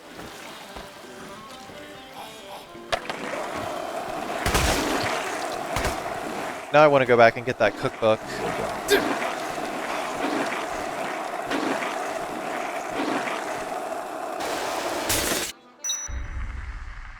Gonna refresh ourselves a little bit before the mission proper.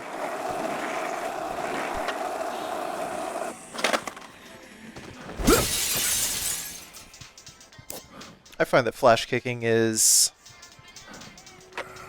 just a teensy bit easier than opening that door.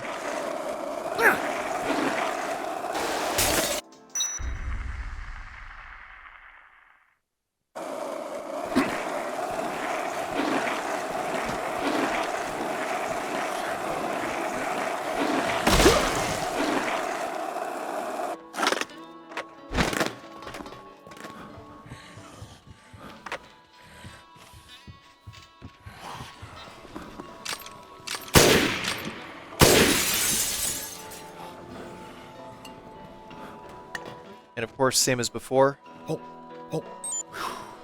Despawn the zombies. Pick up some pies.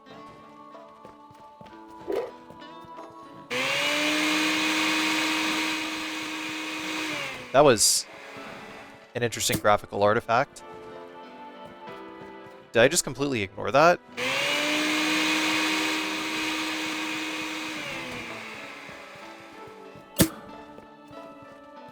I genuinely wonder what even happens to those zombies.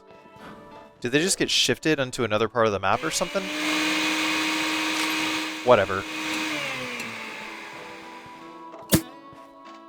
We'll just hulp this. Grab the other untouchable and make our way over to the North Plaza.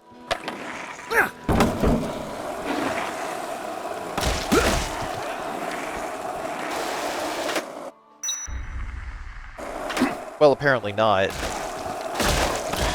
I think past Carcy thought that saving in the safe house was a better idea at this point.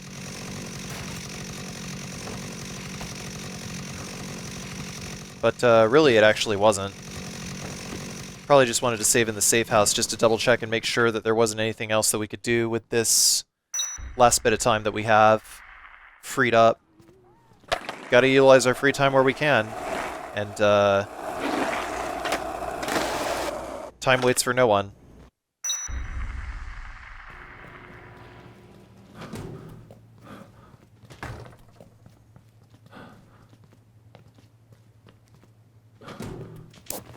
I owe you one. Perfect. You can also get another achievement this way by just taking a picture of as many survivors as possible. I got your back very much. Perfect. Thanks. I appreciate very much. I appreciate it. Perfect. Man, you saved my life. Perfect. They're all really grateful. Very much. Das got they are.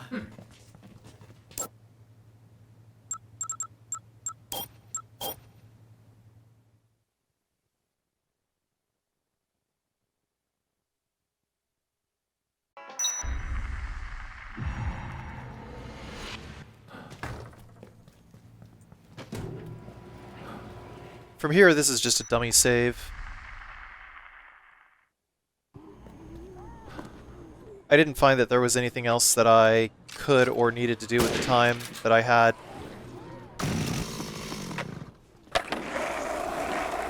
Well, except for one thing. I did want to mix an Energizer.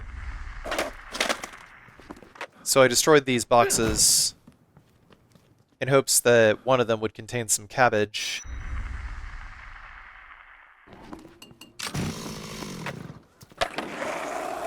Because we need an Energizer. Also, we needed to take a picture of this.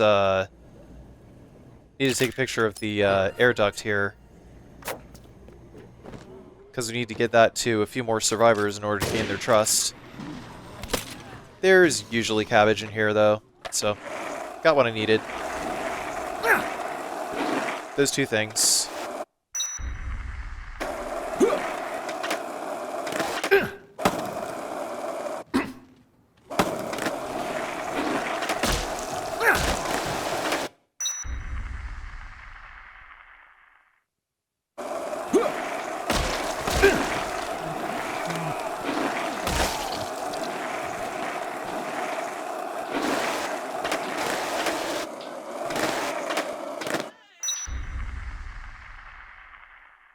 Next, taking the ladder shortcut to get into Wonderland Plaza. So we could go to the food court.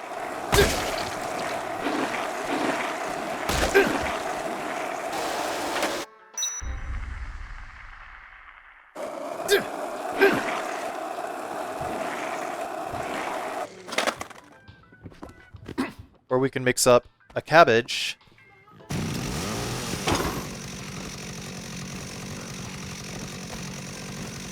and a baguette.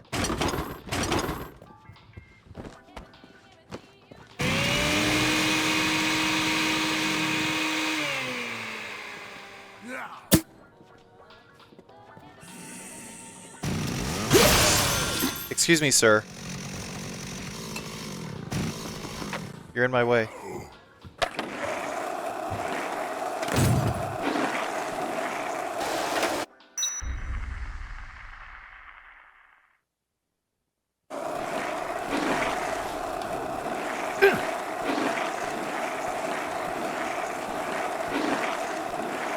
We don't really need to recharge our skateboard at the moment, so we're just going to go straight up to North Plaza.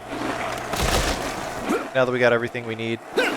It was just better to go ahead and get the Energizer now as opposed to when we have the tight timing window to rescue all these survivors, because in a second, we're going to have to rescue a really large cohort of survivors. I mean a maxed out cohort of survivors. Precisely 8 of. So now we're going to use... This is going to be one of the only times where we use advanced time in this playthrough. And we need to advance the time up to 11. Well, not 12. I like to say like 5 till 12. It's good enough.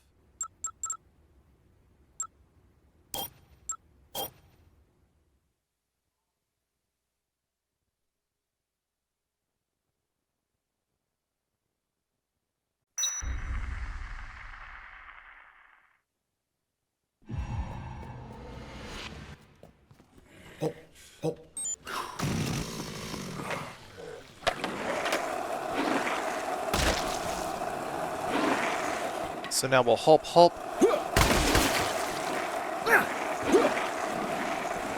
And we'll skateboard over to the next event. We got the time.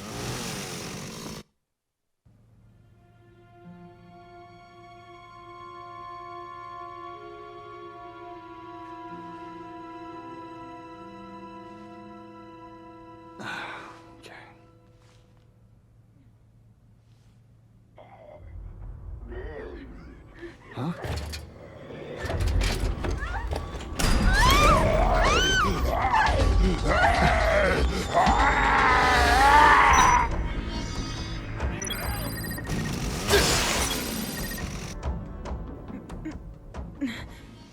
Were you bitten? No, it was Carlito. I tried to talk him into coming, but it was no good. He doesn't trust anyone. He shot you? He didn't mean to. He was upset.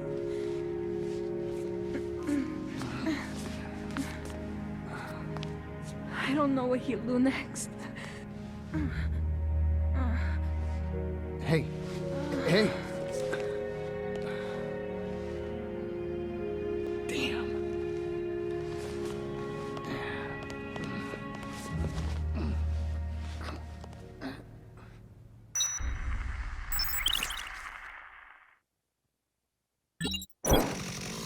Isabella! Go! So sorry. I never meant to shoot you. Hey! You alright? It's just nice to see another human being around here. Well, a live one, at least. Well, if you're looking to meet more real, live people, I know a place. The security room's safe. Want to come with me? Safe? What am I supposed to do there? Sitting around in a locked room ain't exactly my scene. There's a helicopter coming to get us on Friday. Yeah, sounds too good to be true to me. It's coming. I guarantee it. Trust me. All right, I suppose I can at least check the place out. Follow me! Starting from 11. Weird, but there's a group of freaks in raincoats gathered in. Follow me! They're wearing matching masks too. They're really giving me the creeps.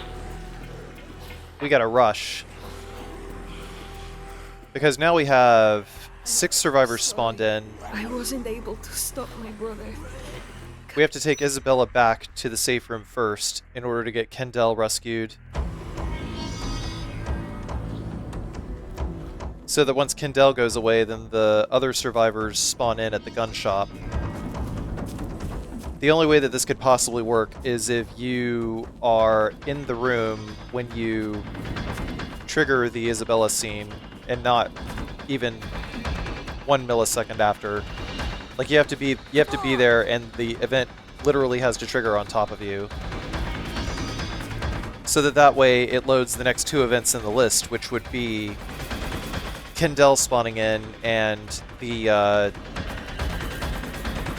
Sean boss battle with the 5 survivors in Colby's Movie Land. So the other survivor event will not load in until Kendall goes back to the save room. But we have to be quick, because if we're not, then what'll happen is it will back up the event chain. Gil will also spawn in, and we won't be able to rescue 8 survivors at once.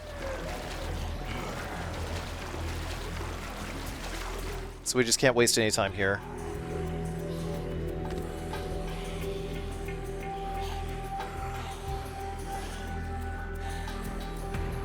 We still have Untouchable active. So as long as Kendall doesn't dick around over there.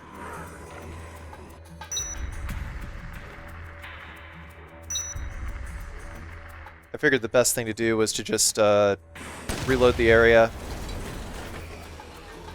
So to shuffle the zombies around Kendall, because zombie spawn positions change based on which door you enter into. So by exiting and reloading, we cleared the zombies around the door to the warehouse.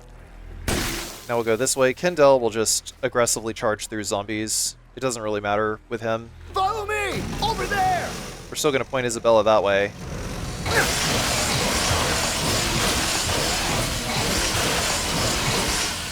Then we'll zap all these guys.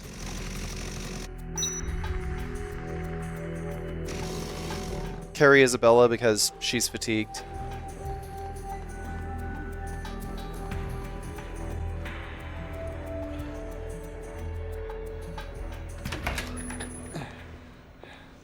Who is that? Is she hurt? Yeah.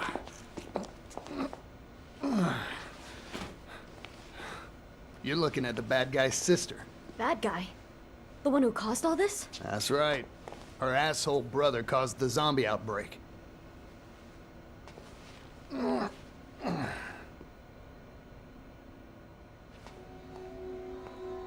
His sister? What in the hell is going on here? I mean, does this have anything to do with that announcement earlier? I don't know much more than you at this point, okay? But he shot her, I can tell you that. And just so you know, that would be the same guy that shot you.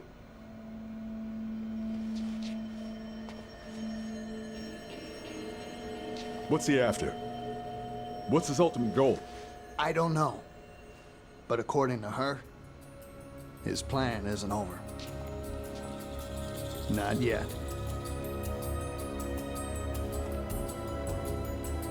Fine. Consider her in DHS custody. We'll question her when she wakes up.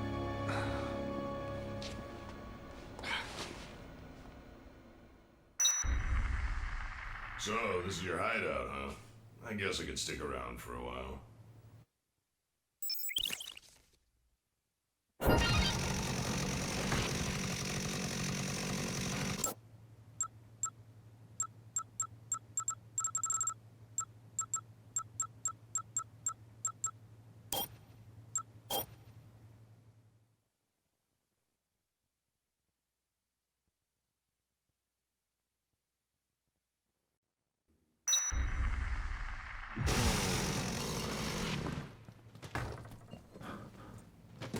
Now we're in a rush.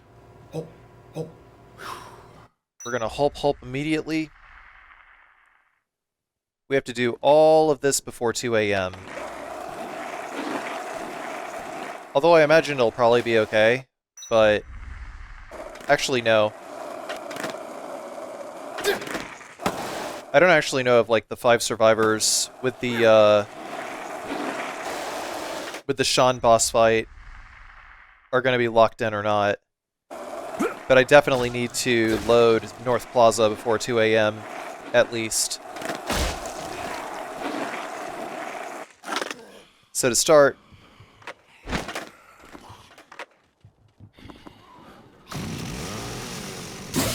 refresh our skateboard. And then we're going to mix up some more hulps.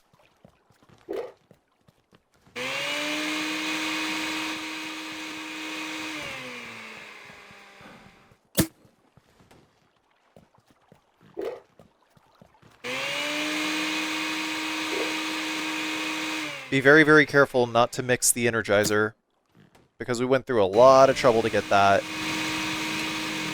It's necessary for the group of survivors coming up. Probably not as necessary as it would be in the original game, but we need it.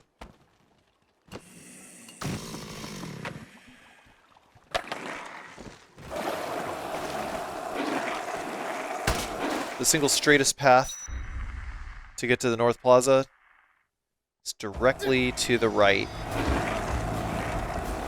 And we want to get in and out of there as quickly as we can. We needed to take a picture of that air duct in advance. I sure hope you were paying attention.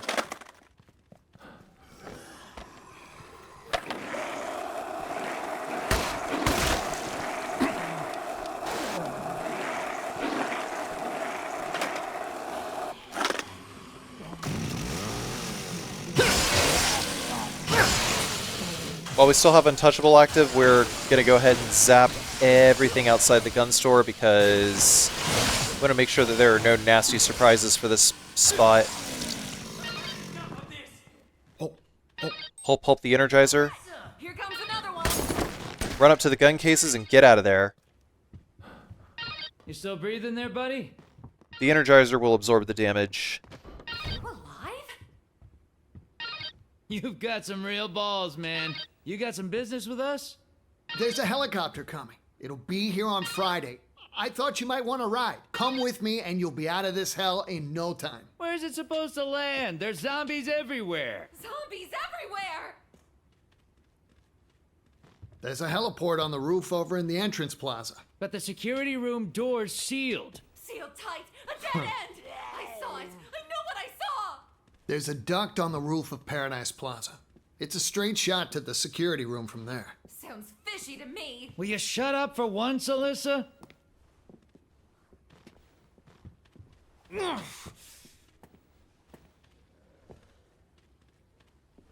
Not that I trust you completely either, man.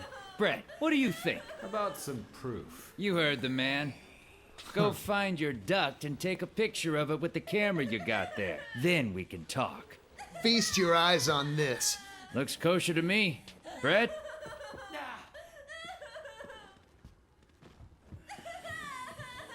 Let's do it.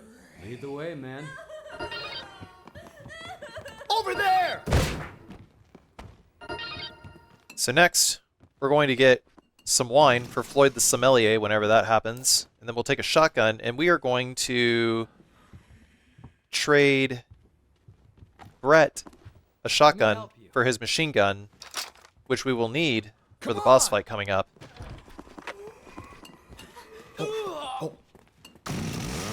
So we'll hulp that again, and let's skateboard over to the entrance.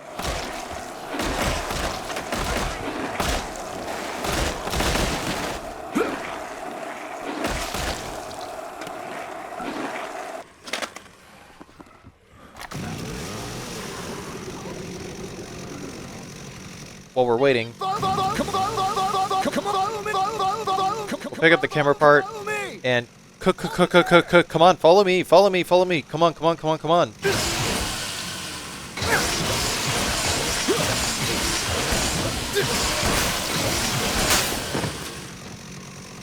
Just do yourself a favor and don't be in the line of fire when the other survivors start shooting. Over there! Over there! Alyssa's going to keep lagging behind, and that's why I need to keep spamming commands so that she'll stop engaging with enemies. You can't give Alyssa a better gun.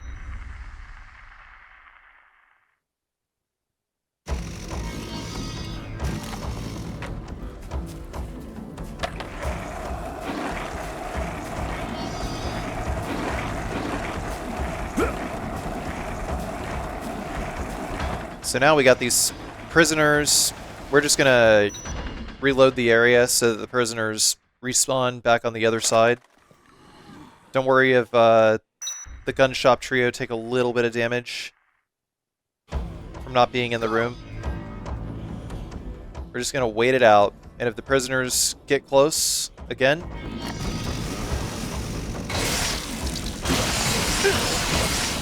just restart it.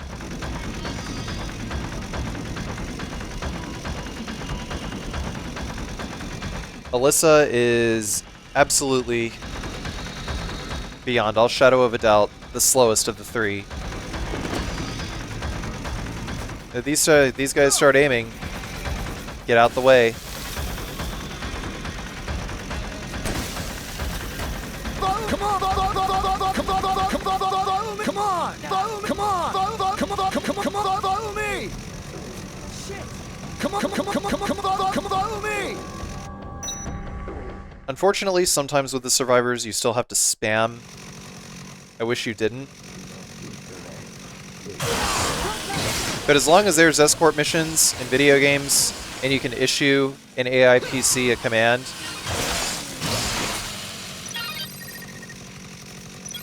then you gotta.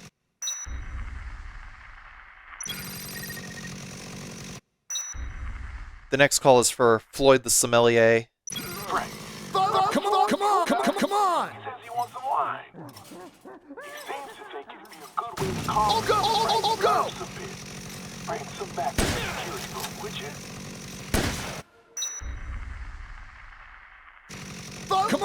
Come on! But on top of that, we also have to get back before the Come on! Santa Cabeza main case mission. Follow me! So now we're gonna just save the game for the next boss fight coming up.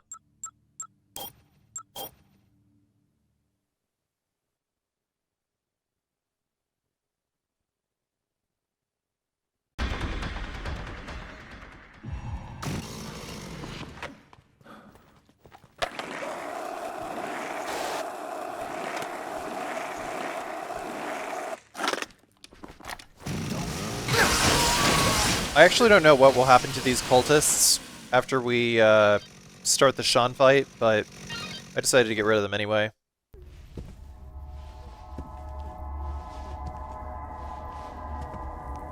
Those who reject salvation embrace ignorance.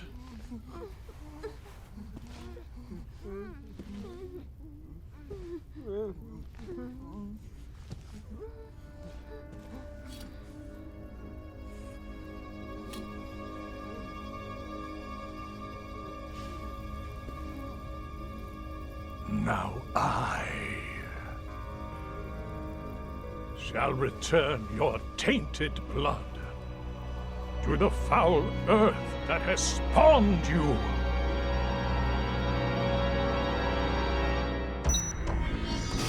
Go! Yeah, this dick thinks he's a FromSoft boss fight. So we're just gonna open the door, let the other survivors in, and point them into the corner. Hands off! Go! Just try to get them away from Sean and keep Sean in this general area. I guess there was a propane tank there, because I didn't shoot that in practice. Anyway. Yeah, the survivors are just going to try to shoot him too. Just take pot shots at him as well. Hopefully they don't, like, I don't know, decapitate the other survivors on accident or something. Either way, you see this guy. Stop!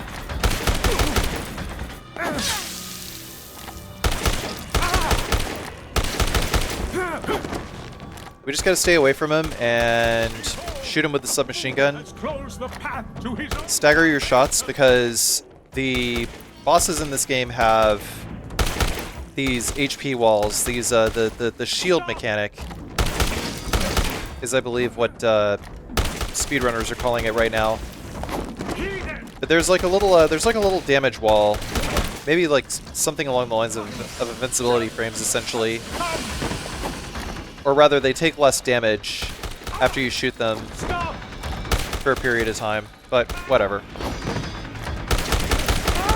All you need to know is stagger the shots. Give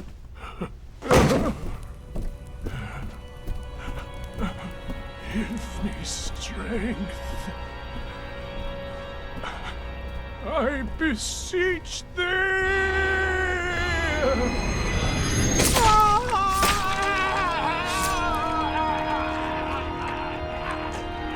Oh lordy lordy, I'd never start another cult again.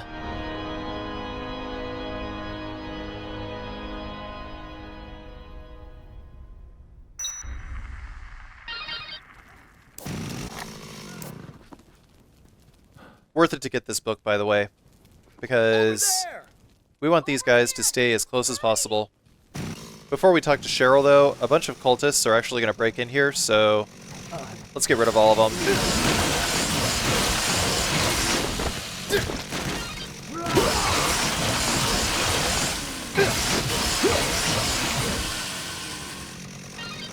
Disemboweling will take too much time. But we'll close the door so that no zombies get in. Are you all right?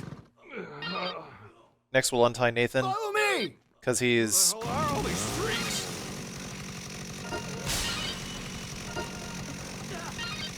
in the cheap seats. Are you all right? Gonna have to get some OJ for Michelle at some point.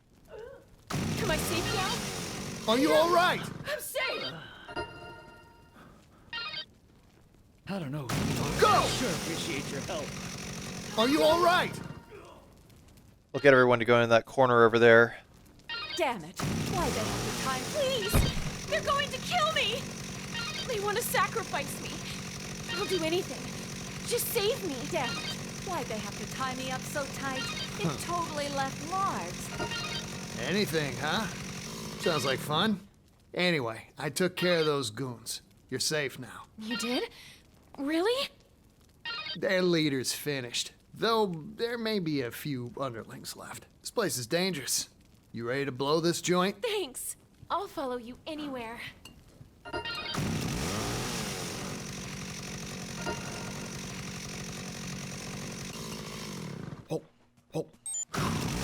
Yeah, well, now we see why she's so susceptible to cults. Come on!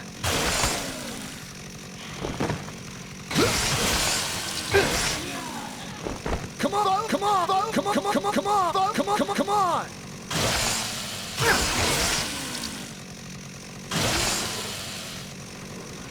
Come on! Come on! If you see any cops on the way, be sure to wax them. Over there! Then we'll point the survivors to a nice, out-of-the-way place so that they don't crowd the gate when we're trying to initiate the exit trigger. That way we do not accidentally give them a weapon. You can use a blender to mix food into all kinds of drinks. It's super healthy. Yeah, that looks super healthy too, I say. Come on, follow me!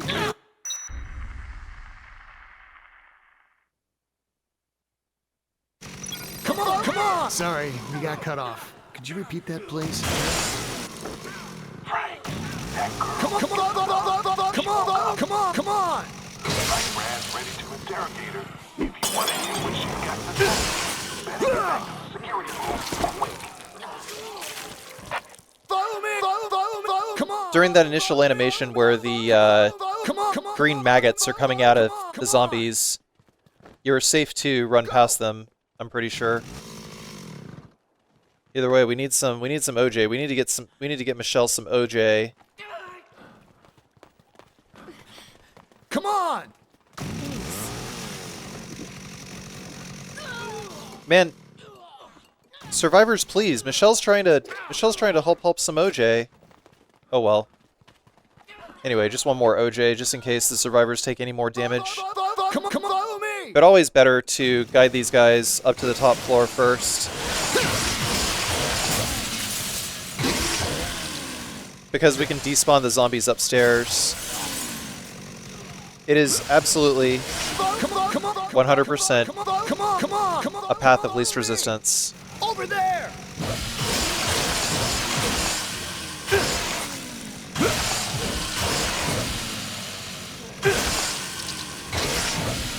Over there!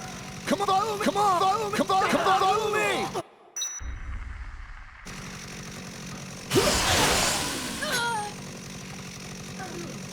I saved a queen for the door, the elevator door.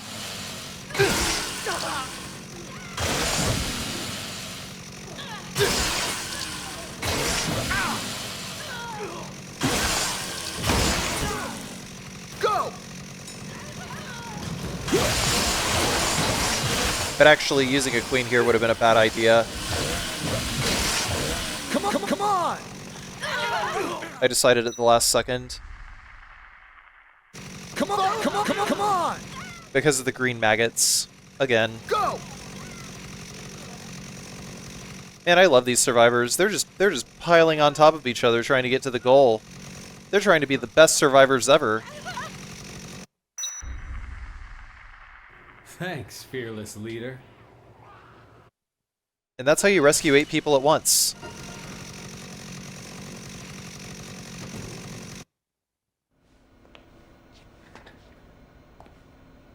What is your name? Isabella. Isabella Keys. Well, Isabella, this is an emergency. So we'll skip the formalities and cut to the chase. Consider this an official interrogation. Tell me everything that you know. Fine. I'll explain why all of this is your fault. There was no drug trade in Santa Cabeza. Just an American research facility. They were doing research on some sort of parasitic insect. Like a wasp. A wasp that turns living things into zombies. If you don't believe me, just ask the man who was in charge of that research. The head of the Santa Cabeza Livestock Research Facility, Dr. Barnaby! Huh? Huh?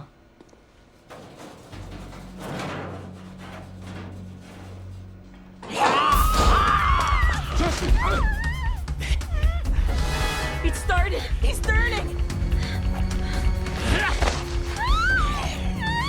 Hey!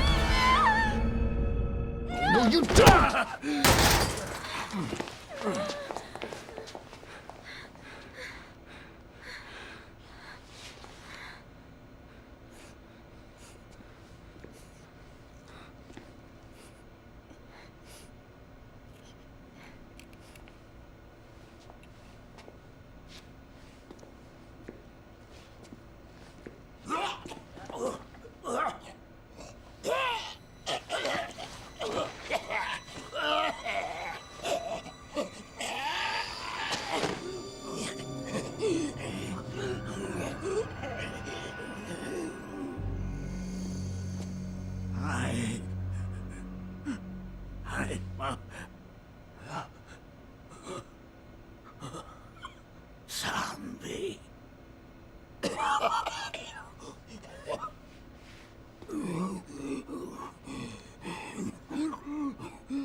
Tell me the truth, Doc. Were you conducting experiments with zombies?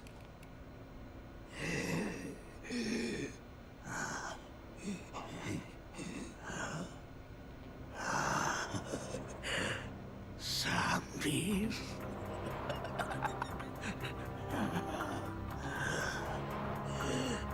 Yeah.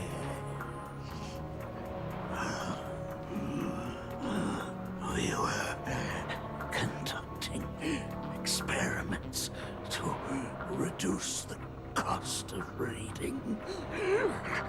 We accidentally made zombie livestock.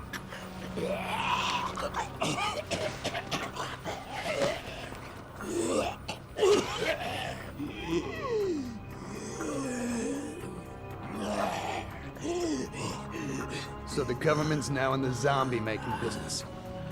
The whole story about the drug trade was a cover-up? What do you know? We were trying to mass-produce cattle. Do you have any idea how much meat Americans consume in a single day? That research was absolutely necessary!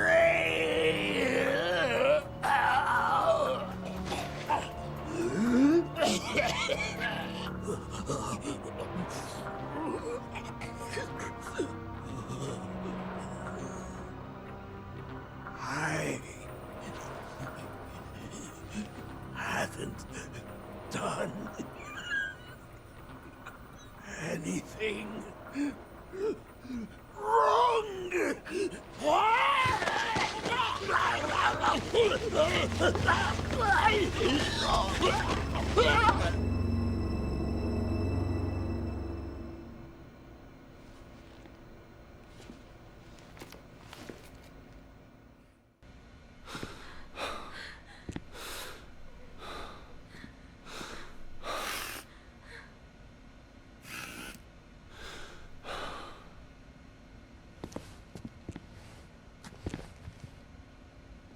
One day, in my village, the people turned into zombies. Those damn wasps. They escaped from the lab. It wasn't long before they got to work. The zombies spread. The army was called in. They killed everyone.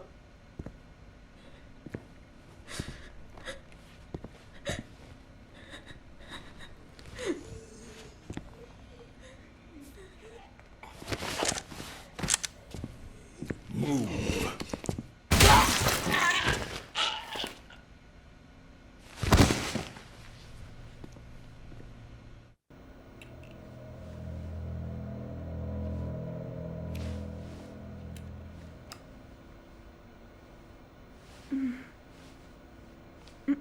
So, the terrorism is a retaliation for a cruel government cover-up?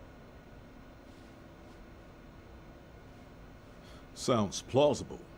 Or it could be some serious bullshit. In either case, we have to get out of here alive if we want to find out for sure. We have to check if she's been bitten. Let me take a look. I'm a medical technician. I could be useful if you let me do my job. I know I have no right to ask, but please, let me help. If you don't get out of here, the truth dies with you.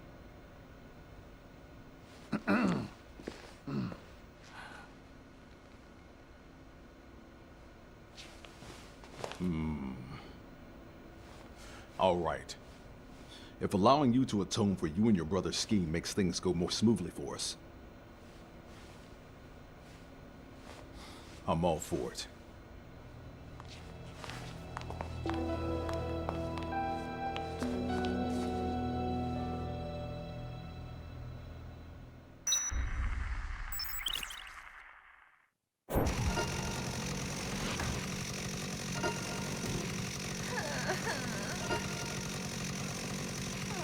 All the young folks seem so busy, running here and there. All a man my age can do is sit and wait. Take a look around. It's hard to read it on their faces, but everyone's on edge here. Their nerves are frazzled. That's why I asked you to bring some wine. A little alcohol should soothe all our nerves. So, did you bring it? Thank you. It won't solve any of our long-term problems, but it will certainly help lighten the mood. I appreciate your taking the time to do this for us.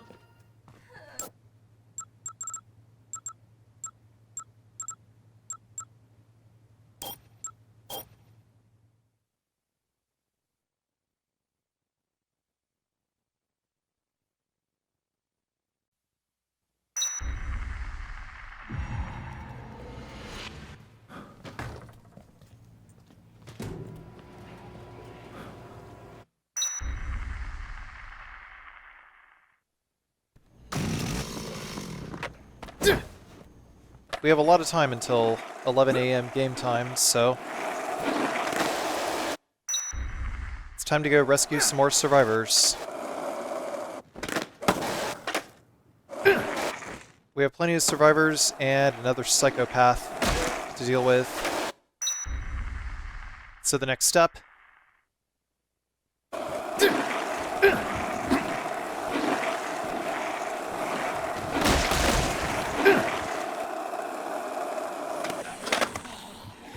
is refresh everything again. You know what to do here. You don't actually really need the cult handbook anymore.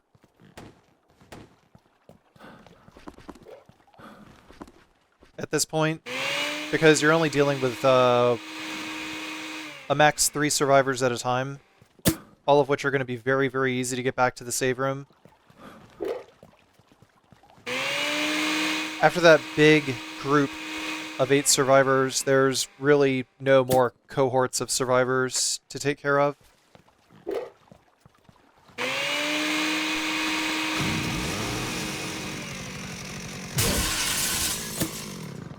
While I'm here, I just wanted to say, I've been really enjoying playing Dead Rising a lot lately. It is a welcome change. And I want to give a shout out to all of my stream viewers who have been enjoying watching the Dead Rising playthroughs.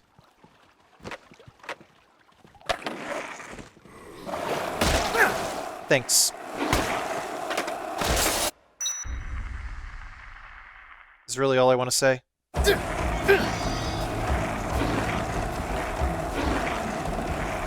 Because now that I have a taste for what I'm doing, I want there to be a lot more Dead Rising playthroughs. I think I might actually have the motivation to finally work on a perfect run of Dead Rising 2.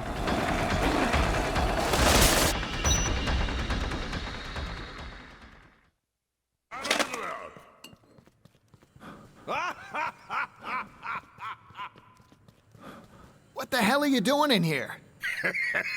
Feel like a drink, partner? No cover charge. Worthless. Drunk.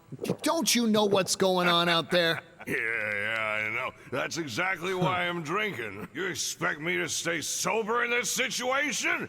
Asshole! Just come with me. You're gonna get your ass eaten if you stay here. Goddamn zombies. Come on! Come and get me! Hope you can hold your liquor, though, because I'm soaking in it. Perfect. Look, there's a helicopter coming. If you want to be on it, you'll come with me. I already got someone coming to get me. Angels.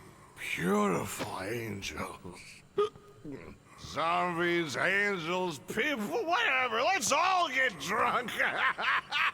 Huh.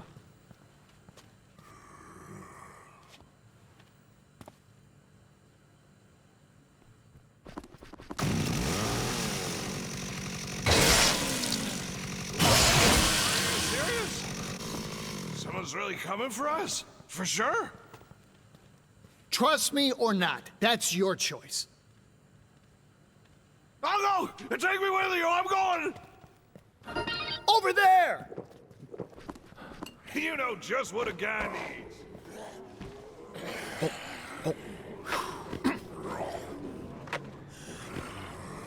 Gave that untouchable the hulp one more time.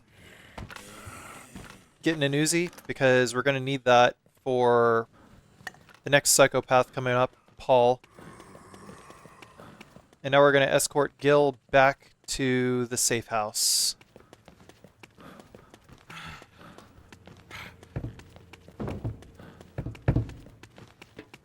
Zombies love chunks of meat. Just hurl one at them and they'll go after it like rabid dogs.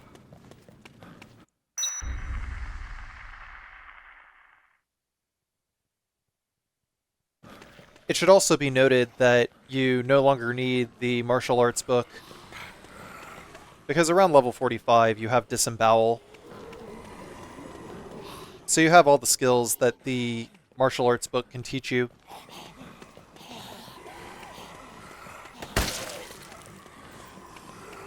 Well, not even teach you, just all the skills that the martial arts book unlocks. I mean, the martial arts book will increase your unarmed melee power, but we're not really going to be relying on it all that much.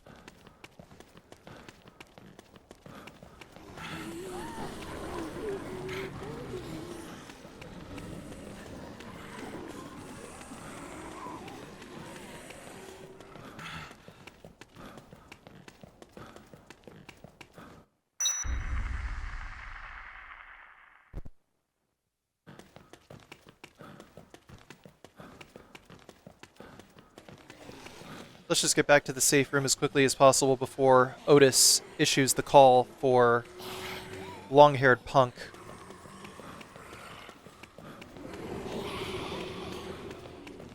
I mean, we could wait until then and probably get like a larger survivor multiplier, but the problem is, if the fight starts, even if we have Gil go to the bathroom and stay in the bathroom, what'll happen is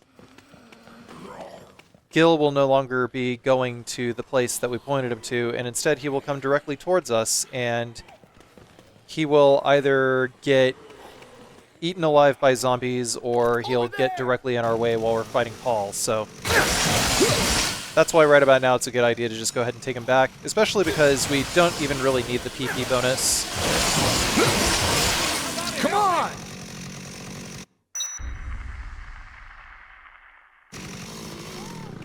We just need to rescue these last few groups of survivors one at a time.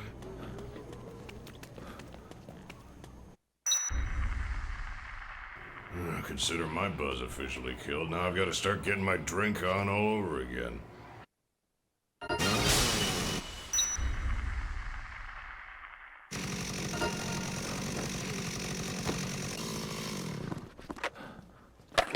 So instead of saving in the safe house, I'm just going to go right back out. Go back to Paradise Plaza. Save the game.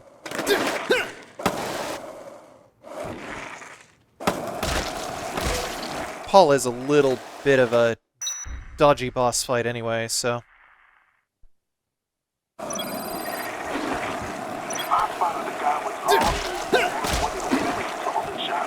Wonderland Plaza. He's over the Molotov cocktail. You better be careful.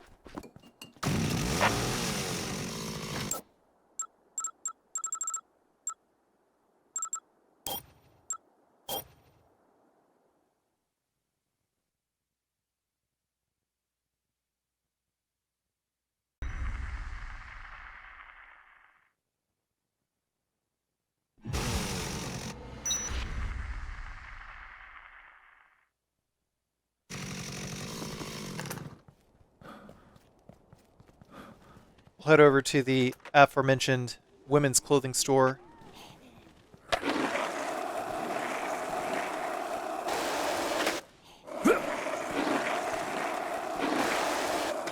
But before we do that, while we're in the neighborhood, we'll refresh our mini chainsaw. We don't actually need all 3 books in order to fully power up the mini chainsaw because it's a little redundant.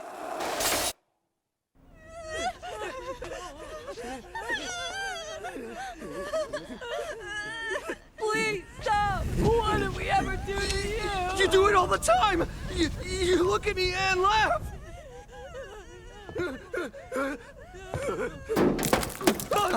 Who's there? Stay back! Stay back!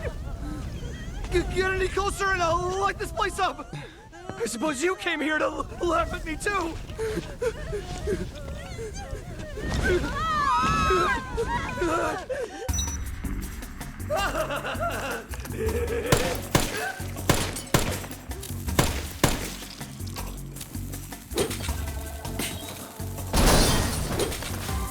So to start, get out of the clothing store and just start sniping him.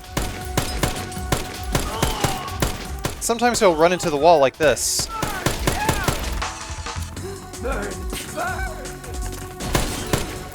But when he's like leaving trails of explosives behind him, just don't stay in his path. Stay away! Don't come any closer! Yeah, listen to what he says, don't come any closer. Occasionally you'll be able to shoot him and he'll drop a Molotov and hurt himself.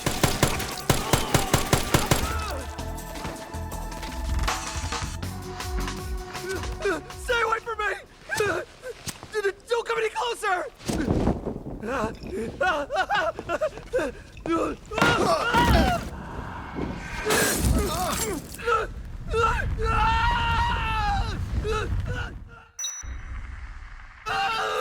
Yep. So you can take a picture of Paul for an outtake. And I actually just learned that you don't have to pick up the fire extinguisher in order to put out the fire. You could actually just spit on him.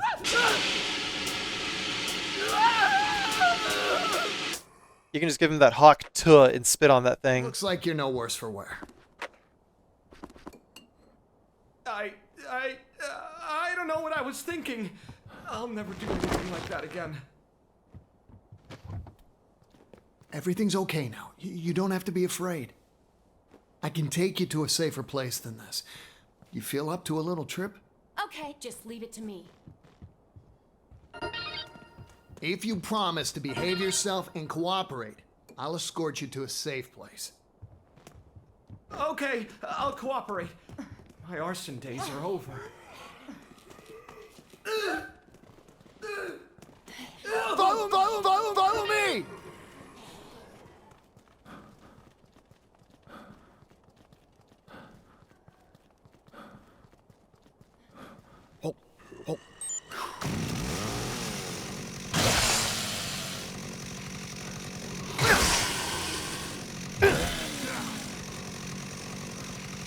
Come on! As per usual, guide them to the exit trigger. Just put that marker down and then run back and rescue any other survivors. That's just the general idea for what you should do for survivors. Is just do exactly that. Like, don't even bother trying to like rescue them little by little. Let them handle themselves. Because it's all completely random anyway.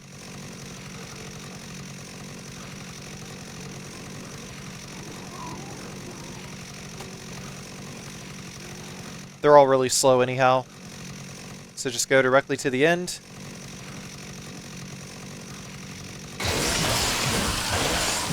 They'll follow you by default. Go! Place a marker. Mindy's behind. So we'll just clear this area. And if Mindy starts taking damage, we'll run back and save her. There's always got to be that one slow survivor. Follow me!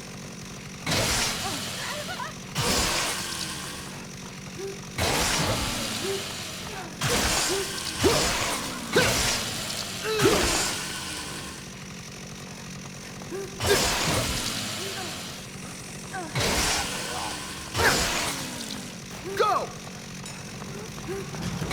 We're still under untouchable, so go to town on these guys. Come on! Follow me! Over there!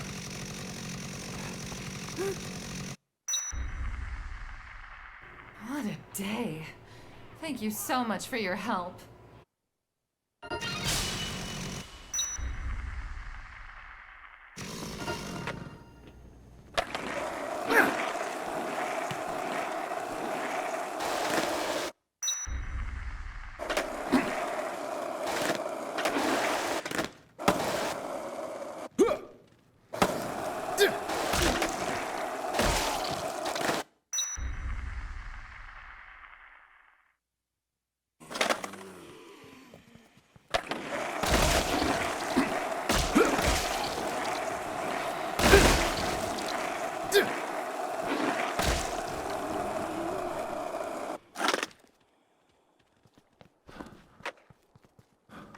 Once again, despawn the zombies. And refresh everything.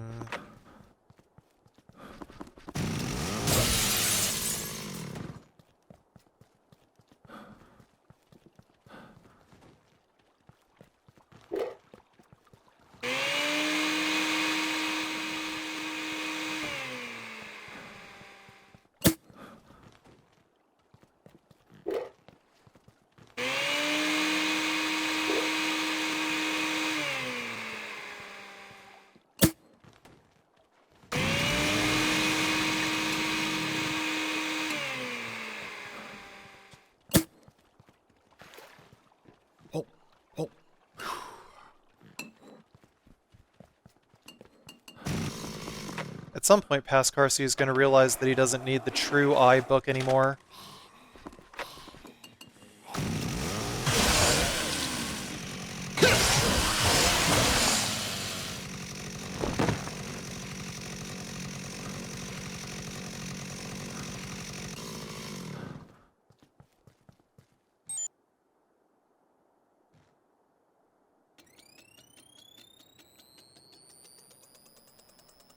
Fast forwarding the clock a little bit, because we need 8 a.m. in order to unlock the next survivor. There's a guy hanging out in the cosmetic shop in Wonderland Plaza. He doesn't look so good.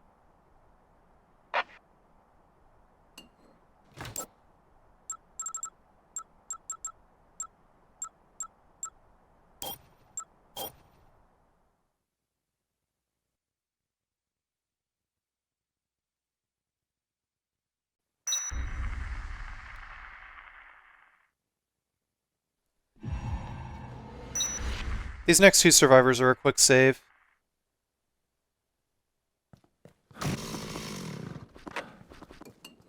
Leroy's just a little bit of a dullard.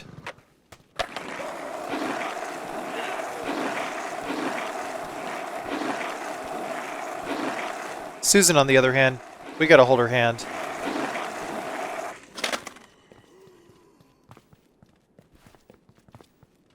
It's too dangerous to be out here. Hey! You startled me. Don't do that to me. You look a little sick. You feeling okay? I'm fine. Just a scratch. No problem. You're hurt. Where? Show me. Don't worry about it. Everything's fine. We better get you taken care of. Follow me. We can treat your wound. If you say so. Oh. Follow me! Follow me! We'll just throw that queen directly at Susan over there. Perfect.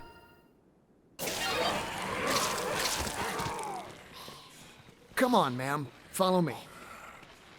You'll be my personal escort. What a polite boy. Boy?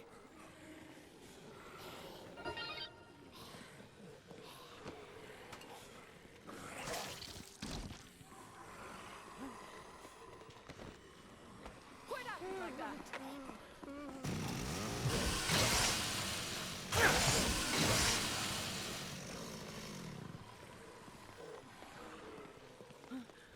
Come on! Had a little bit of a runaround there.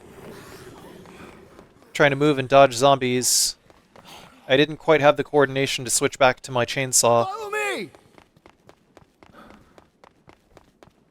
The zombie density around this time is quite low for some reason. I mean, zombie density in Wonderland Plaza is not particularly scary except around stairs. Come on! And just like certain parts of second floor. It's probably more dense on the second floor than it is on the first floor. At times. Follow!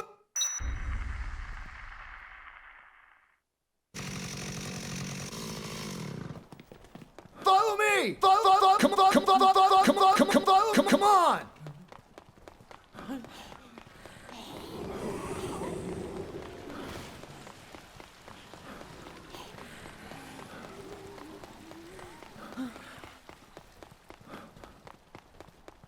Look at Susan. Susan's happy. Come on! Some gentleman in a tuxedo gave me a helping hand. I do hope he's still safe. Come on!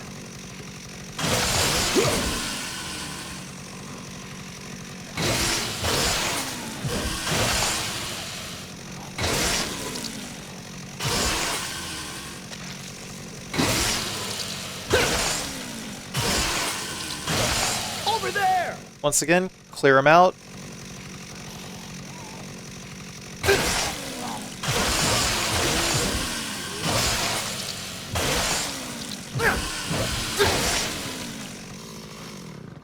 Man, Susan's a bit spicy for an old lady, isn't she? Come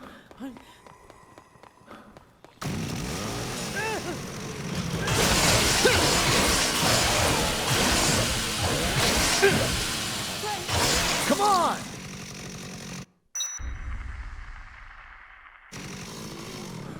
Come on! Follow me! Over there! And got her done. I don't feel so good. Anyone mind if I lie down for a bit?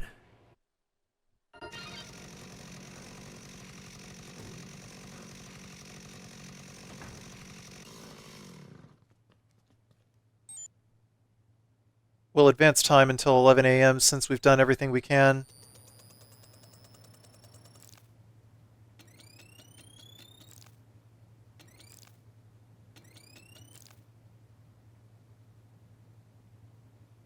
I think I accidentally skipped Carlito's announcement anyway.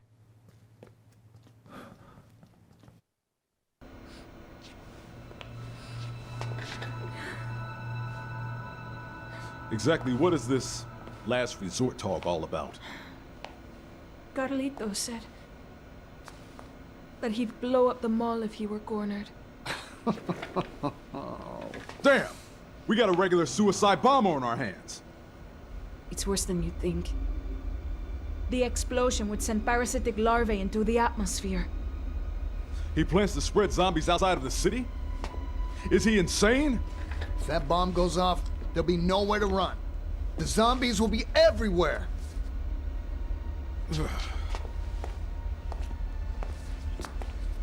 He's planning to flood the area underneath the mall with flammable gas, then set it off. If you could take care of the bombs while the gas concentration is still low. There's a chance we could stop the explosion.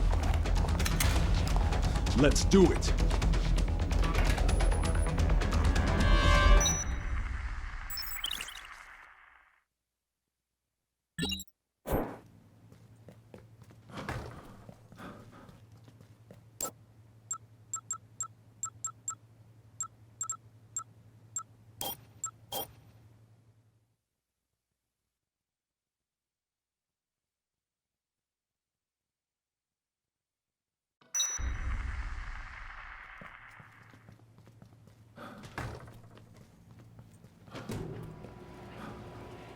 So for the next few minutes, we're going to set ourselves up for Kent. One very important point is that you have to be in Paradise Plaza. You have to be in Paradise Plaza before the Kent mission goes off, because if you enter Paradise Plaza after a certain time, then Kent kills the survivor. Can you hear me, Frank? The time bomb should be located inside several trucks parked in the maintenance tunnel. As far as I can tell from security monitors, it looks like they're split up in 5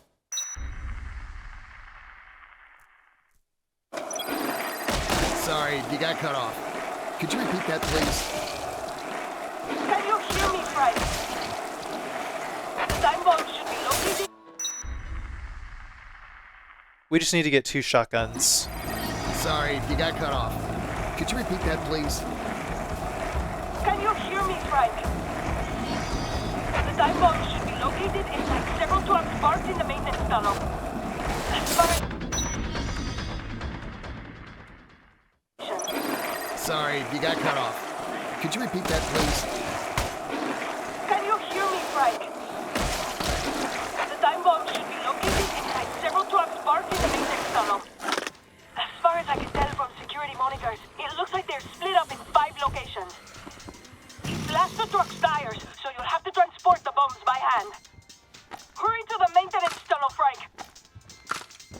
Yeah, don't even stress. Just get as many guns as you can. Sniper rifles, shotguns, doesn't matter. Just max out on guns, actually. I know I said 2 shotguns a second ago, but sometimes past Carcy is right. And in this case, past Carcy really needed to experiment for this fight.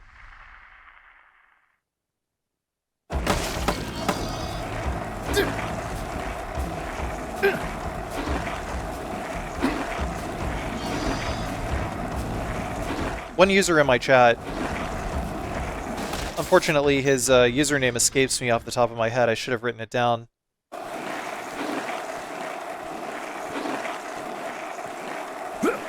His username started with an E. That much I remember. It was an E and some numbers. He told me about a cool trick with Kent while I was experimenting, and it ended up saving the run. You know, you would think that past Carcy would remember this stuff. Stupid past Carcy.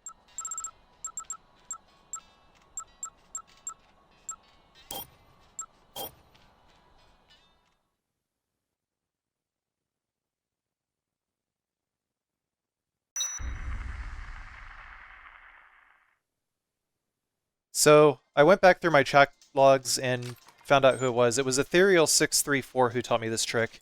Anyway, remember, you have to be here before 12 noon. You have to be... Paradise Plaza has to be loaded before 12 noon to be able to save Tad. Ah, Frankie! Good timing. I was, just about to shoot my... piece de resistance.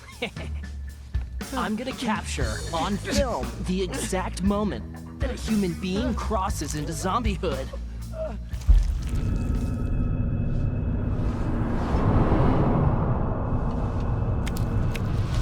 What are you doing? My shot! You ruined my perfect shot!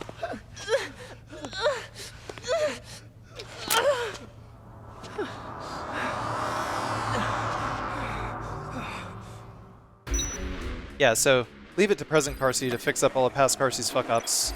Frank, we got a situation in the security room. That kid got that, man. There's a helicopter worker coming, and I was trying to round everyone up so they go in and find another way out.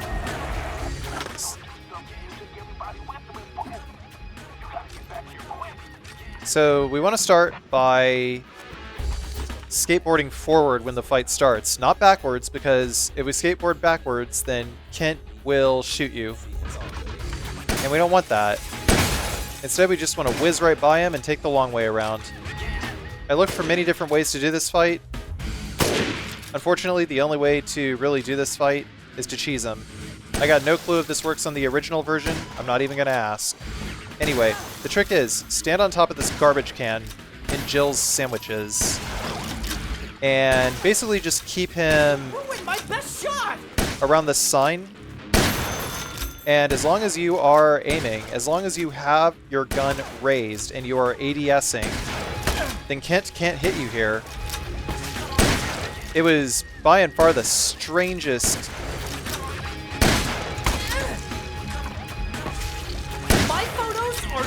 the strangest glitch I've seen in this game so far, but yeah, Kent can't damage us now. Just stagger your shots, go slow, so that the shield mechanic doesn't kick in. And you will use exactly enough bullets to take down Kent. Get out of here, poser! Yeah, guns just do very, very little damage in this game.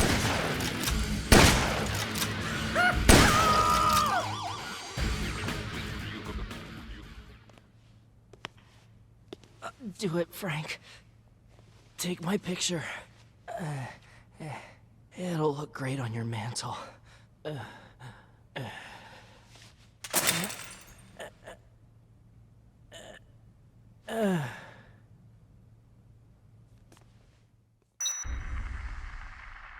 Once again, huge shoutouts to Ethereal.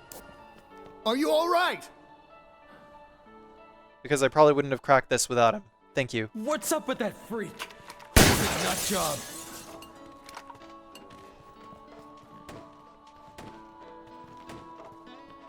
There'll be plenty of time to get pissed off later. We don't have time to stick around here, chat. There's a safe place not far from here. Think you can follow me?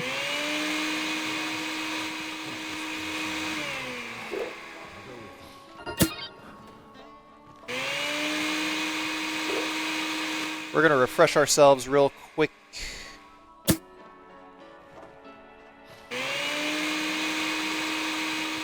You know what to do. I'm still keeping these guns because we could still use more for Carlito. Come on!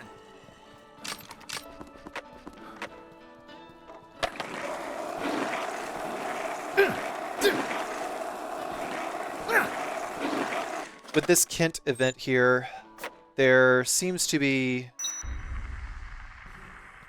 There's a girl in a CD not as shop many in zombies. Paradise Plaza. She looks exhausted. I don't know what happened, but that chick's definitely in trouble. Yeah, we just want to go into the warehouse and go back out. But Tad and Simone are the last two survivors, and they're just right here in Paradise Plaza. We'll go ahead and hulp now. And let's go into the CD shop over here. Zombie density is still light, so... Are you okay? I'm here to help. You came to help? Me? Over there! That's right. There's a helicopter coming to save us Friday. Everyone's fled to the security room. I'll take you there, too. To save us? Sorry, but it's too late to save you. I've been bitten. So you were bitten. So what? That doesn't mean you have to turn into one of them. Seriously? Where did you hear that? A lady named Isabella. She's a medical technician, and she knows a lot about the whole zombie thing. She does, huh? How? Yeah, about that. It's complicated.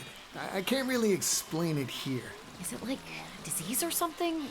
Or is her specialty in B movies? Look, all I know is that she's the only one who knows how to deal with this thing.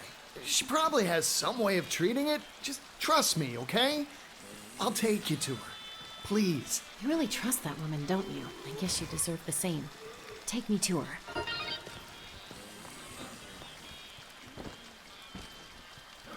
Come on! Teen Pop Idol cardboard cutout is really strong. Come on! Over there!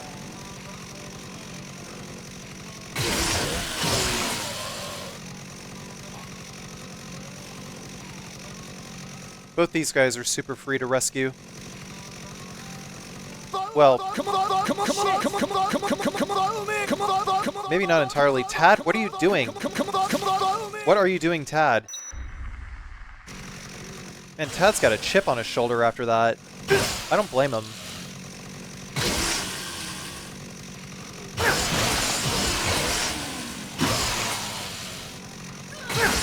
Come on!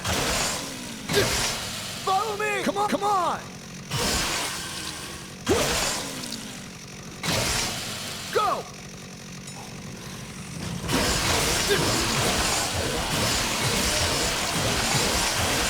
Come on!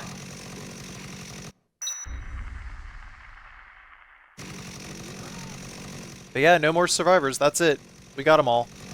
Now it's just requests. And mutinies. Maybe I should check in on that Isabella woman.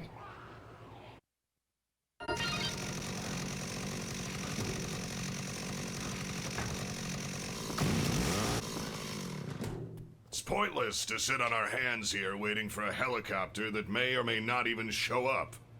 We have enough people to do this. We should make a break for the main exit. They can't stop us all. Hey, that's crazy talk, and you know it. Don't get these people riled up like that. You're the crazy one.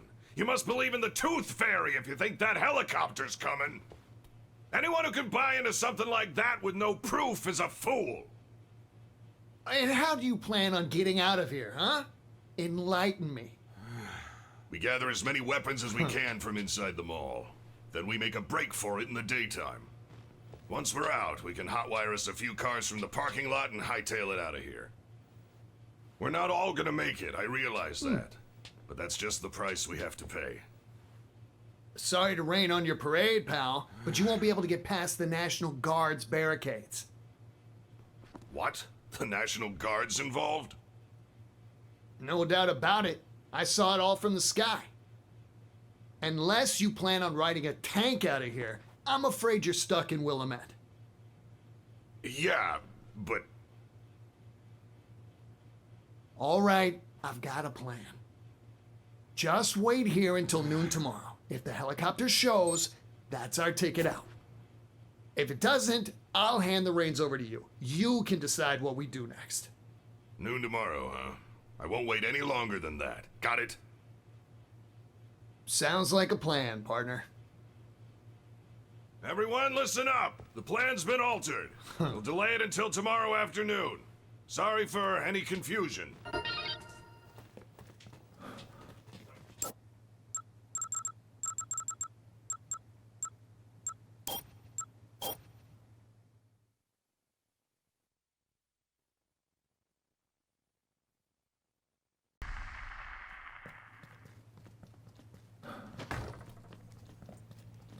So all that's left now is main story missions.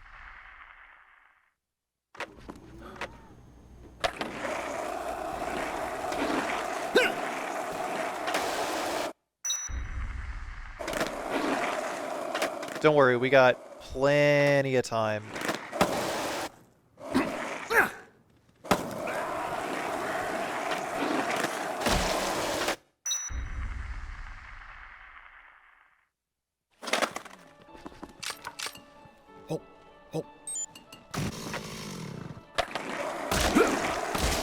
So we'll start by hulping real quick. And then we're going to go directly into the maintenance tunnel.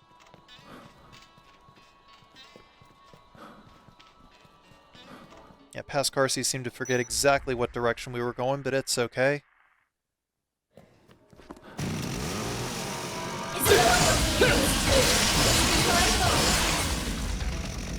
Collect the bombs! Hurry!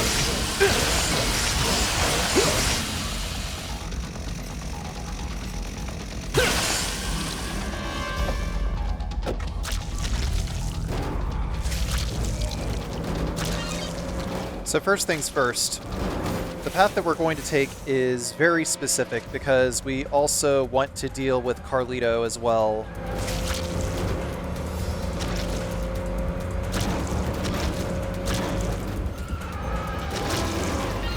We'll go to what is supposed to be the North Plaza,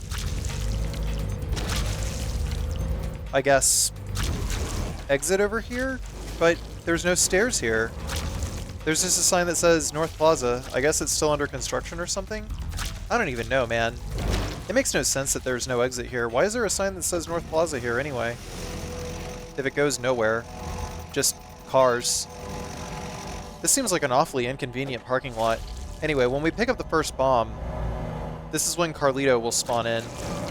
And when he does that, we're gonna go left. He's gonna come this way, and then we're gonna take a hard right. And in doing so, it's gonna cause him to take a little bit of extra time to turn around. So we want to go directly into the maintenance tunnel warehouse. We'll park the car over here, and we got to make a break for it.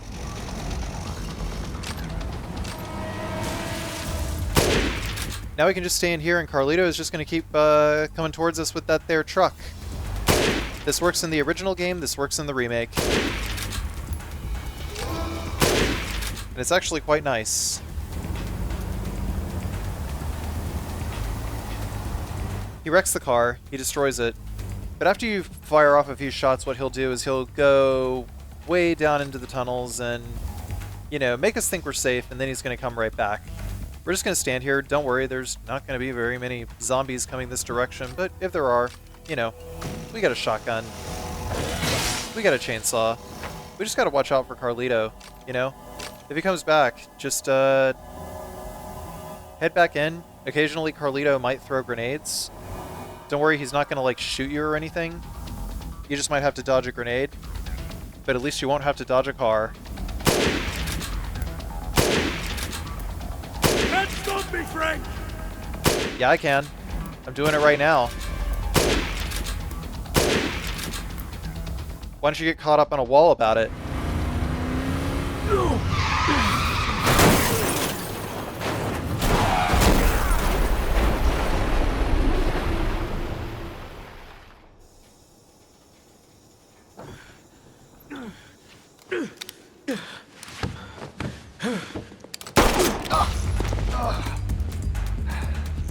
Freeze! Shit! I'm gonna go after him. You get those bombs outside, Frank.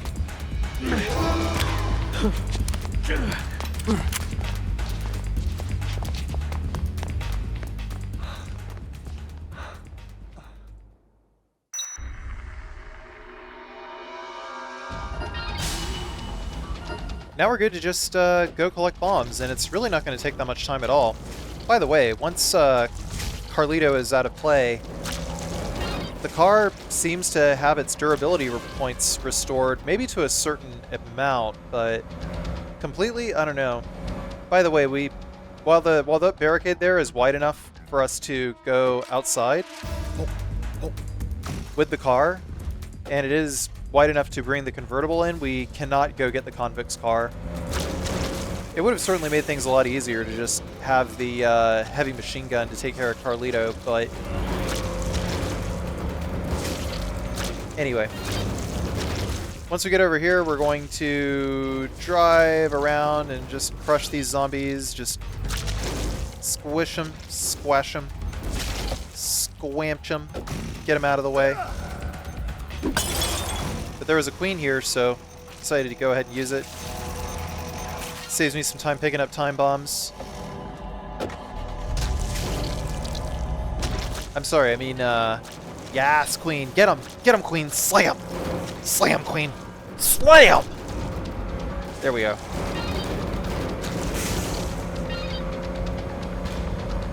Obviously, it's less hazardous down here.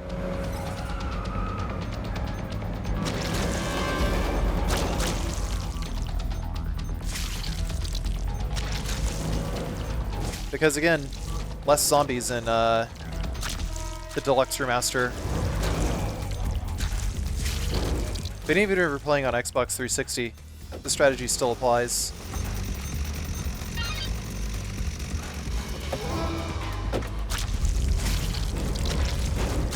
I reckon I'll try doing another similar run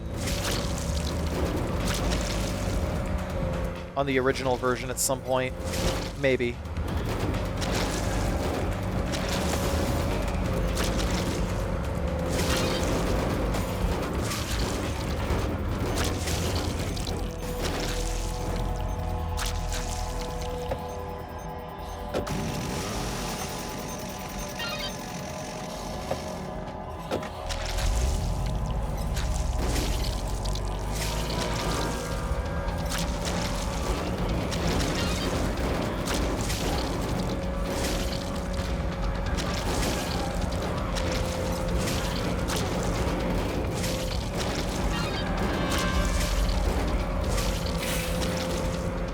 Now we've got 4 bombs. We're just gonna go around the outskirts. Over here is Entrance Plaza. By the way, once you pick up this last bomb, you have to go back to the entrance. You're locked into going back to the entrance. But don't worry, the car's got enough durability. Get them outside where the gas won't be a risk. Hurry, there's no time.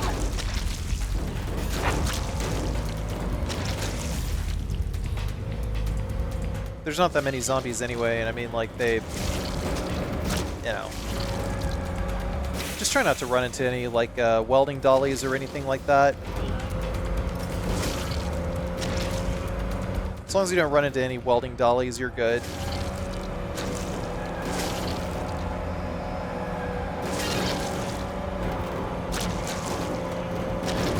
Follow the signs for Sion's food and stuff. And there we go.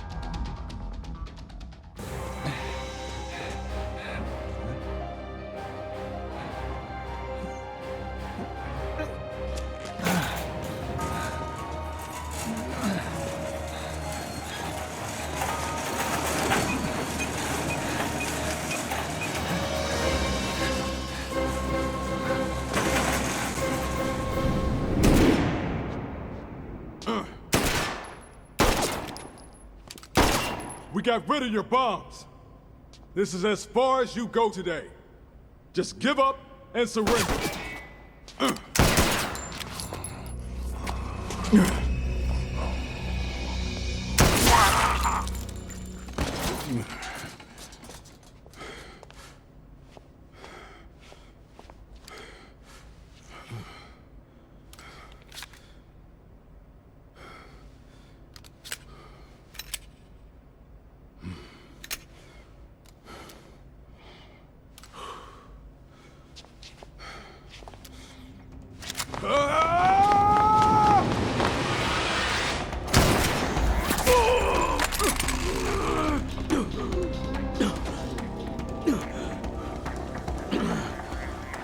The terrorist days are over, Carlito. You're finished.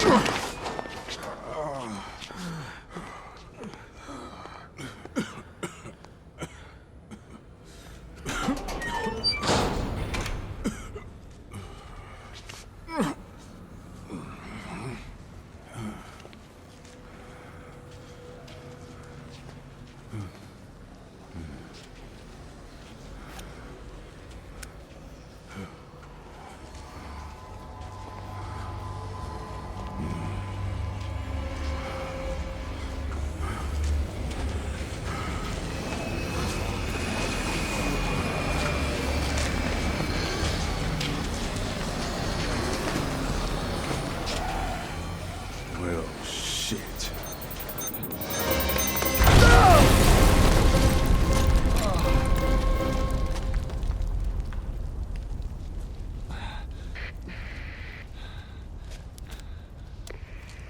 Frank, sounds like you took care of the bombs. How's Brad? The bombs are over and done with. Brad went after Carlito. Copy. Report back here, Frank. Yeah.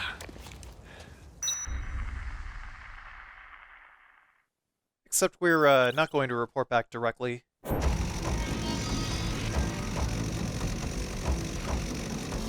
going to take this convertible.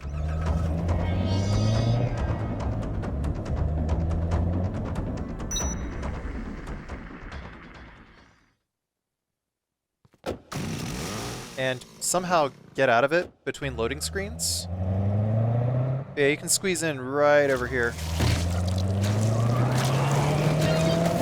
And then we're going to go towards the maintenance warehouse.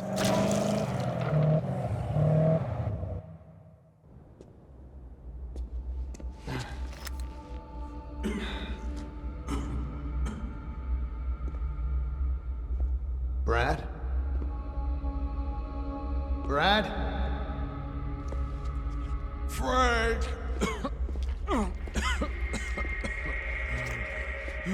Don't get any closer.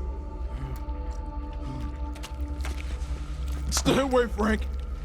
Don't get near me. What's the matter, Brad? Are you hurt?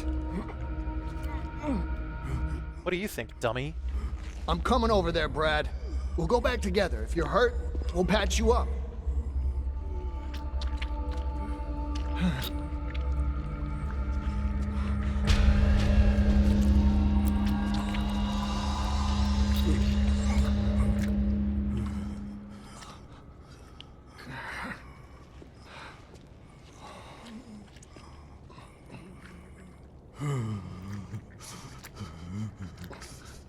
I'm screwed.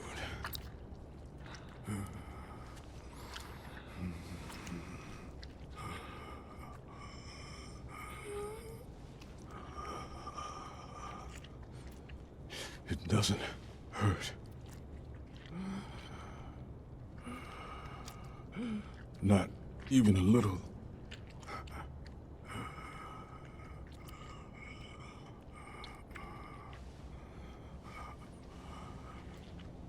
I'm already dead.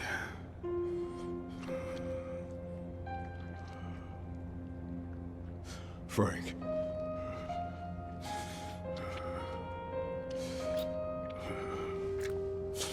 Don't tell Jesse about this.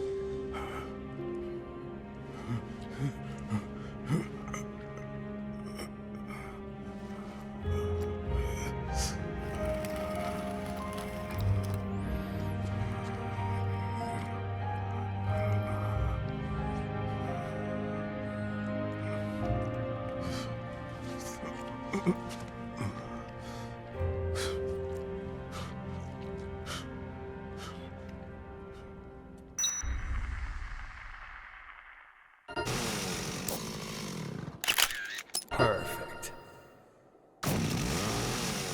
Now we'll put Brad out of his misery. Or apparently not.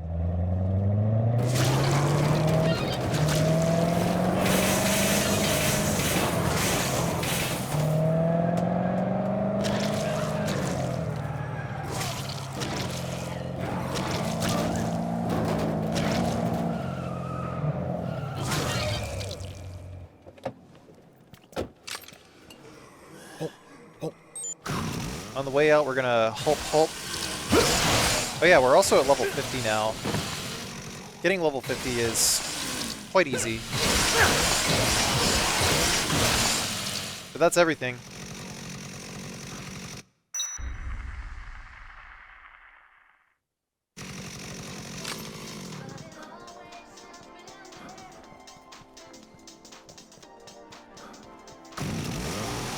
Well, we still got some time. We'll refresh ourselves again.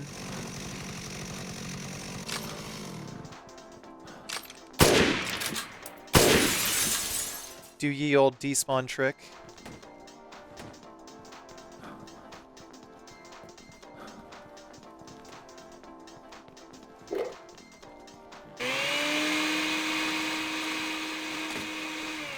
Get rid of that shotgun, we don't need it anymore.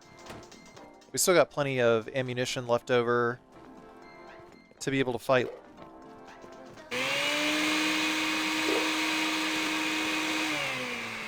The person who is pretty much the final boss of 72-hour mode.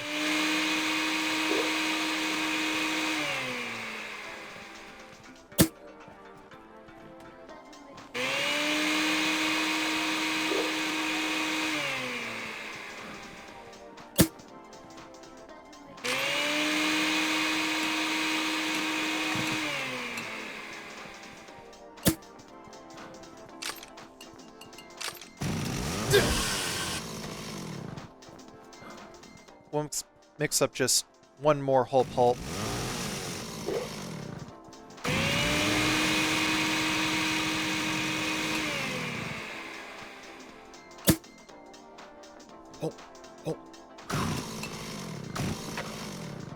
And there we go.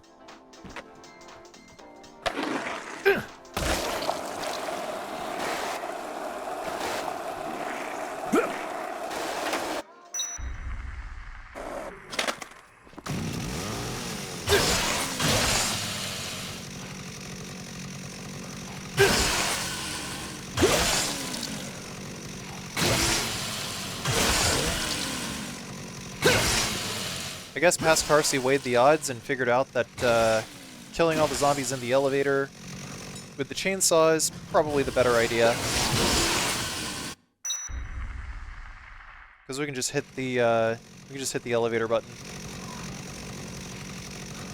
And we're Gucci.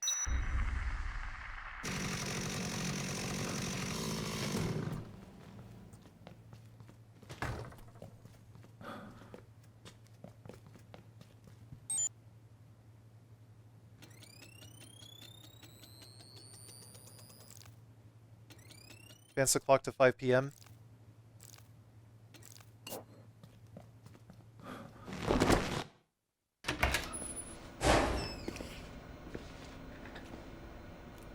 As soon as Brad gets his hands on that terrorist, I guess it'll be case closed, huh?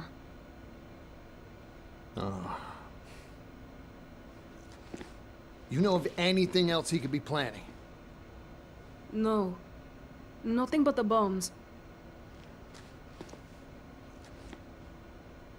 He's got his computer hidden away. I'm sure there's plenty of information on it. Can you take me there? to his hideout. Leave it to me.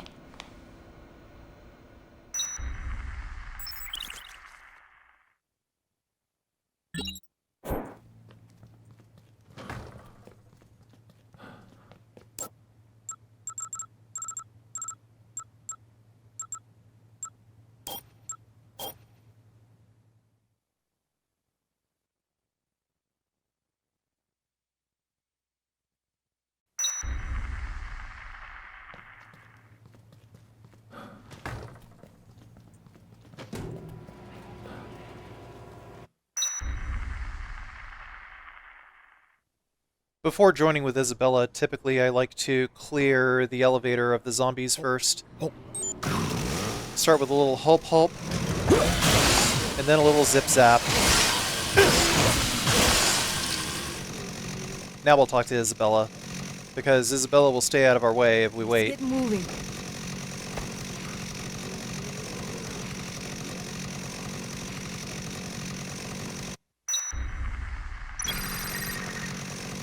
Hey, Frank, this all-time movie has something he wants to give you. Next time you come back to the security room, be sure to talk to him.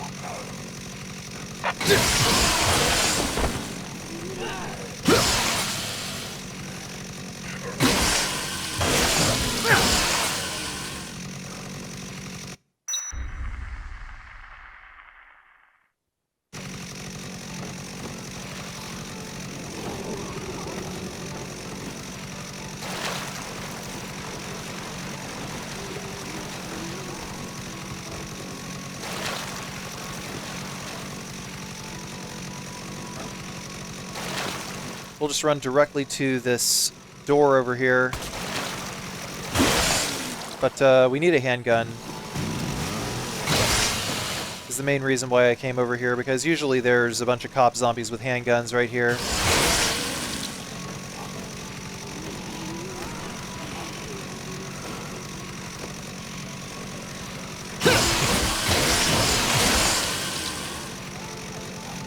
By the way, a really late word of warning, there's a melee attack called Double Lariat that you could use, where Frank just like spins around and stuff, but it destroys the weapon that you have in your hand. So be careful with that, especially if you have a mini chainsaw in your inventory. I probably should have had that warning like much earlier.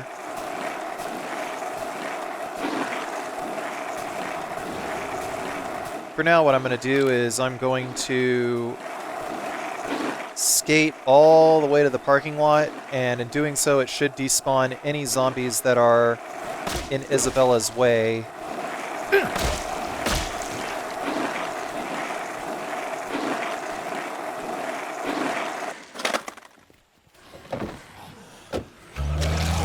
The only downgrade from the original game as far as gameplay is concerned is not being able to see the animations of off-screen survivors. So like say if Isabella is off-screen, we can't see like her animations like at the corner of the screen, because there's a little there would be a little window with like her character model and, you know, doing animations like attacking, things like that. That's not in the remaster. But if we could, then we could see Isabella signaling us for when it's okay to go to the exit, because she's at the exit and she's waiting for us.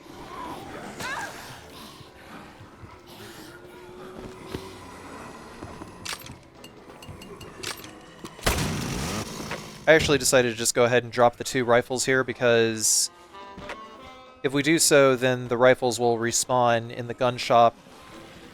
We just need 2 rifles now.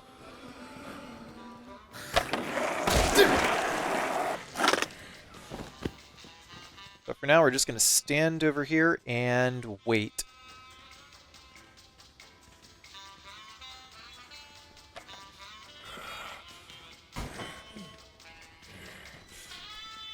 The further ahead you are of Isabella, the less zombies she has to fight, because they will despawn behind you.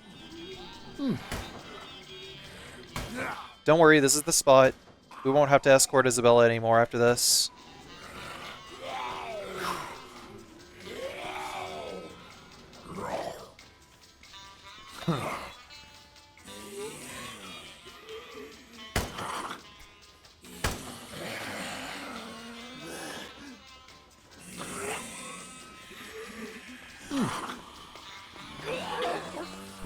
When she gets here, just drop down.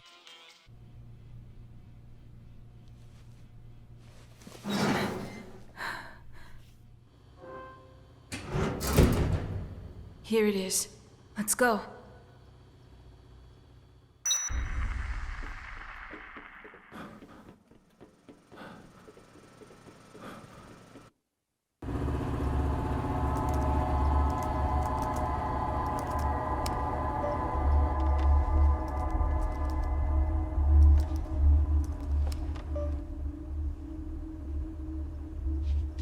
It's no good. It's password protected. I'll try words we both might know. Family stuff, things like that.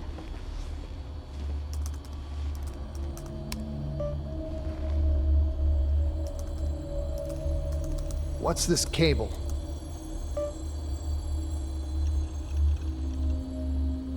It looks like part of a jamming device. I won't be able to disable it unless I log in.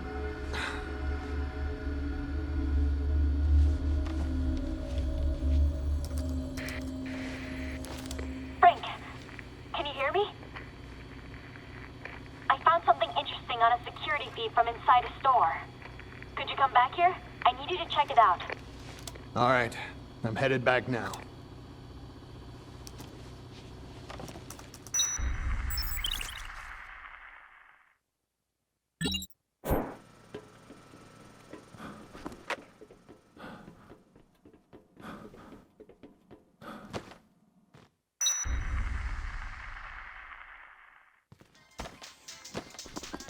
So before we'll go back, we were gonna hulp. The concentration of zombies is surprisingly low right about now. Maybe late game they just like have you deal with fewer zombies. Who knows? Also, sometimes these zombies just phase right through the door. Even if you close the door behind you, there's like a spawn trigger that just like spawns zombies behind you maybe? I don't know. Oh yeah, by the way, the convicts stop spawning when you start escorting Isabella back here, so all that's left is story. And, I don't know, maybe some sandboxing.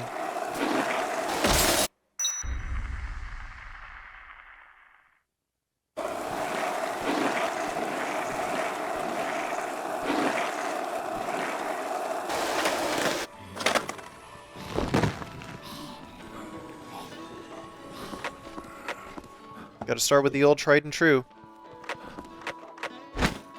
Despawn these guys. Skateboard. I was thinking about what to do, and I just decided I was just gonna go straight back to the save room. Because we still have an untouchable active.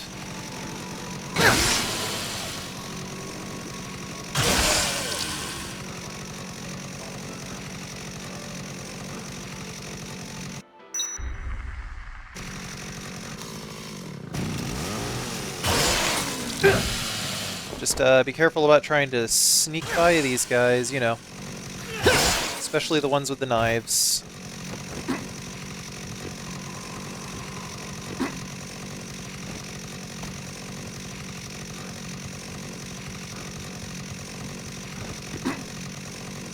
We have the gun requisite for Simone the Gunslinger. And Paul's present is just another thing altogether, so it's just a couple of requests, and that's basically it.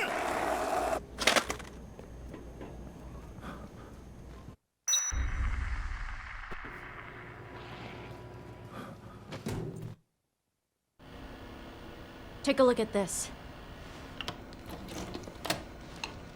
The guy being dragged? I think it's Carlito. You could be right. Where is this? The basement of the North Plaza. Right in front of the butcher shop.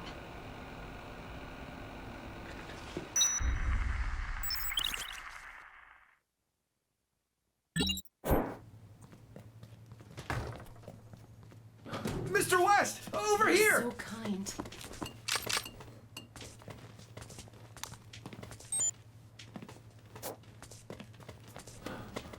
I heard you had something for me. Yeah. First, I need you to promise me something. We're getting out of here on a helicopter soon, right? Then we'll be free, won't we? Where are you going with this? I'm not really the type of guy to do something like that. Like what I did. I want you to keep your mouth shut about it. If you do, I'll give you something really cool. You'll promise to keep it a secret, right? You just want me to keep my mouth shut? You rock, Frank! I knew you'd see things my way! Here, take this. You can have it.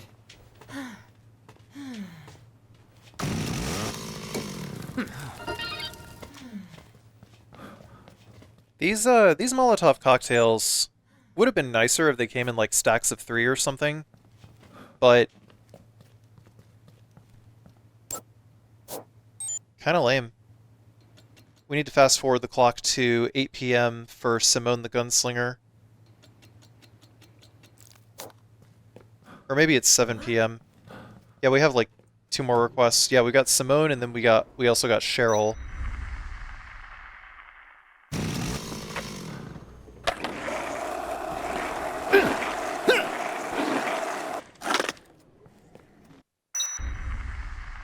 Frank, that Simone girl says she has a favor to ask of you. She wants you to bring her a handgun. No idea what she plans on doing with it, but... Also, in order for Otis to call you and give you missions, you have to be in the warehouse at minimum. I don't think I've actually said this before.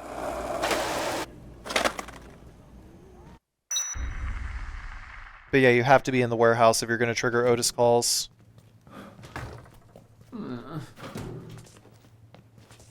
Thanks for coming. No problem.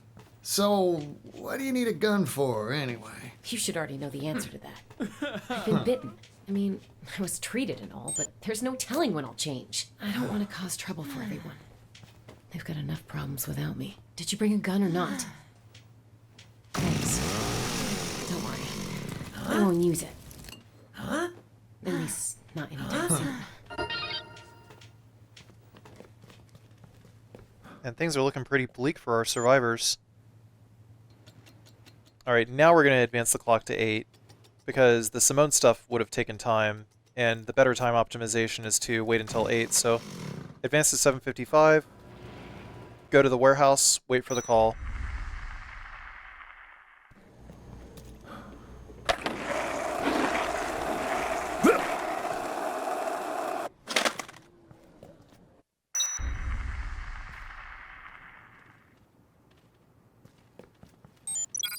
Frank, this Cheryl girl says she wants to talk to you about something. She's kind of cute, so if I were you, I'd listen to what the little lady's got to say.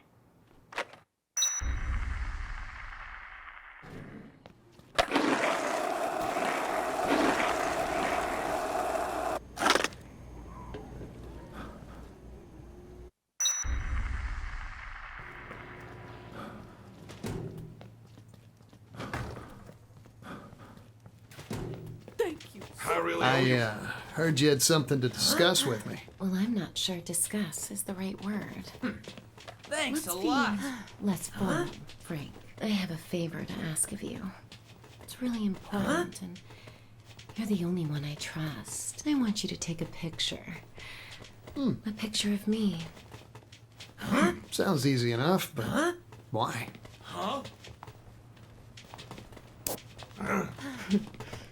What do you think of me, Frank? Perfect.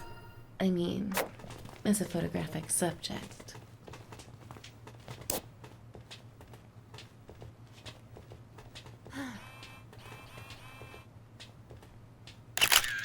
Perfect. No idea how to advance this. I think you just have to take like 3 pictures and then she'll move to her next pose, maybe?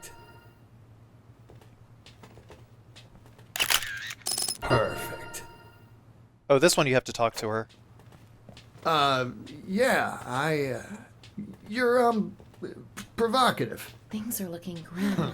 Who knows how all this is going to turn out? I don't want to die without leaving something behind. I can't stand the idea of just disappearing. So, take my picture. I want you to take what's beautiful about me and put it inside your camera.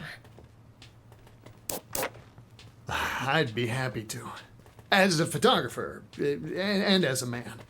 Where you want to do this? Right here is fine. Come here. Perfect.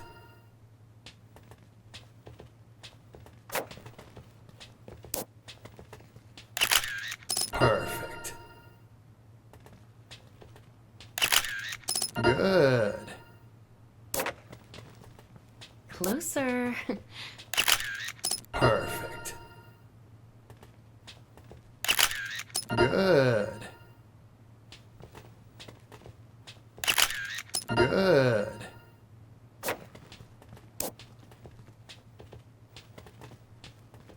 I can feel your eyes on me. Perfect.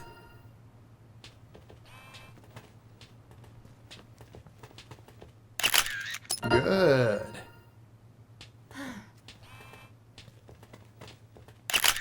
Good. I mean, good poses, but the backdrop sucks. Alright, that's a wrap. Thanks. Take care of that picture, okay?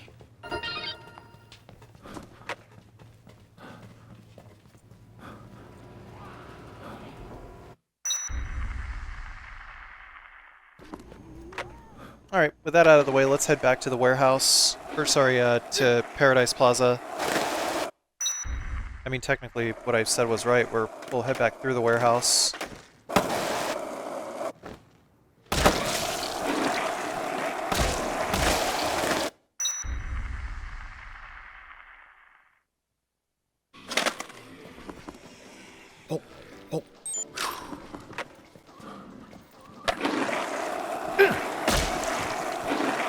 We'll also mix up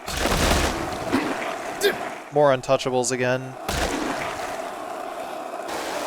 Can never have too many untouchables.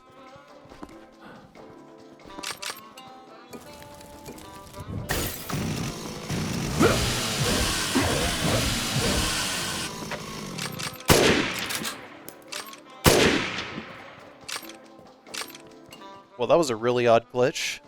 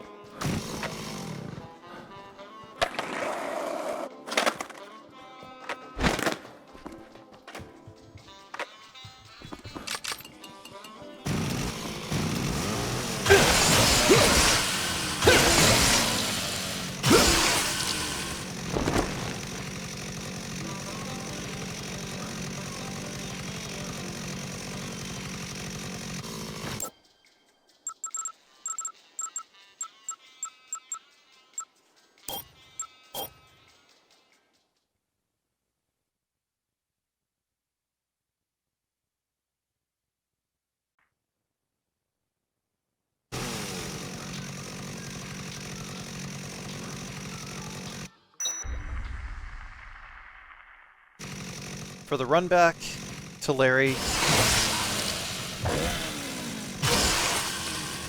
we're going to chop some heads. We still got Untouchable active. And then we're just going to drive straight there.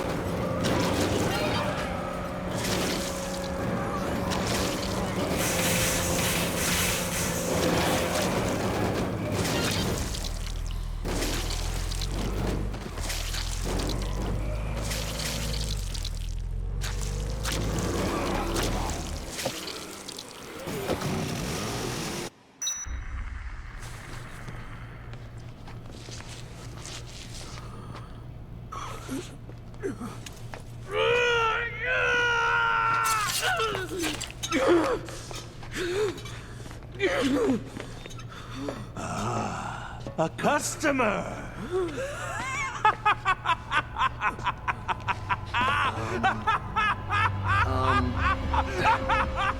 That guy over there. That meat. Oh, this is good meat, huh? I just got it in here. It's fresh. You just wait right there, sir. In a moment, you can try the best ground meat you've ever tasted. Whoa, ground? Wait a minute, listen. I had something else in mind. Zombies are no good. I can't serve my customers spoiled meat like that. I have a reputation to uphold. Trust me, I'm a butcher. I've got the best meat in town.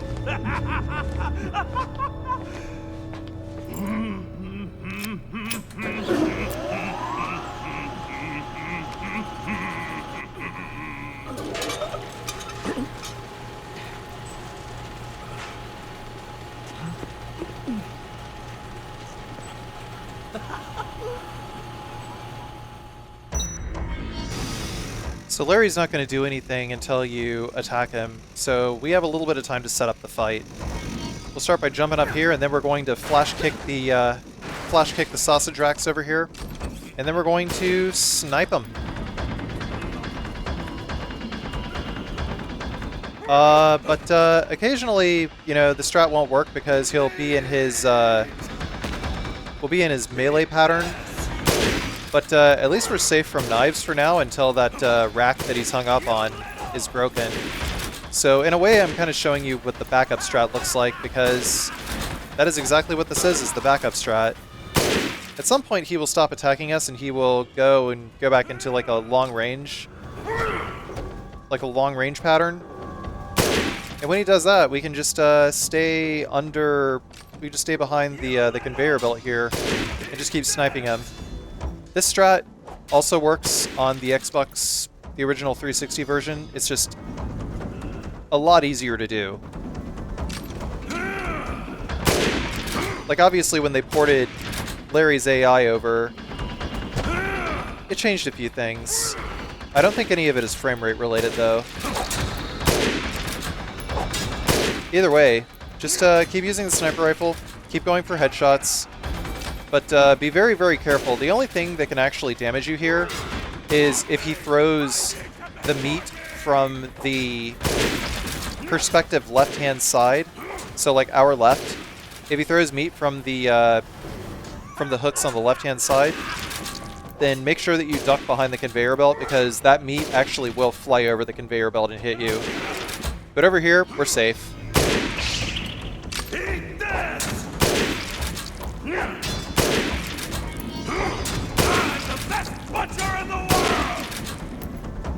I choose to go slow on these shots just because whenever he recovers, his head will always be in the same spot. But yeah, you see it. GG.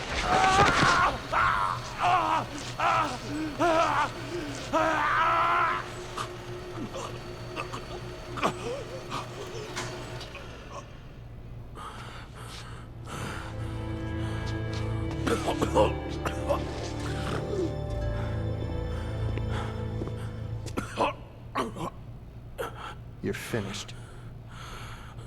It's over. What about Isabella?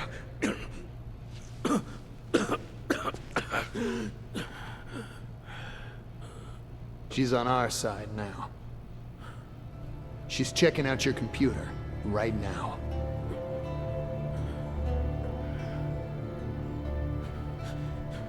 My purpose in life has been to get revenge for what you people did to Santa Cabeza, to my hometown. Why? Why was your meat so much more important to you than human life? Why? Why did my people have to die to feed your fat bellies? That doesn't excuse what you've done.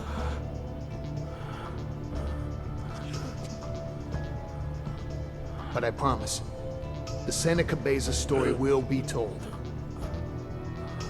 But I need the password. Hey, hey, hey! Stay with me! Give me the computer's password!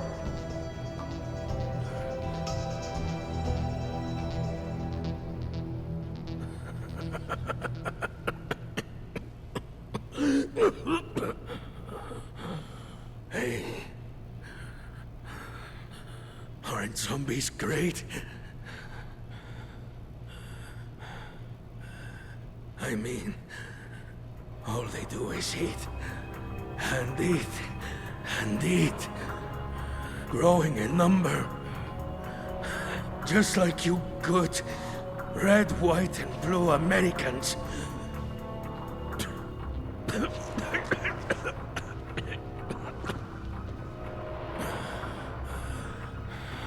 It's not over. Not yet. Speak! Speak, damn it! What do you mean it's not over?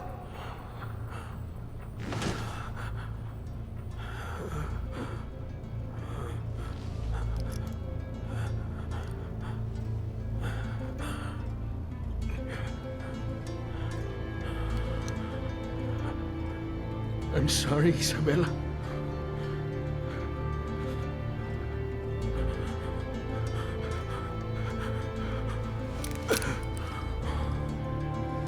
Give this to my sister.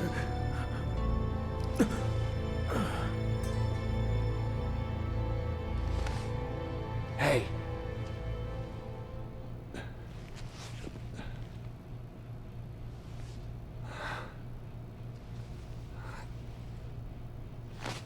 Shit!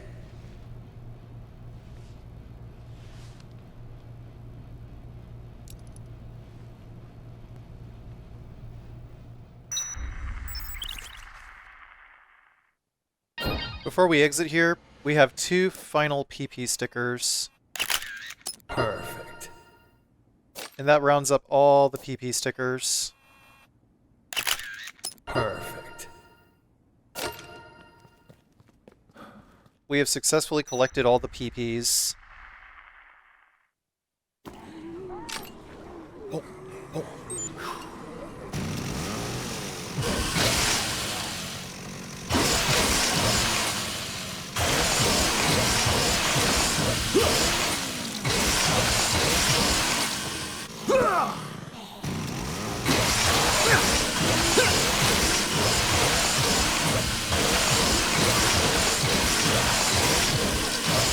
I also decided to just go ahead and keep this queen for now, because it'll come in handy for overtime mode. We have Untouchable active, so we can just bulldoze our way through the grocery store here.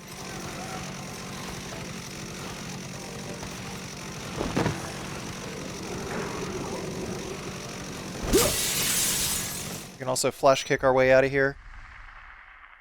And we'll take the motorcycle directly to Isabella.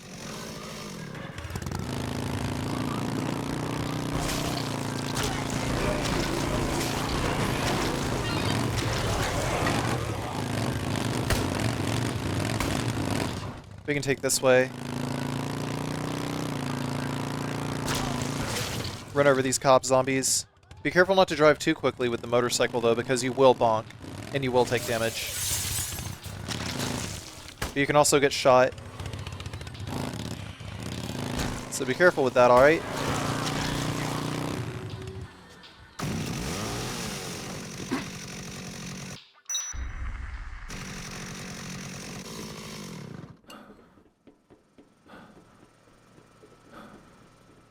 I'm sorry, Frank. I still haven't managed to crack the password. I wonder what my brother was thinking when he set this all up. What was he feeling? I'd better hold up.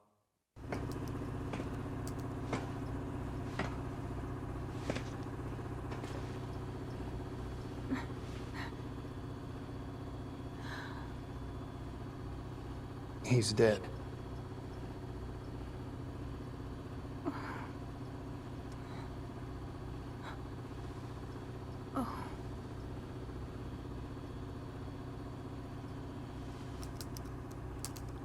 All he worried about was you in the end.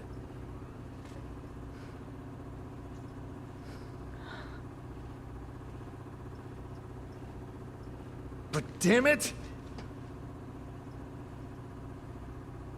He died without telling me a damn thing.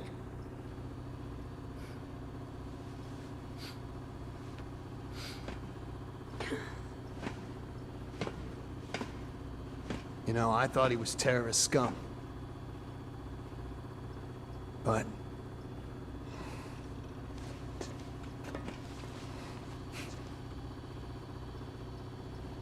in the end, all he really cared about was his sister.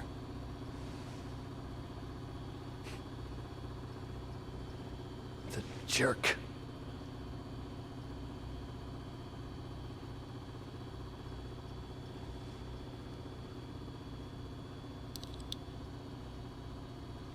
Here.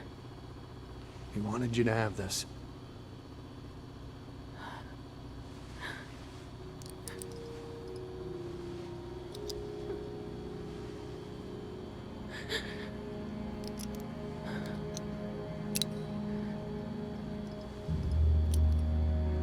Papa.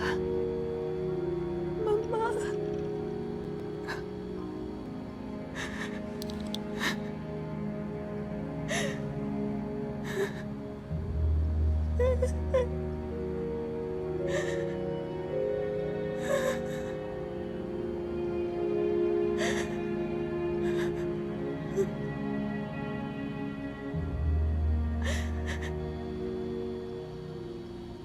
Pachamama.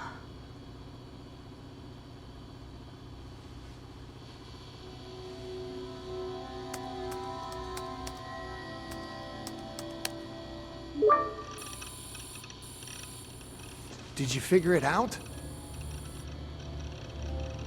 Pachamama. Mother Earth. Our parents set that all up. The place we lived, Santa Cabeza, was blessed with nature.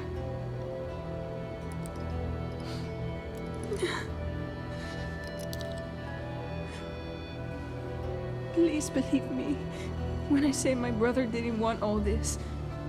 He only wanted to live in peace in Santa Cabeza.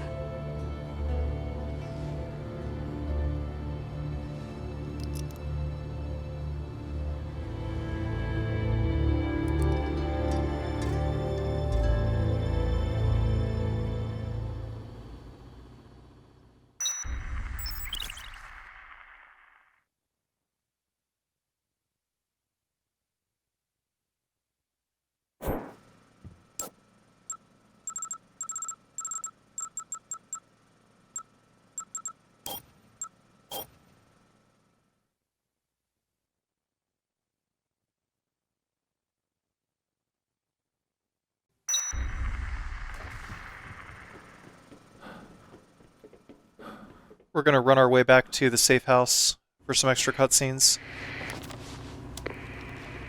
Frank, the emergency line's been freed up. I'll give headquarters a call. Hang on.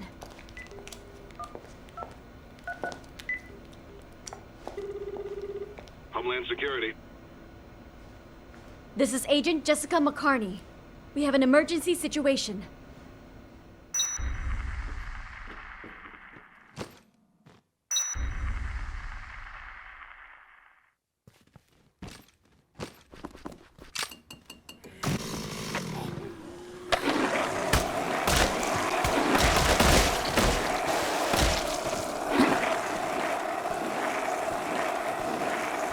By the way, a little known fun fact, you can actually ride the motorcycle to a lot more places than you could in the original game.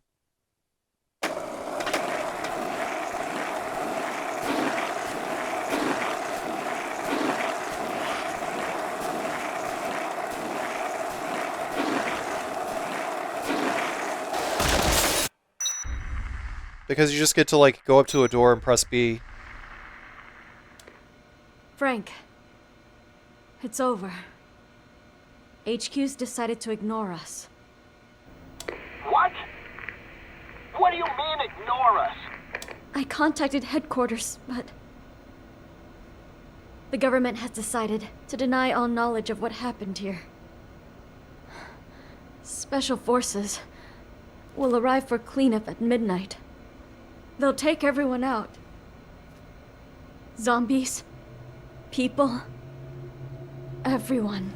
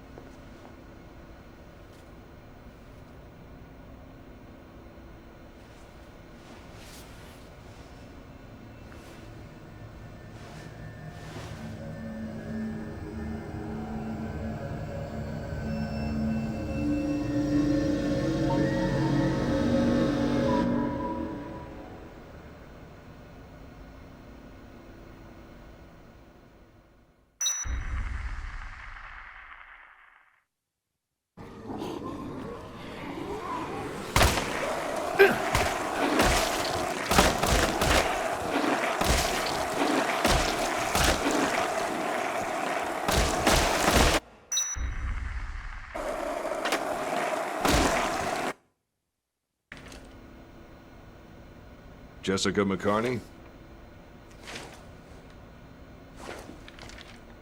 Talk about your close calls.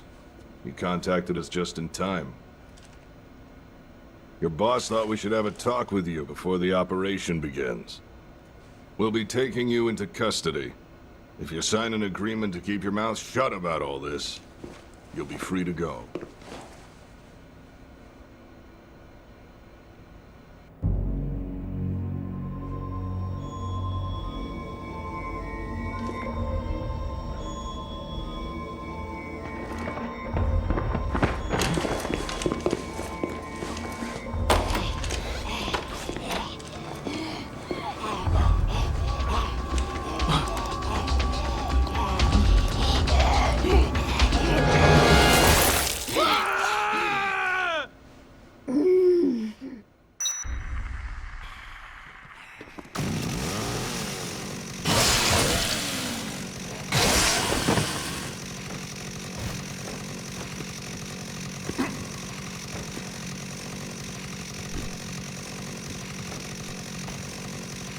What's interesting is that even though Jessie didn't really have any visible wounds, she was still infected.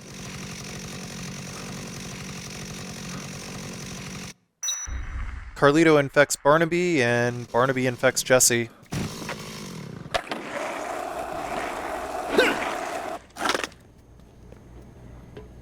But how?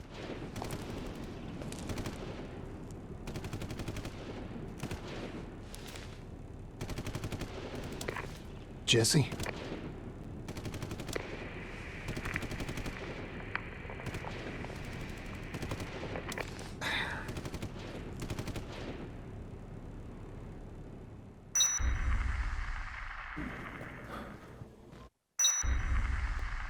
The safe house is compromised now.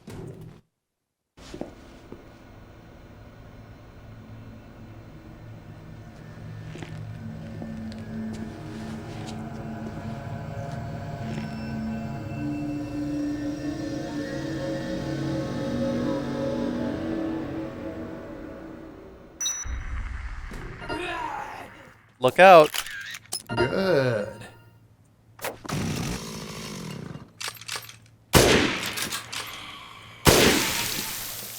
There's a note on the table.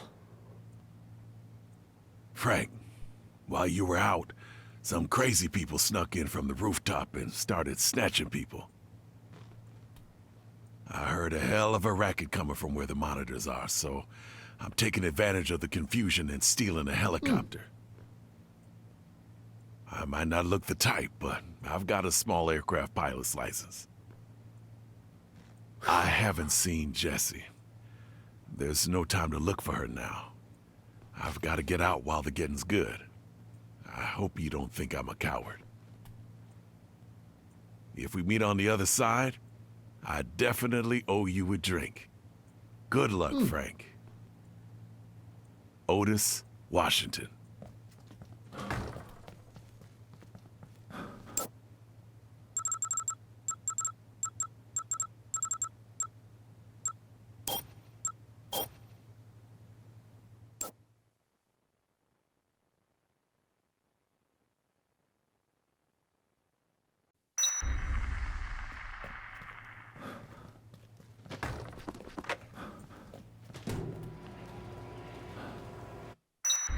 So from here, we're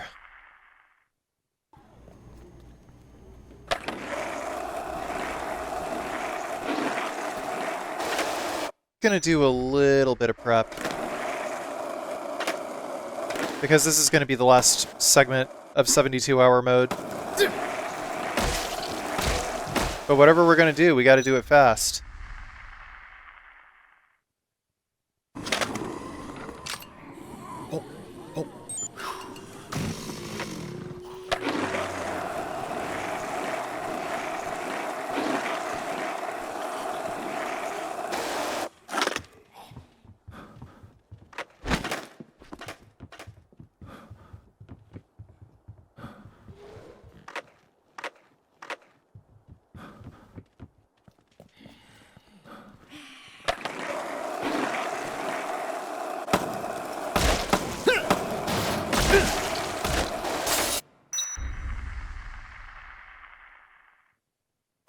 We gotta get back to the hideout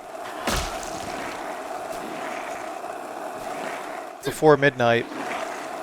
Because if we're not at the hideout before midnight, then soldiers are gonna spawn in and they're gonna wreck our shit. So don't dally.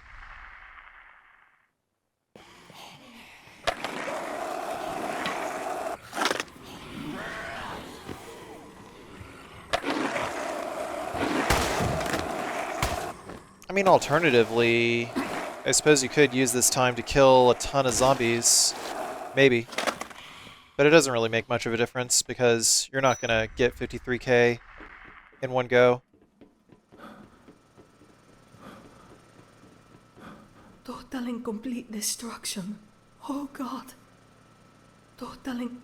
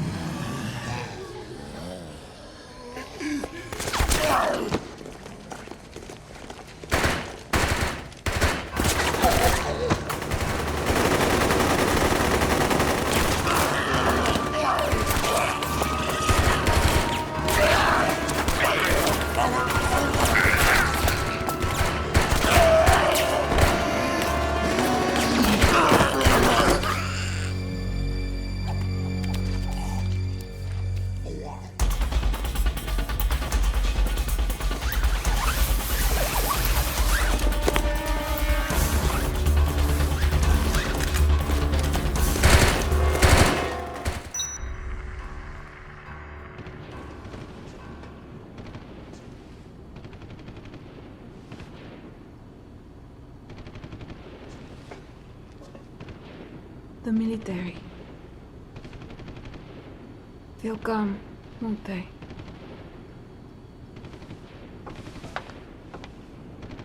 It's just like Santa Cabeza. The government wants to cover this up too.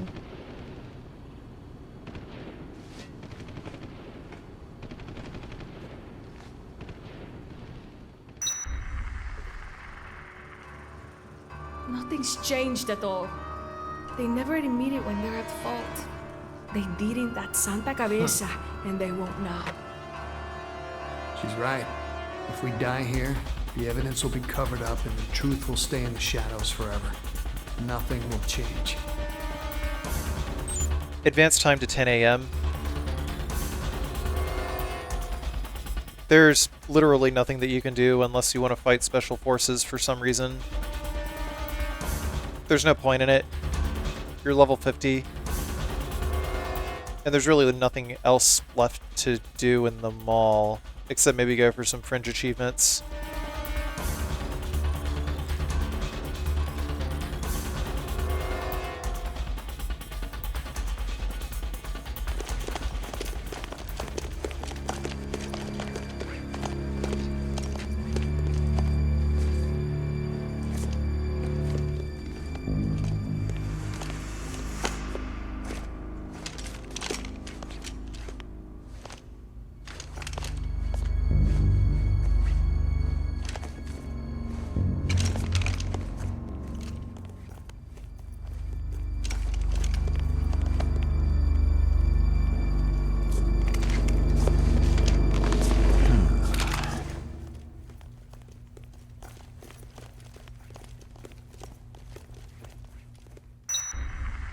Man, what is the meaning of life to guys like him? It's almost time.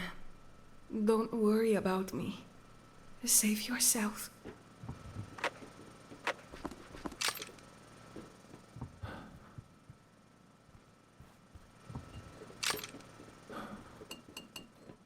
There's nothing else dangerous to us.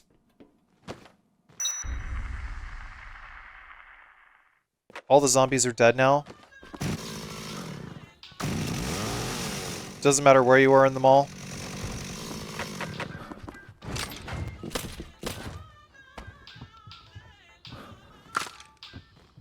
Decided to get a sniper rifle. One is enough. Because the guns that we will get... The guns that we will get in overtime mode from fighting the soldiers themselves are going to be like way more than enough. I kept 2 skateboards just in case, although really I only needed 1.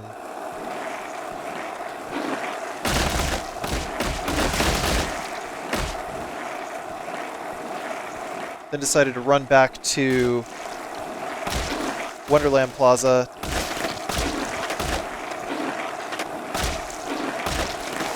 to refresh Chainsaw. But one absolutely big thing that I needed to do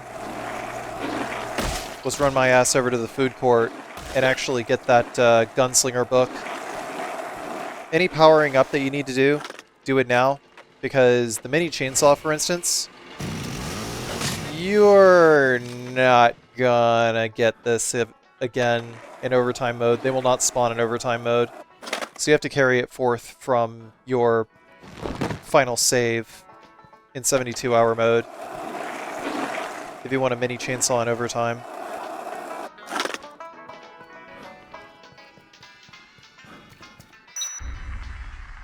Actually, no, I used a dummy segment to get the Gunslinger book.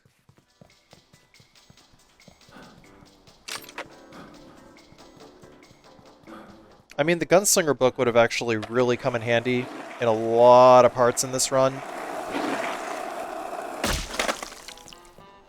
And I kind of wish that I was able to route it in earlier. But in subsequent Dead Rising Deluxe Remaster videos, I'll certainly have it. I don't even know that the Gunslinger book is in the original game. I don't think it is. I think it's one of the new books.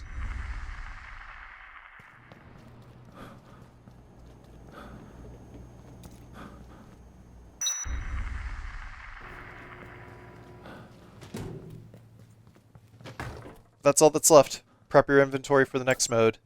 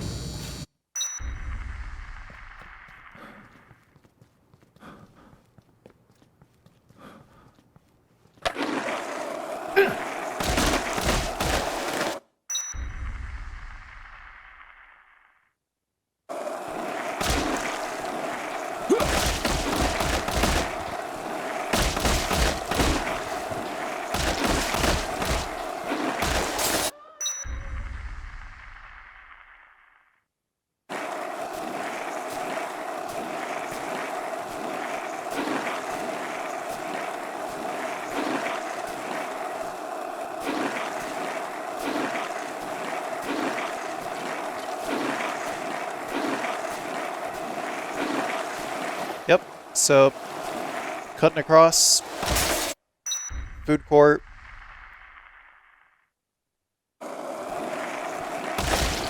Just gotta run our asses up this scaffold. And it's like right where Carlito spawned in the first time. I don't know what the deal is with this ledge over here, but for some reason Frank can't grab it.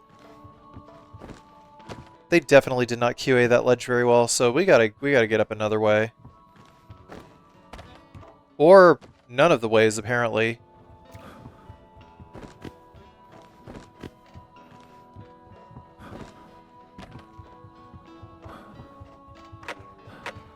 But, yeah. Decided to drop that other sniper rifle for this. This is exactly high enough to cause damage, by the way. So we got a skateboard off.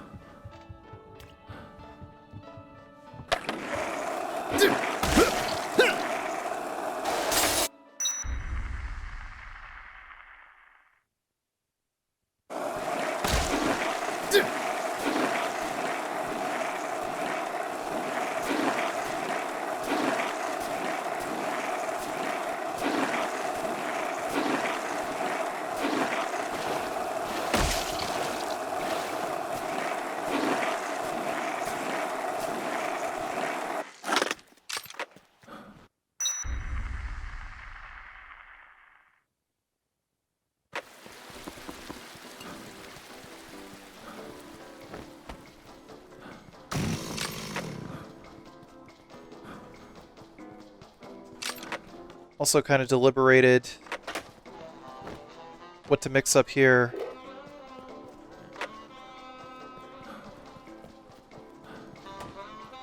Just one more untouchable for old time's sake.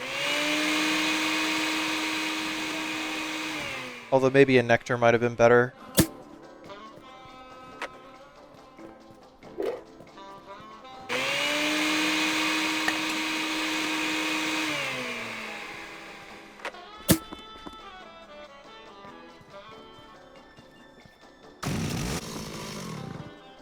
Checking inventory, making sure that we had everything.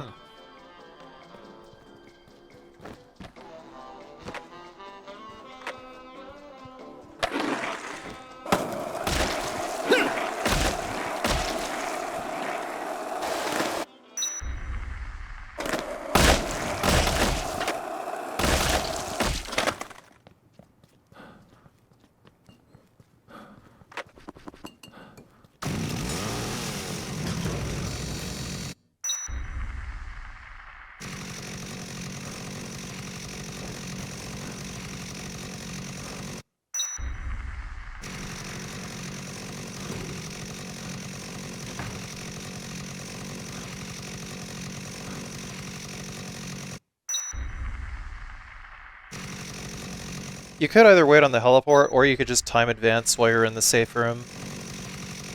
Being in the safe room is enough.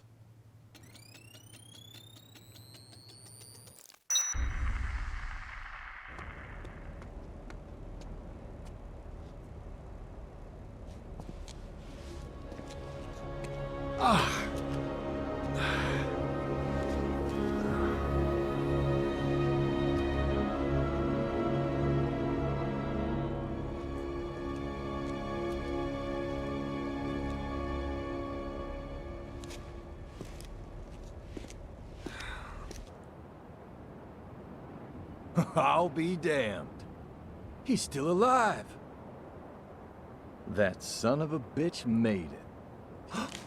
That must mean he got his scoop. I can't wait to get my share of the take. Woo! Yeah!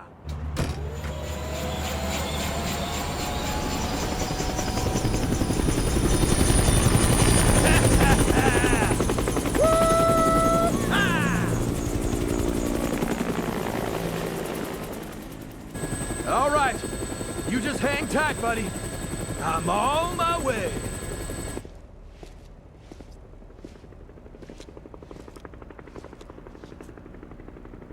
Huh?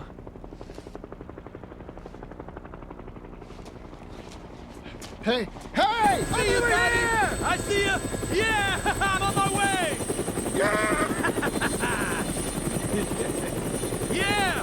You did it! You did it! Yeah, yeah!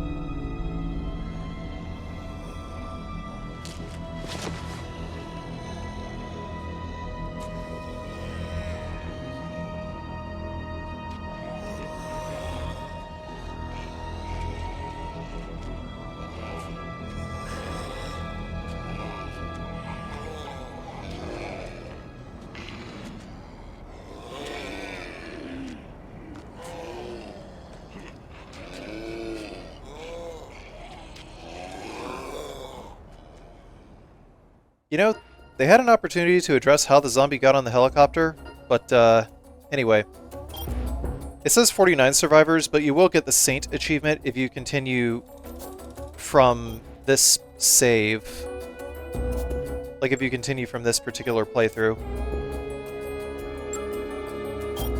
And rescue Isabella as well.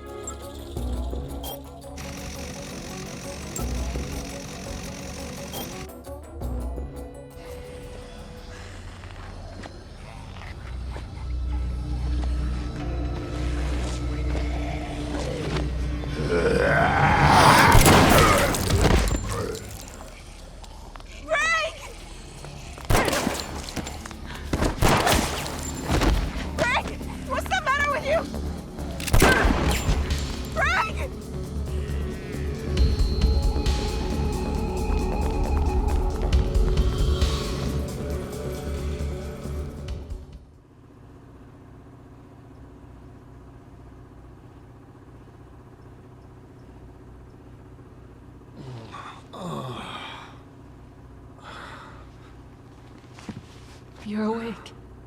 Oh, thank God.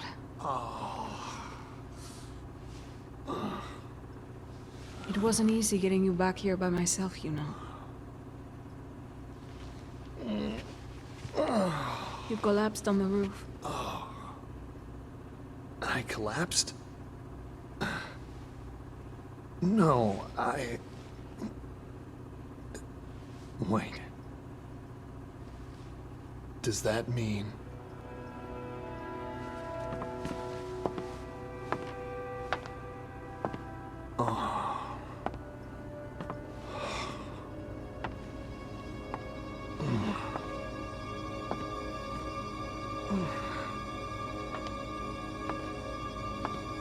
You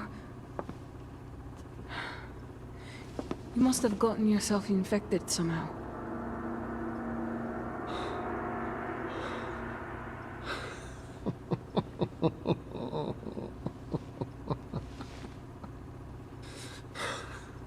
The time between infection and zombification differs greatly from person to person. You're lucky, Frank. You seem to have a very high level of resistance. So, So what you're saying is that I get to spend longer waiting for the inevitable. Is that it? You know, I'm not sure lucky is the word I'd use.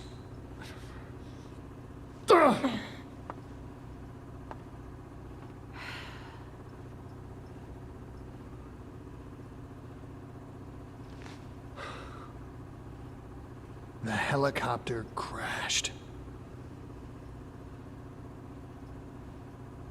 No one's coming to help us now.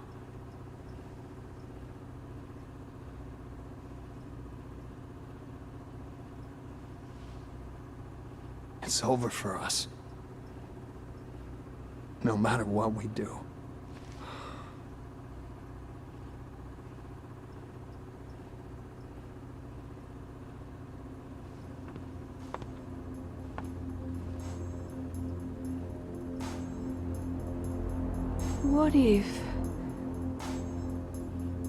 What if there was some way to impede the infection? If we could extract and administer a large dose of hormones from the corpus allatum of an adult queen, it would potentially hinder the growth of the larvae in your blood, retarding the zombification process. Hang on a sec. I don't understand a word you just said. What are we supposed to do? I'll need certain supplies to get this to work, and queens. As many as you can get your hands on.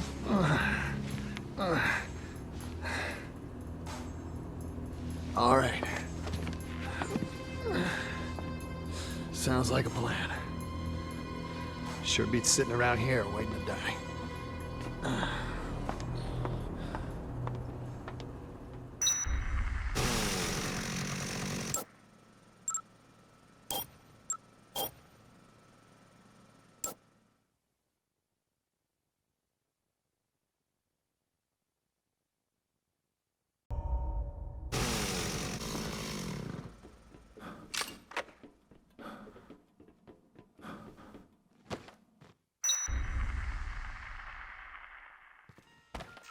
So to start, we're going to make our way over to Paradise Plaza.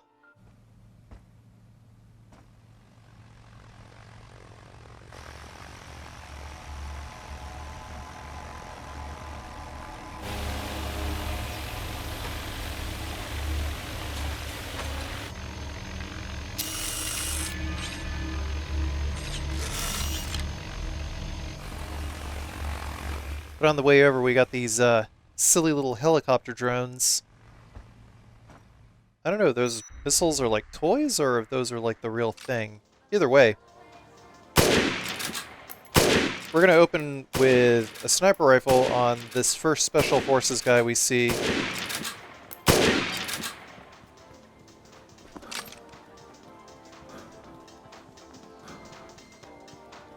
Then we're going to drop the machine gun, or sorry, drop the rifle, pick up the machine gun. If you see any laser sights, that means that the soldier that is pointing their weapon at you is pointing a rocket launcher at you.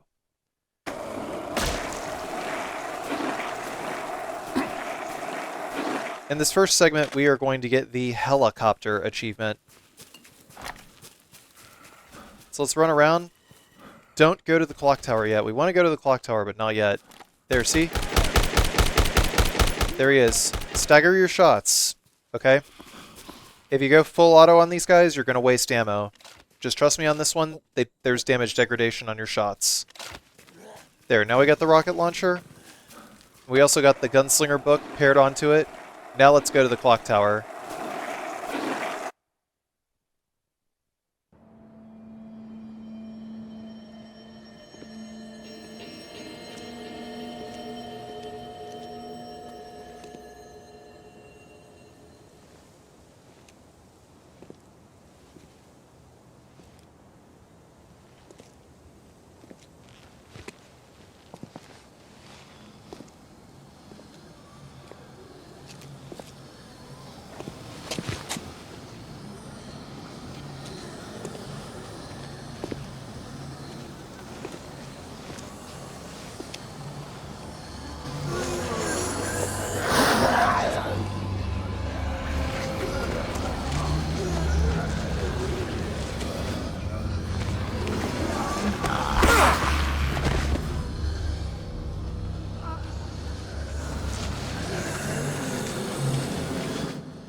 Damn it.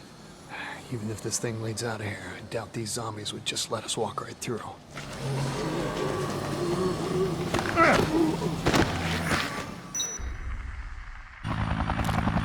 Once this cutscene ends, the helicopter will spawn over here. This is pretty much a perfect setup to take down the helicopter.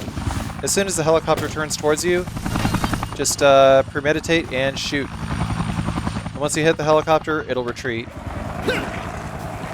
The rockets are pretty useful to have against Special Forces. I would say that if there is a Special Forces soldier that is in a weird spot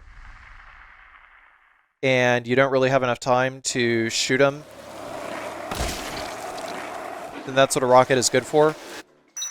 But otherwise, Special Forces soldiers actually will not shoot you until they are at close range. Or semi-close range, I should say. take this blender, and also we're going to mix up Spitfire, which we need for the final boss. I keep this for a pretty long time, but I really, really wanted to make sure that I got the Spitfire.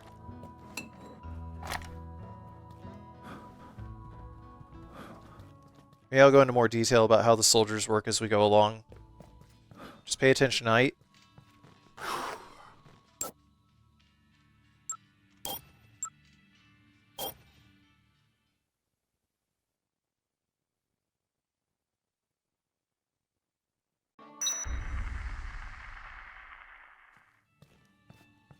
So, if we reload a save from here, we're going to deal with a Special Forces guy. Yeah! But, we're just going to crush his skull. Yeah. So, if you use the same button combination to do disembowel on an enemy from behind, you'll slam their face into the ground. This is why disembowel and melee commands are so good. So, learn to use them, alright? One thing that's useful to know about soldiers is that they are deaf. They can see you from a certain range, but they're deaf. Except for this guy. I think if you aggro any enemy on the map, then there's just like a singular soldier in Paradise Plaza that actually tries to track you down and shoot you, just to kind of throw you for a loop. But otherwise, I mean, the same rule applies. All of these guys, they actually will not move if you kill one of their buddies or destroy the drones. Because, like, if you destroy a drone, that same guy that I killed on the stairs will still home in on you. It's kind of bizarre. I actually probably should have gone ahead and dropped the cookbook, because now the nectar effect is going to last so long. So nectar, whenever you're under nectar effect, then what happens is you spawn a queen, like, immediately. A single queen. But you have to wait for the nectar effect to go away until you get another queen. We already got the blender in Colby's Movie Land. Now we have cold spray. We don't have to worry about any other soldiers tracking us down because we shot the drone down.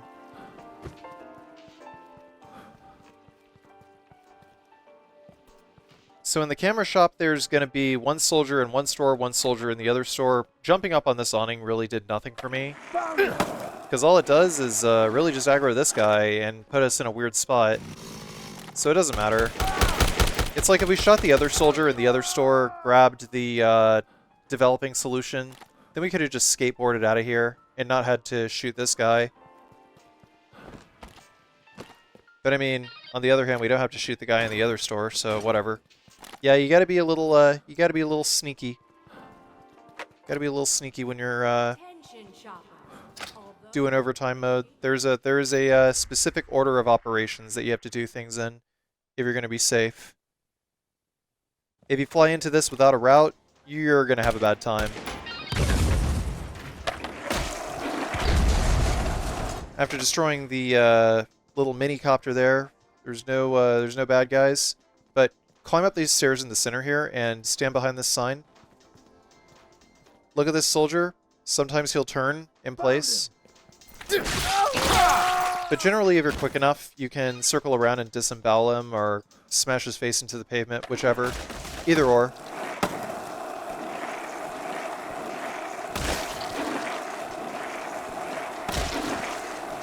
Now we're going to skateboard all the way over to the camping goods store. And we're going to shoot this guy. We're not going to run up to him and disembowel him because shooting him, staggering the shots is going to be safer. Because the further away he is, remember, he won't shoot you unless he's close to you. Now we're going to ditch that cookbook, which we actually don't need anymore. We have enough untouchables. For now, anyway. And then we're going to go up these stairs on the right-hand side and go directly to the security room, which is now opened up. The welds on the security room door are now open.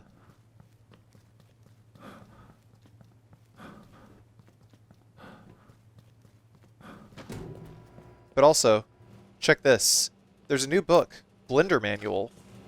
And with Blender Manual, we can mix anything that we want now. So we can put a machine gun in the blender and another machine gun in the blender to get... Wait for it. Burner. We got the heavy machine gun.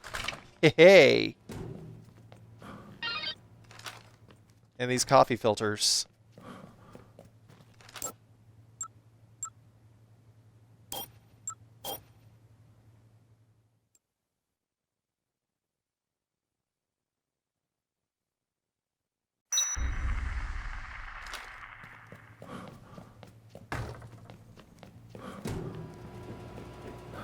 So now that we got the heavy machine gun, we're going to go out the old way. The reason why we didn't come to the safe room through the warehouse is because there's like 6 or 7 of these special forces dudes out in that warehouse, and it's a pain in the ass to get through. Going through the entrance plaza was the path of least resistance, but we have an even bigger path of least resistance now that we're able to mix up a heavy machine gun. They die in 2 shots. No joke. But yeah, this is something that you can only do in the remake.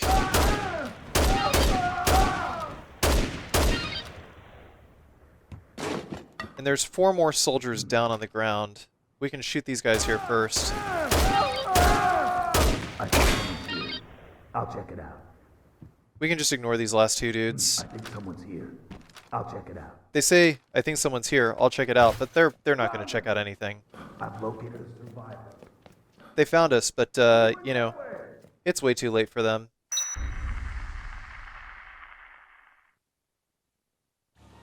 We're out of here.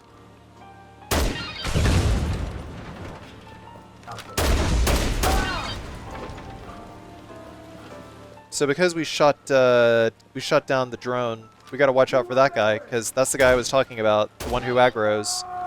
He's just there, and if you shoot anyone, he aggroes. He aggroes if something else aggroes, basically.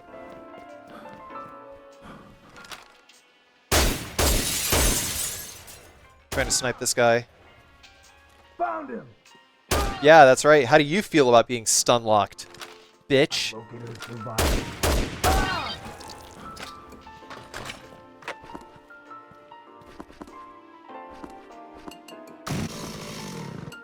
Deliberating what my next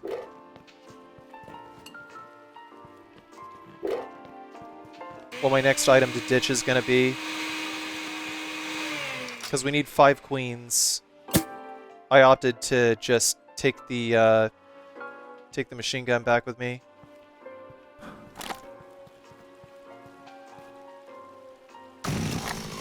Really thinking about it, really considering it.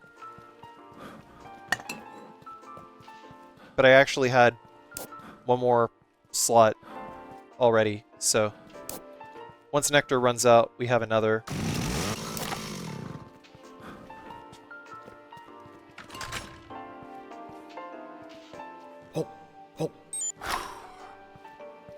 By the way, if you choose to use Nectar around Colombian Roastmasters, you have to go into the hallway, because if you try to use it behind the counter, then the queen will sometimes spawn outside of the coffee shop and like over the big, huge area over there, over yonder.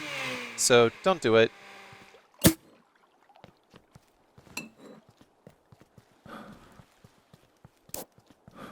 Got another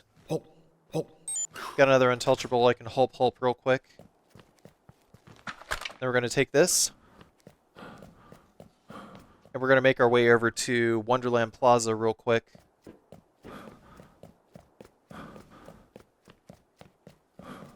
The heavy machine gun in overtime mode, much welcome addition. It feels so good to be able to stun lock these guys. It feels so good to be able to cheese them right back. Do you know what I call it? Justice dispensed. And you are going to feel the exact same way if you have played Dead Rising for a significant amount of time. and have had the displeasure of fighting these fuckers.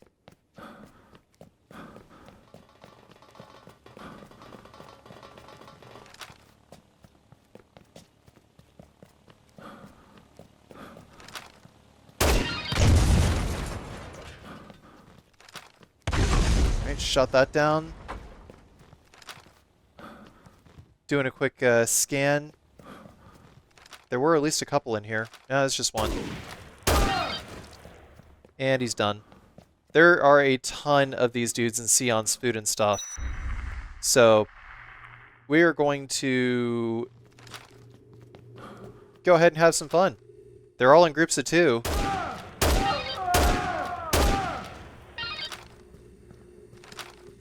And soon they will be in groups of dead.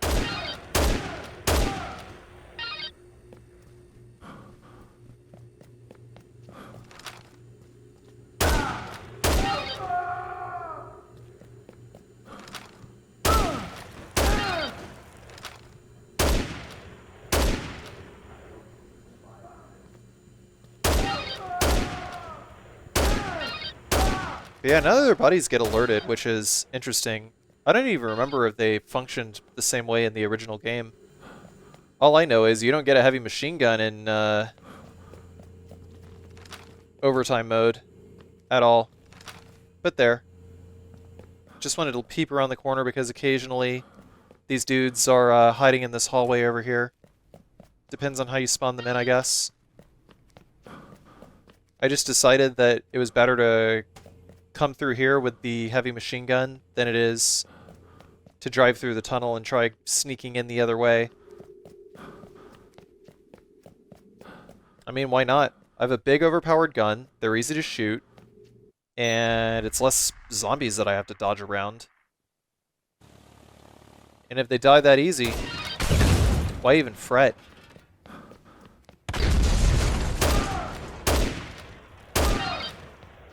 We got one more item that I was apparently missing. All the way back in Wonderland Plaza. But you know what? It don't matter. Because we have a big stupid gun. No, it's not in Wonderland Plaza, it's in the food court.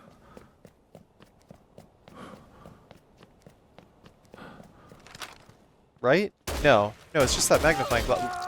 What was he doing skating around the corner like that? That was interesting. I completely forgot that happened in this recording. Yeah, we had to go into the jewelry shop, that's right. No?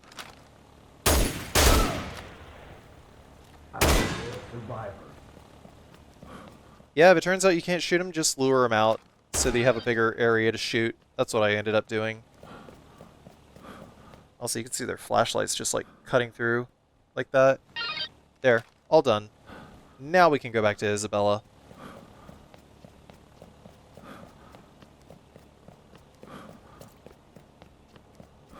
But before we do that, I decided that I was going to go back and get some queens.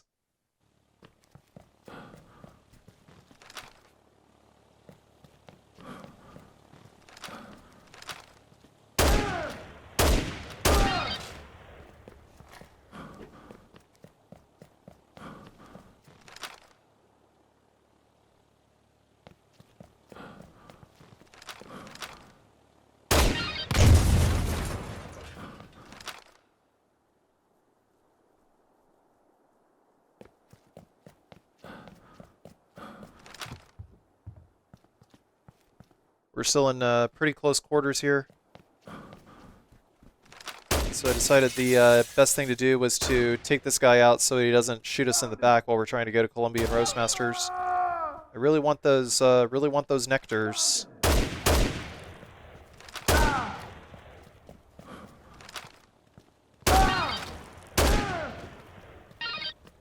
Man, where do I get a 50 cal for home defense?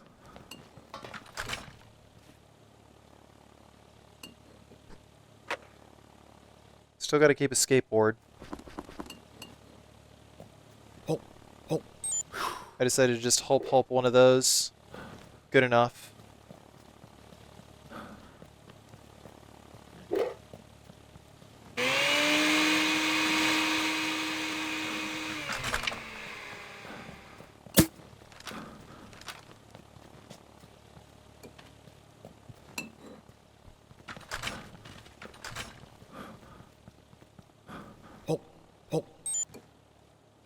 Hey, Queen. And we don't even really need Gunslinger anymore, actually. Now, the civil engineering we definitely don't need, because we don't need the chainsaw that much anymore. Just to cut through some crowds of zombies close to the end.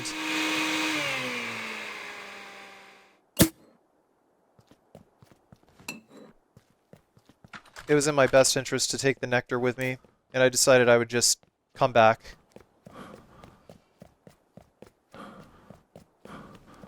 and get more untouchables as I needed. Because we ain't done with untouchables.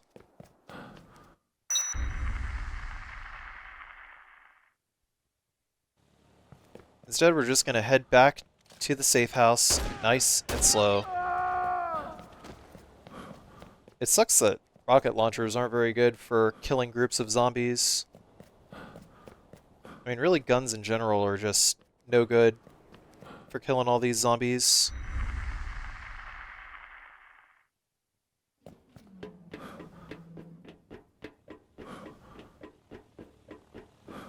But as I mentioned before, you know, getting 53,594 zombies, you just don't even need to bother. It'll just happen naturally the more you play the game.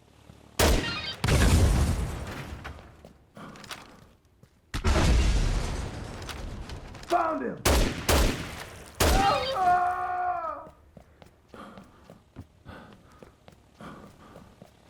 Overtime mode ain't no big deal. If you see a flashlight, boom.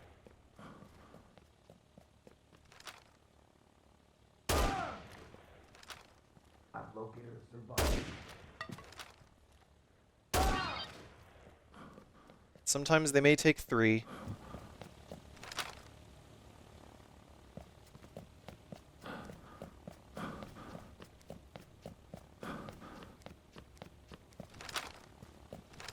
Look to our left here. There's another flashlight.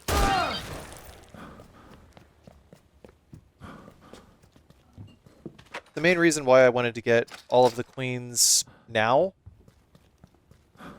was specifically so that I didn't have to run back through a bunch of zombies in order to get them. We haven't really encountered any zombies in this run of overtime mode so far.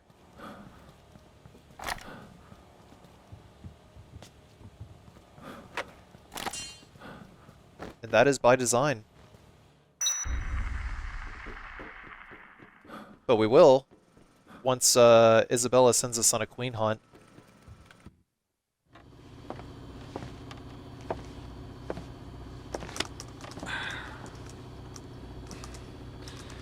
So, this drug that stops the parasite growth,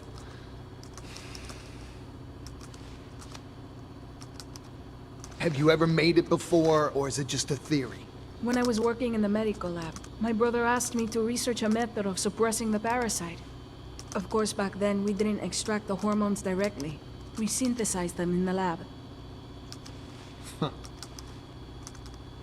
So, he was looking to protect himself from his own terrorist scheme.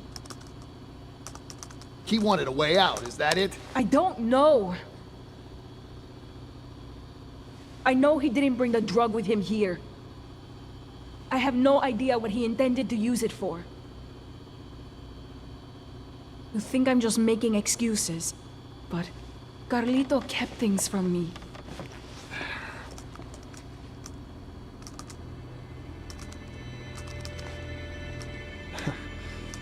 Even if this,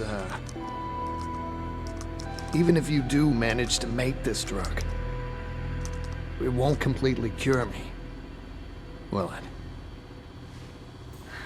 I'm afraid not.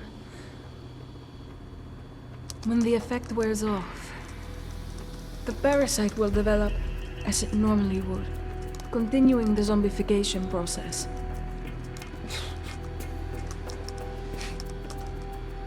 Fat lot of good that does me.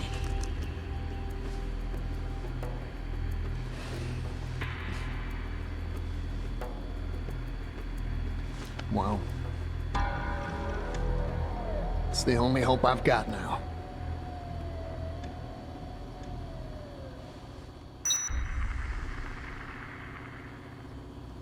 This is all I need as far as supplies are concerned. Now all we need are some queens. Yeah, listen. Just how long do you suppose your drug will prevent me from turning into a walking corpse? During my research, I was never able to conduct proper clinical studies. To a certain extent, the period of effectiveness depends on each patient's physiology. It could be a year, maybe only a week. There's no way to tell for sure. Fantastic. So, I'll be a walking zombie time bomb. A time bomb? What? Once the drug's development was complete, Carlito poured his energy into starting an NPO dedicated to helping war orphans. We had 50 doses of the drug prepared. Not long after that, the NPO managed to find homes for a large group of children. Want to guess just how many?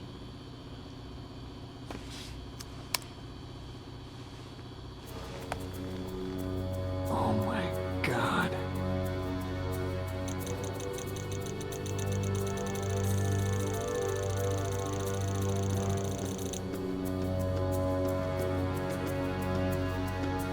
Are you saying he infected these kids and then gave them your drug? That he made 50 little ticking time bombs? I don't know. I just don't know. It is possible, though. Look at this. New York, D.C., L.A. These kids are spread all over the country. If your theory is right, the entire country could be crawling with zombies by now. I don't know what's worse. That we don't know for sure, that we can't warn anyone about this. Well, what we need to do right now is prepare the hormone and get you taken care of.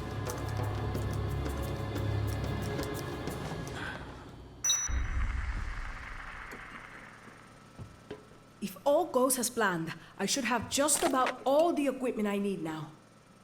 Oh. Hey, Queen. One's not enough. I need at least 5. I can't extract enough of the hormone otherwise. Bye, Queen. It'll take another 3 queens to give me enough of the hormone I'm after. I need more. I'm sorry, Frank. I know it's dangerous out there, but you have to go back. Bye-bye, Queen. This is going pretty smoothly now, Frank. Keep up the good work. I don't have the time now, but with the proper research, I should be able to make a sort of anti-zombie vaccine. There's hope if we can make it out of here. Bye, Queen. It won't be long now. Just one more up to do it. Go find one last specimen for me, Frank. Thank God it's only 5 queens. Otherwise we'd be here forever. Once we have all of the queens, there's no turning back. Make sure you have enough weapons and food with you. Are you absolutely sure? Okay, you shouldn't rush your preparations.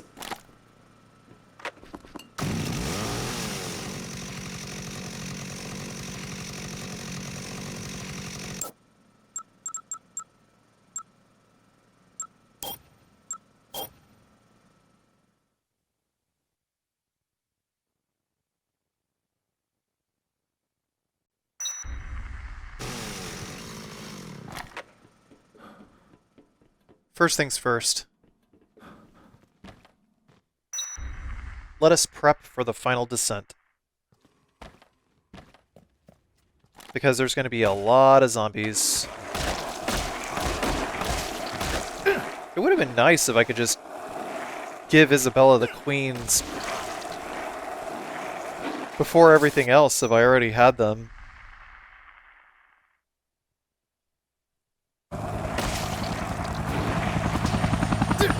But whatever. It is what it is, I guess. At least in the remake, she's nice enough to let me go do what I need to do.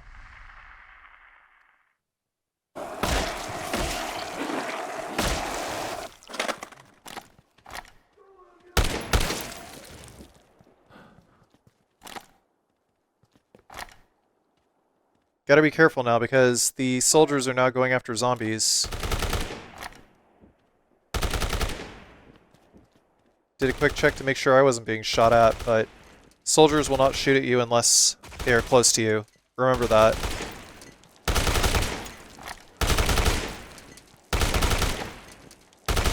So instead we're just going to take advantage of the confusion.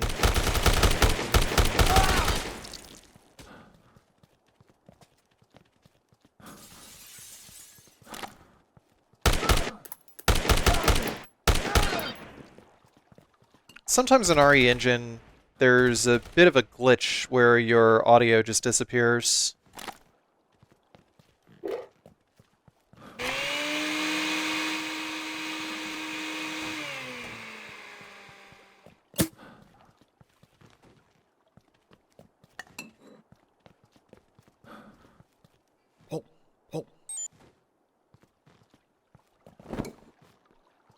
Couple of queens will definitely come in handy because we should use those as a panic button.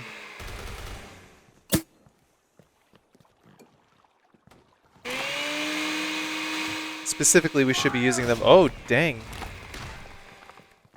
Almost got my head taken off.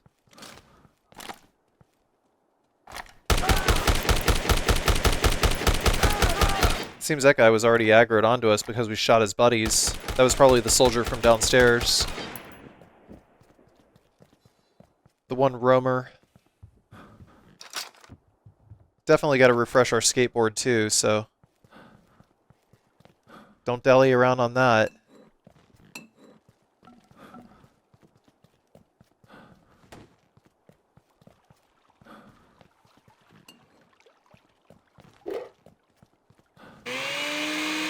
We also only need one gun.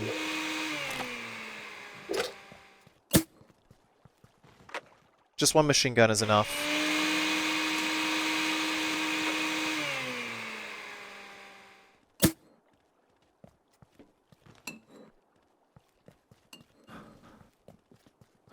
But yeah, again with the nectar effect, we can't just keep hulping nectars. We can't just keep doing that. We have to wait for the previous nectar effect to wear off before another queen shows.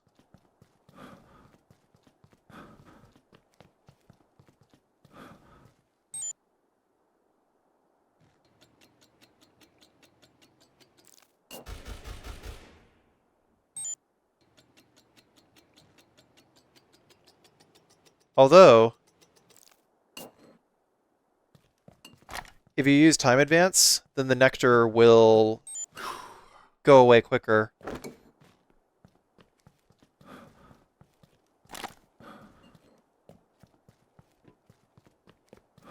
Either way, we there. We got it. We got everything we need for now, so...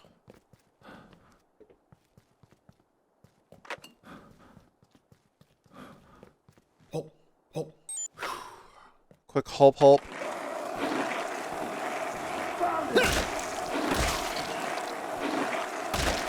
I thought about stopping for that queen, but then when I realized that I would probably get shot, it was just better to go to the door. No reason to go back.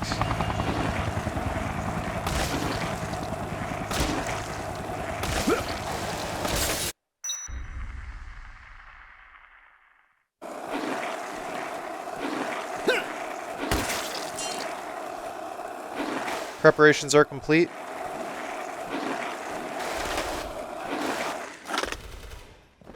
So let's get the heck out of here.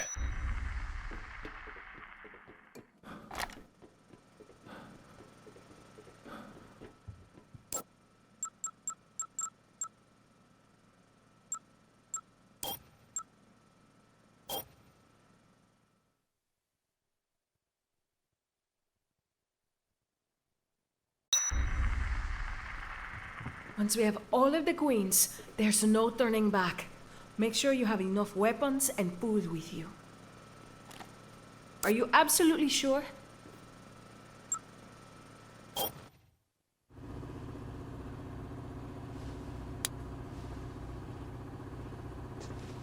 You're gonna inject me with that, huh? Okay, Doc. Let's get this over with.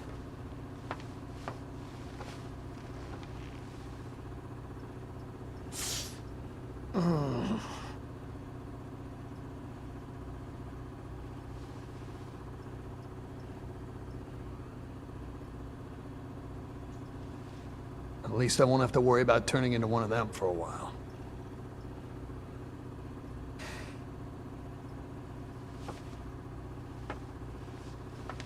Okay. Next on the agenda. Figure out a way to get the hell out of here. While I was isolating the hormone, I managed to identify a pheromone that suppresses the attack instinct in adult parasites. In other words, the zombies don't like the way it smells.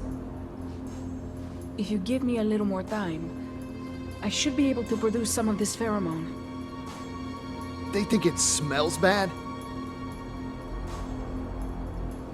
You think we could use something like that to keep them away from us? We could just walk right past them and get out of here. In theory, yes. Either way, it's certainly better than nothing. There was a cave. Outside, where the helicopter crashed. It was packed with zombies, I mean shoulder to shoulder. But it may lead somewhere outside. If it works, your anti-zombie perfume, it could keep us safe in that cave. What do you say? You ready to get the hell out of here?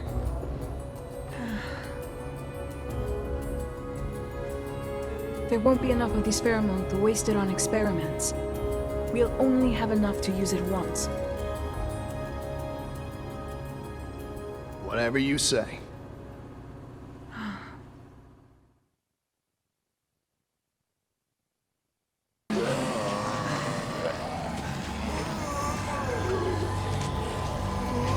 My God. There are so many. Where on earth could this lead? I don't know. But considering how many of them keep pouring out of here, it must be connected to something. Isabella, look. Any other way out of here is guarded by the military. If we're gonna get out of here and put a stop to Carlito's plan, we've got to go in there. It's the only way. It's not like we're unarmed. We've got your smelly perfume, don't we?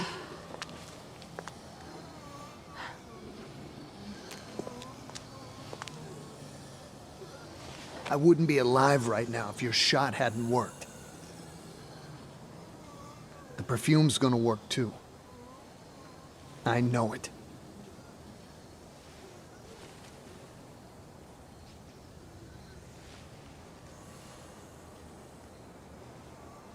All right. Let's go. Yeah.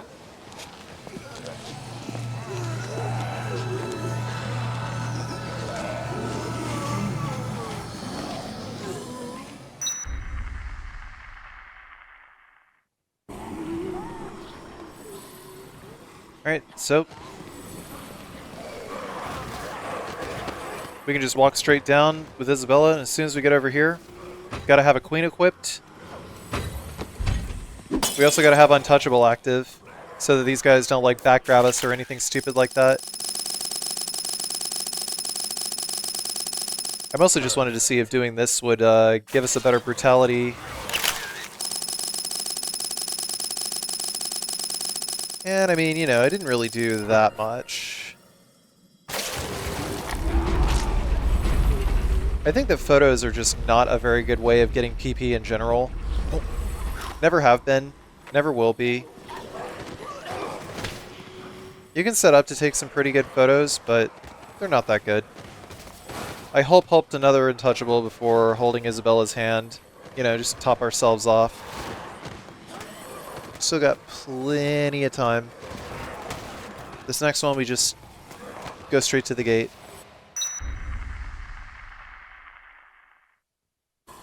And we'll just keep running. Isabella's still holding our hand between doors. Remake is sick. Also, look at that. Look at that mission text. The Great Escape. That feels like such a placeholder. Because if it was a title of something, all that stuff would be like capitalized and there would be no punctuation.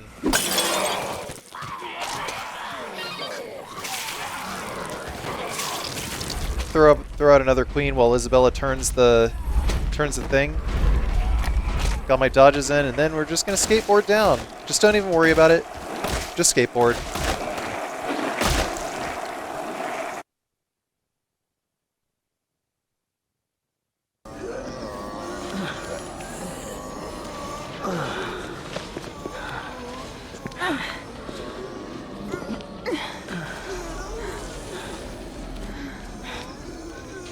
Are you sure this was a good idea? Guards here, too. If we can get that gate open, they'll be too busy dealing with zombies to notice us slip by. Wait. The pheromone is starting to wear off. It's only strong enough to cover one of us. What are you... All right, hang on tight, okay? Once we're out, let's see if we can't steal ourselves that set of wheels. Man, all those zombies do sound like Resident Evil 2 zombies. Like classic RE2 zombies. I'm not crazy.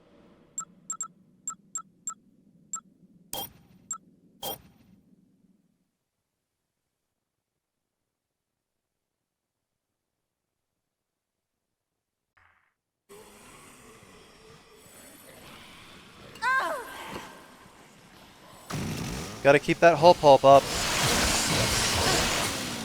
Of course, Isabella's super aggressive against these guys, but anyway, before we move on, we are going to head directly to the right, and we're going to kill all these zombies over here. Okay?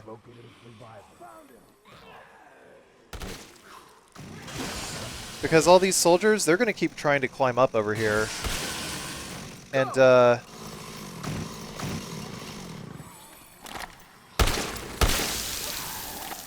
oh man, how did she get past my defenses? What? What was going on with her? She just moved super slow. That was odd. I don't even know what happened there. Either way, these guys, these dummies are gonna just keep climbing up this way. But there's only 2 soldiers there, and we want to get rid of them. Like, we want those guys gone.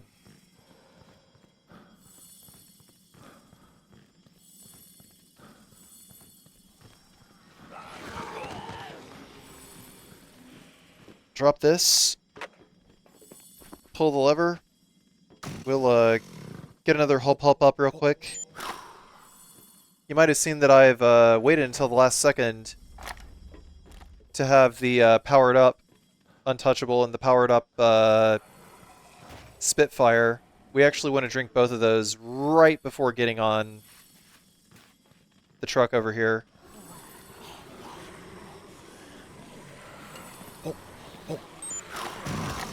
Because they will carry over into the final boss fight.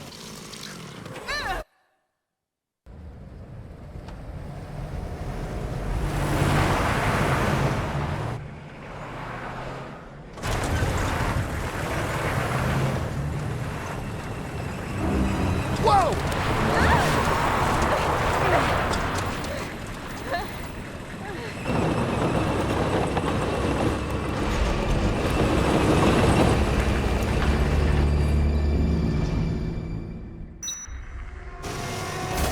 So, for some reason in the remaster, the machine gun here fires a lot faster. So this boss has actually been made really, really easy. I don't know if this is like a PC version thing or what, but I locked the frame rate down to 30 frames and the machine gun still fires way fast. I haven't actually played this on console yet, so let me know if it still fires this fast on console. Anyway, for some reason, yeah, things just got really squirrely. I still didn't get hit there, though. Still didn't get hit.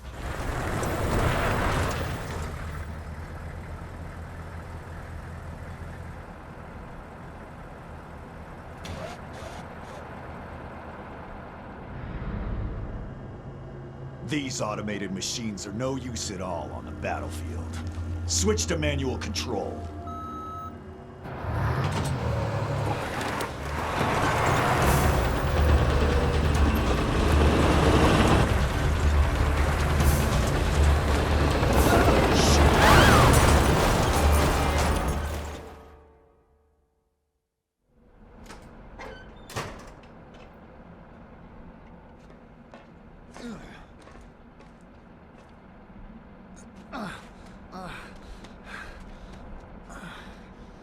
Aim main cannon. Oh, shit. Well, what have we here?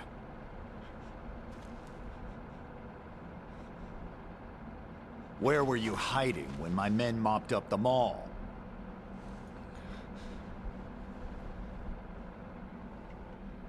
On a mission, in which the number of targets is unclear. It's difficult to ensure absolute thoroughness. Huh. You have imagination. That's what drives you in your quest to run. Your quest to hide. As prey, you and your kind are much more stubborn than the zombies. How much do you know about the zombies? I commanded the Santa Cabeza cleanup operation. If we had fulfilled our mission then, we wouldn't be needed here now to take care of this incident. That's all it was to you, huh? A mission. What about those innocent people who had to pay for sins committed by our government? Our mistakes have not begun with this operation.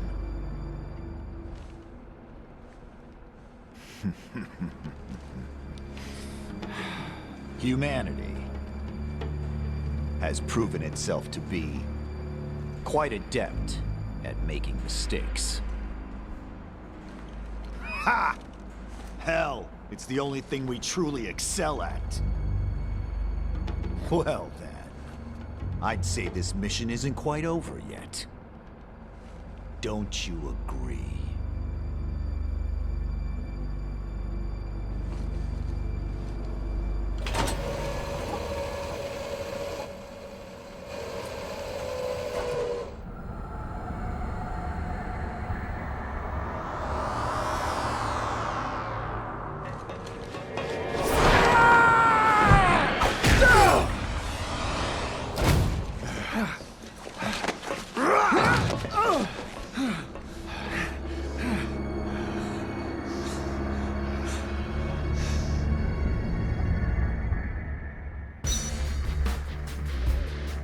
Alright, so here we go. Is that all, tough guy? When you're far enough away, just start Hawk 2-ing, alright? And he drops down. Jump up here. Basically, as soon as he changes elevation, gets within like 5 feet of you, that's when you want to run and jump away. And if he kneels, just keep spitting, because he'll actually take double damage for the spitting. And so will the truth. Especially from this distance, keep going. It's better to just do that instead of keep triggering the like the special grab animations that are unique to the remaster. Just keep doing this, and just only do the last one.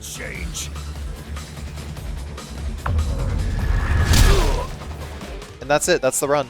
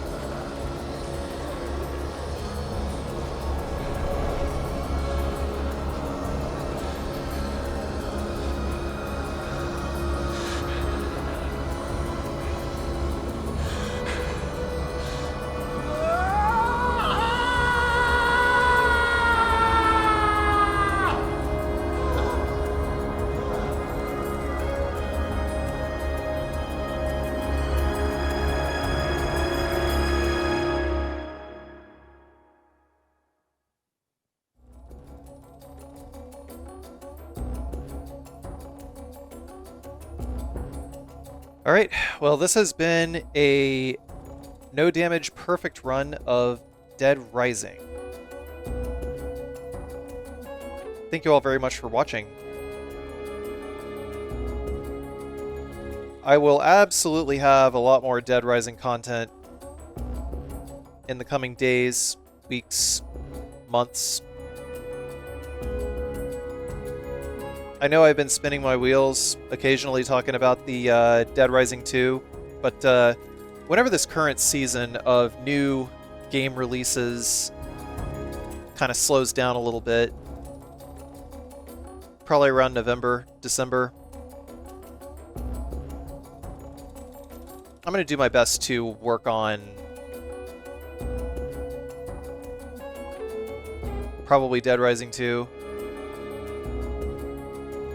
I mean, this has definitely been a good motivation to work on Dead Rising 2. It's like, now that I've actually gotten motivation to actually work on no damage, like, I don't know, watching Icdices actually do no damage actually gave me the motivation to actually give it a try, and I've gotten pretty good at it by now.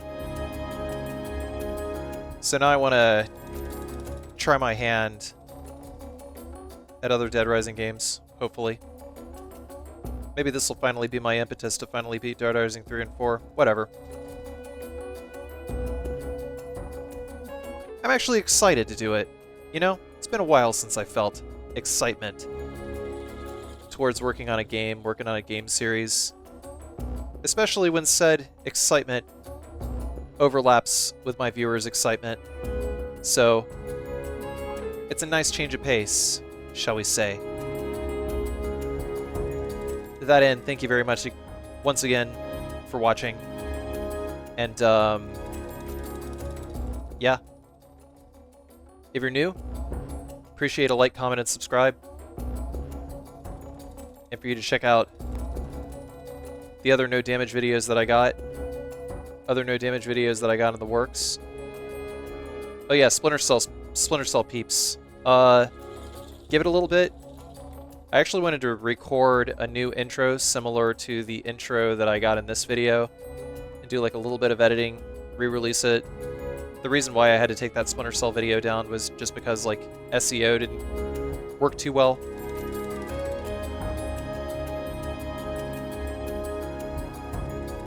And if you're wondering about Silent Hill 2, the answer is yes.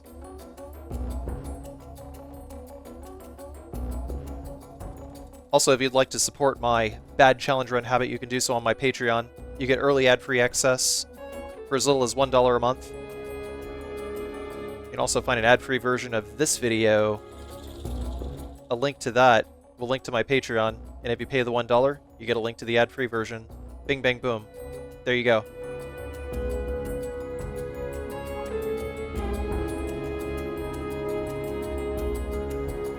Also, follow me on Twitch. Twitch.tv/CarcinogenSDA for the superior streaming and chatting experience. Maybe, maybe not. Whatever.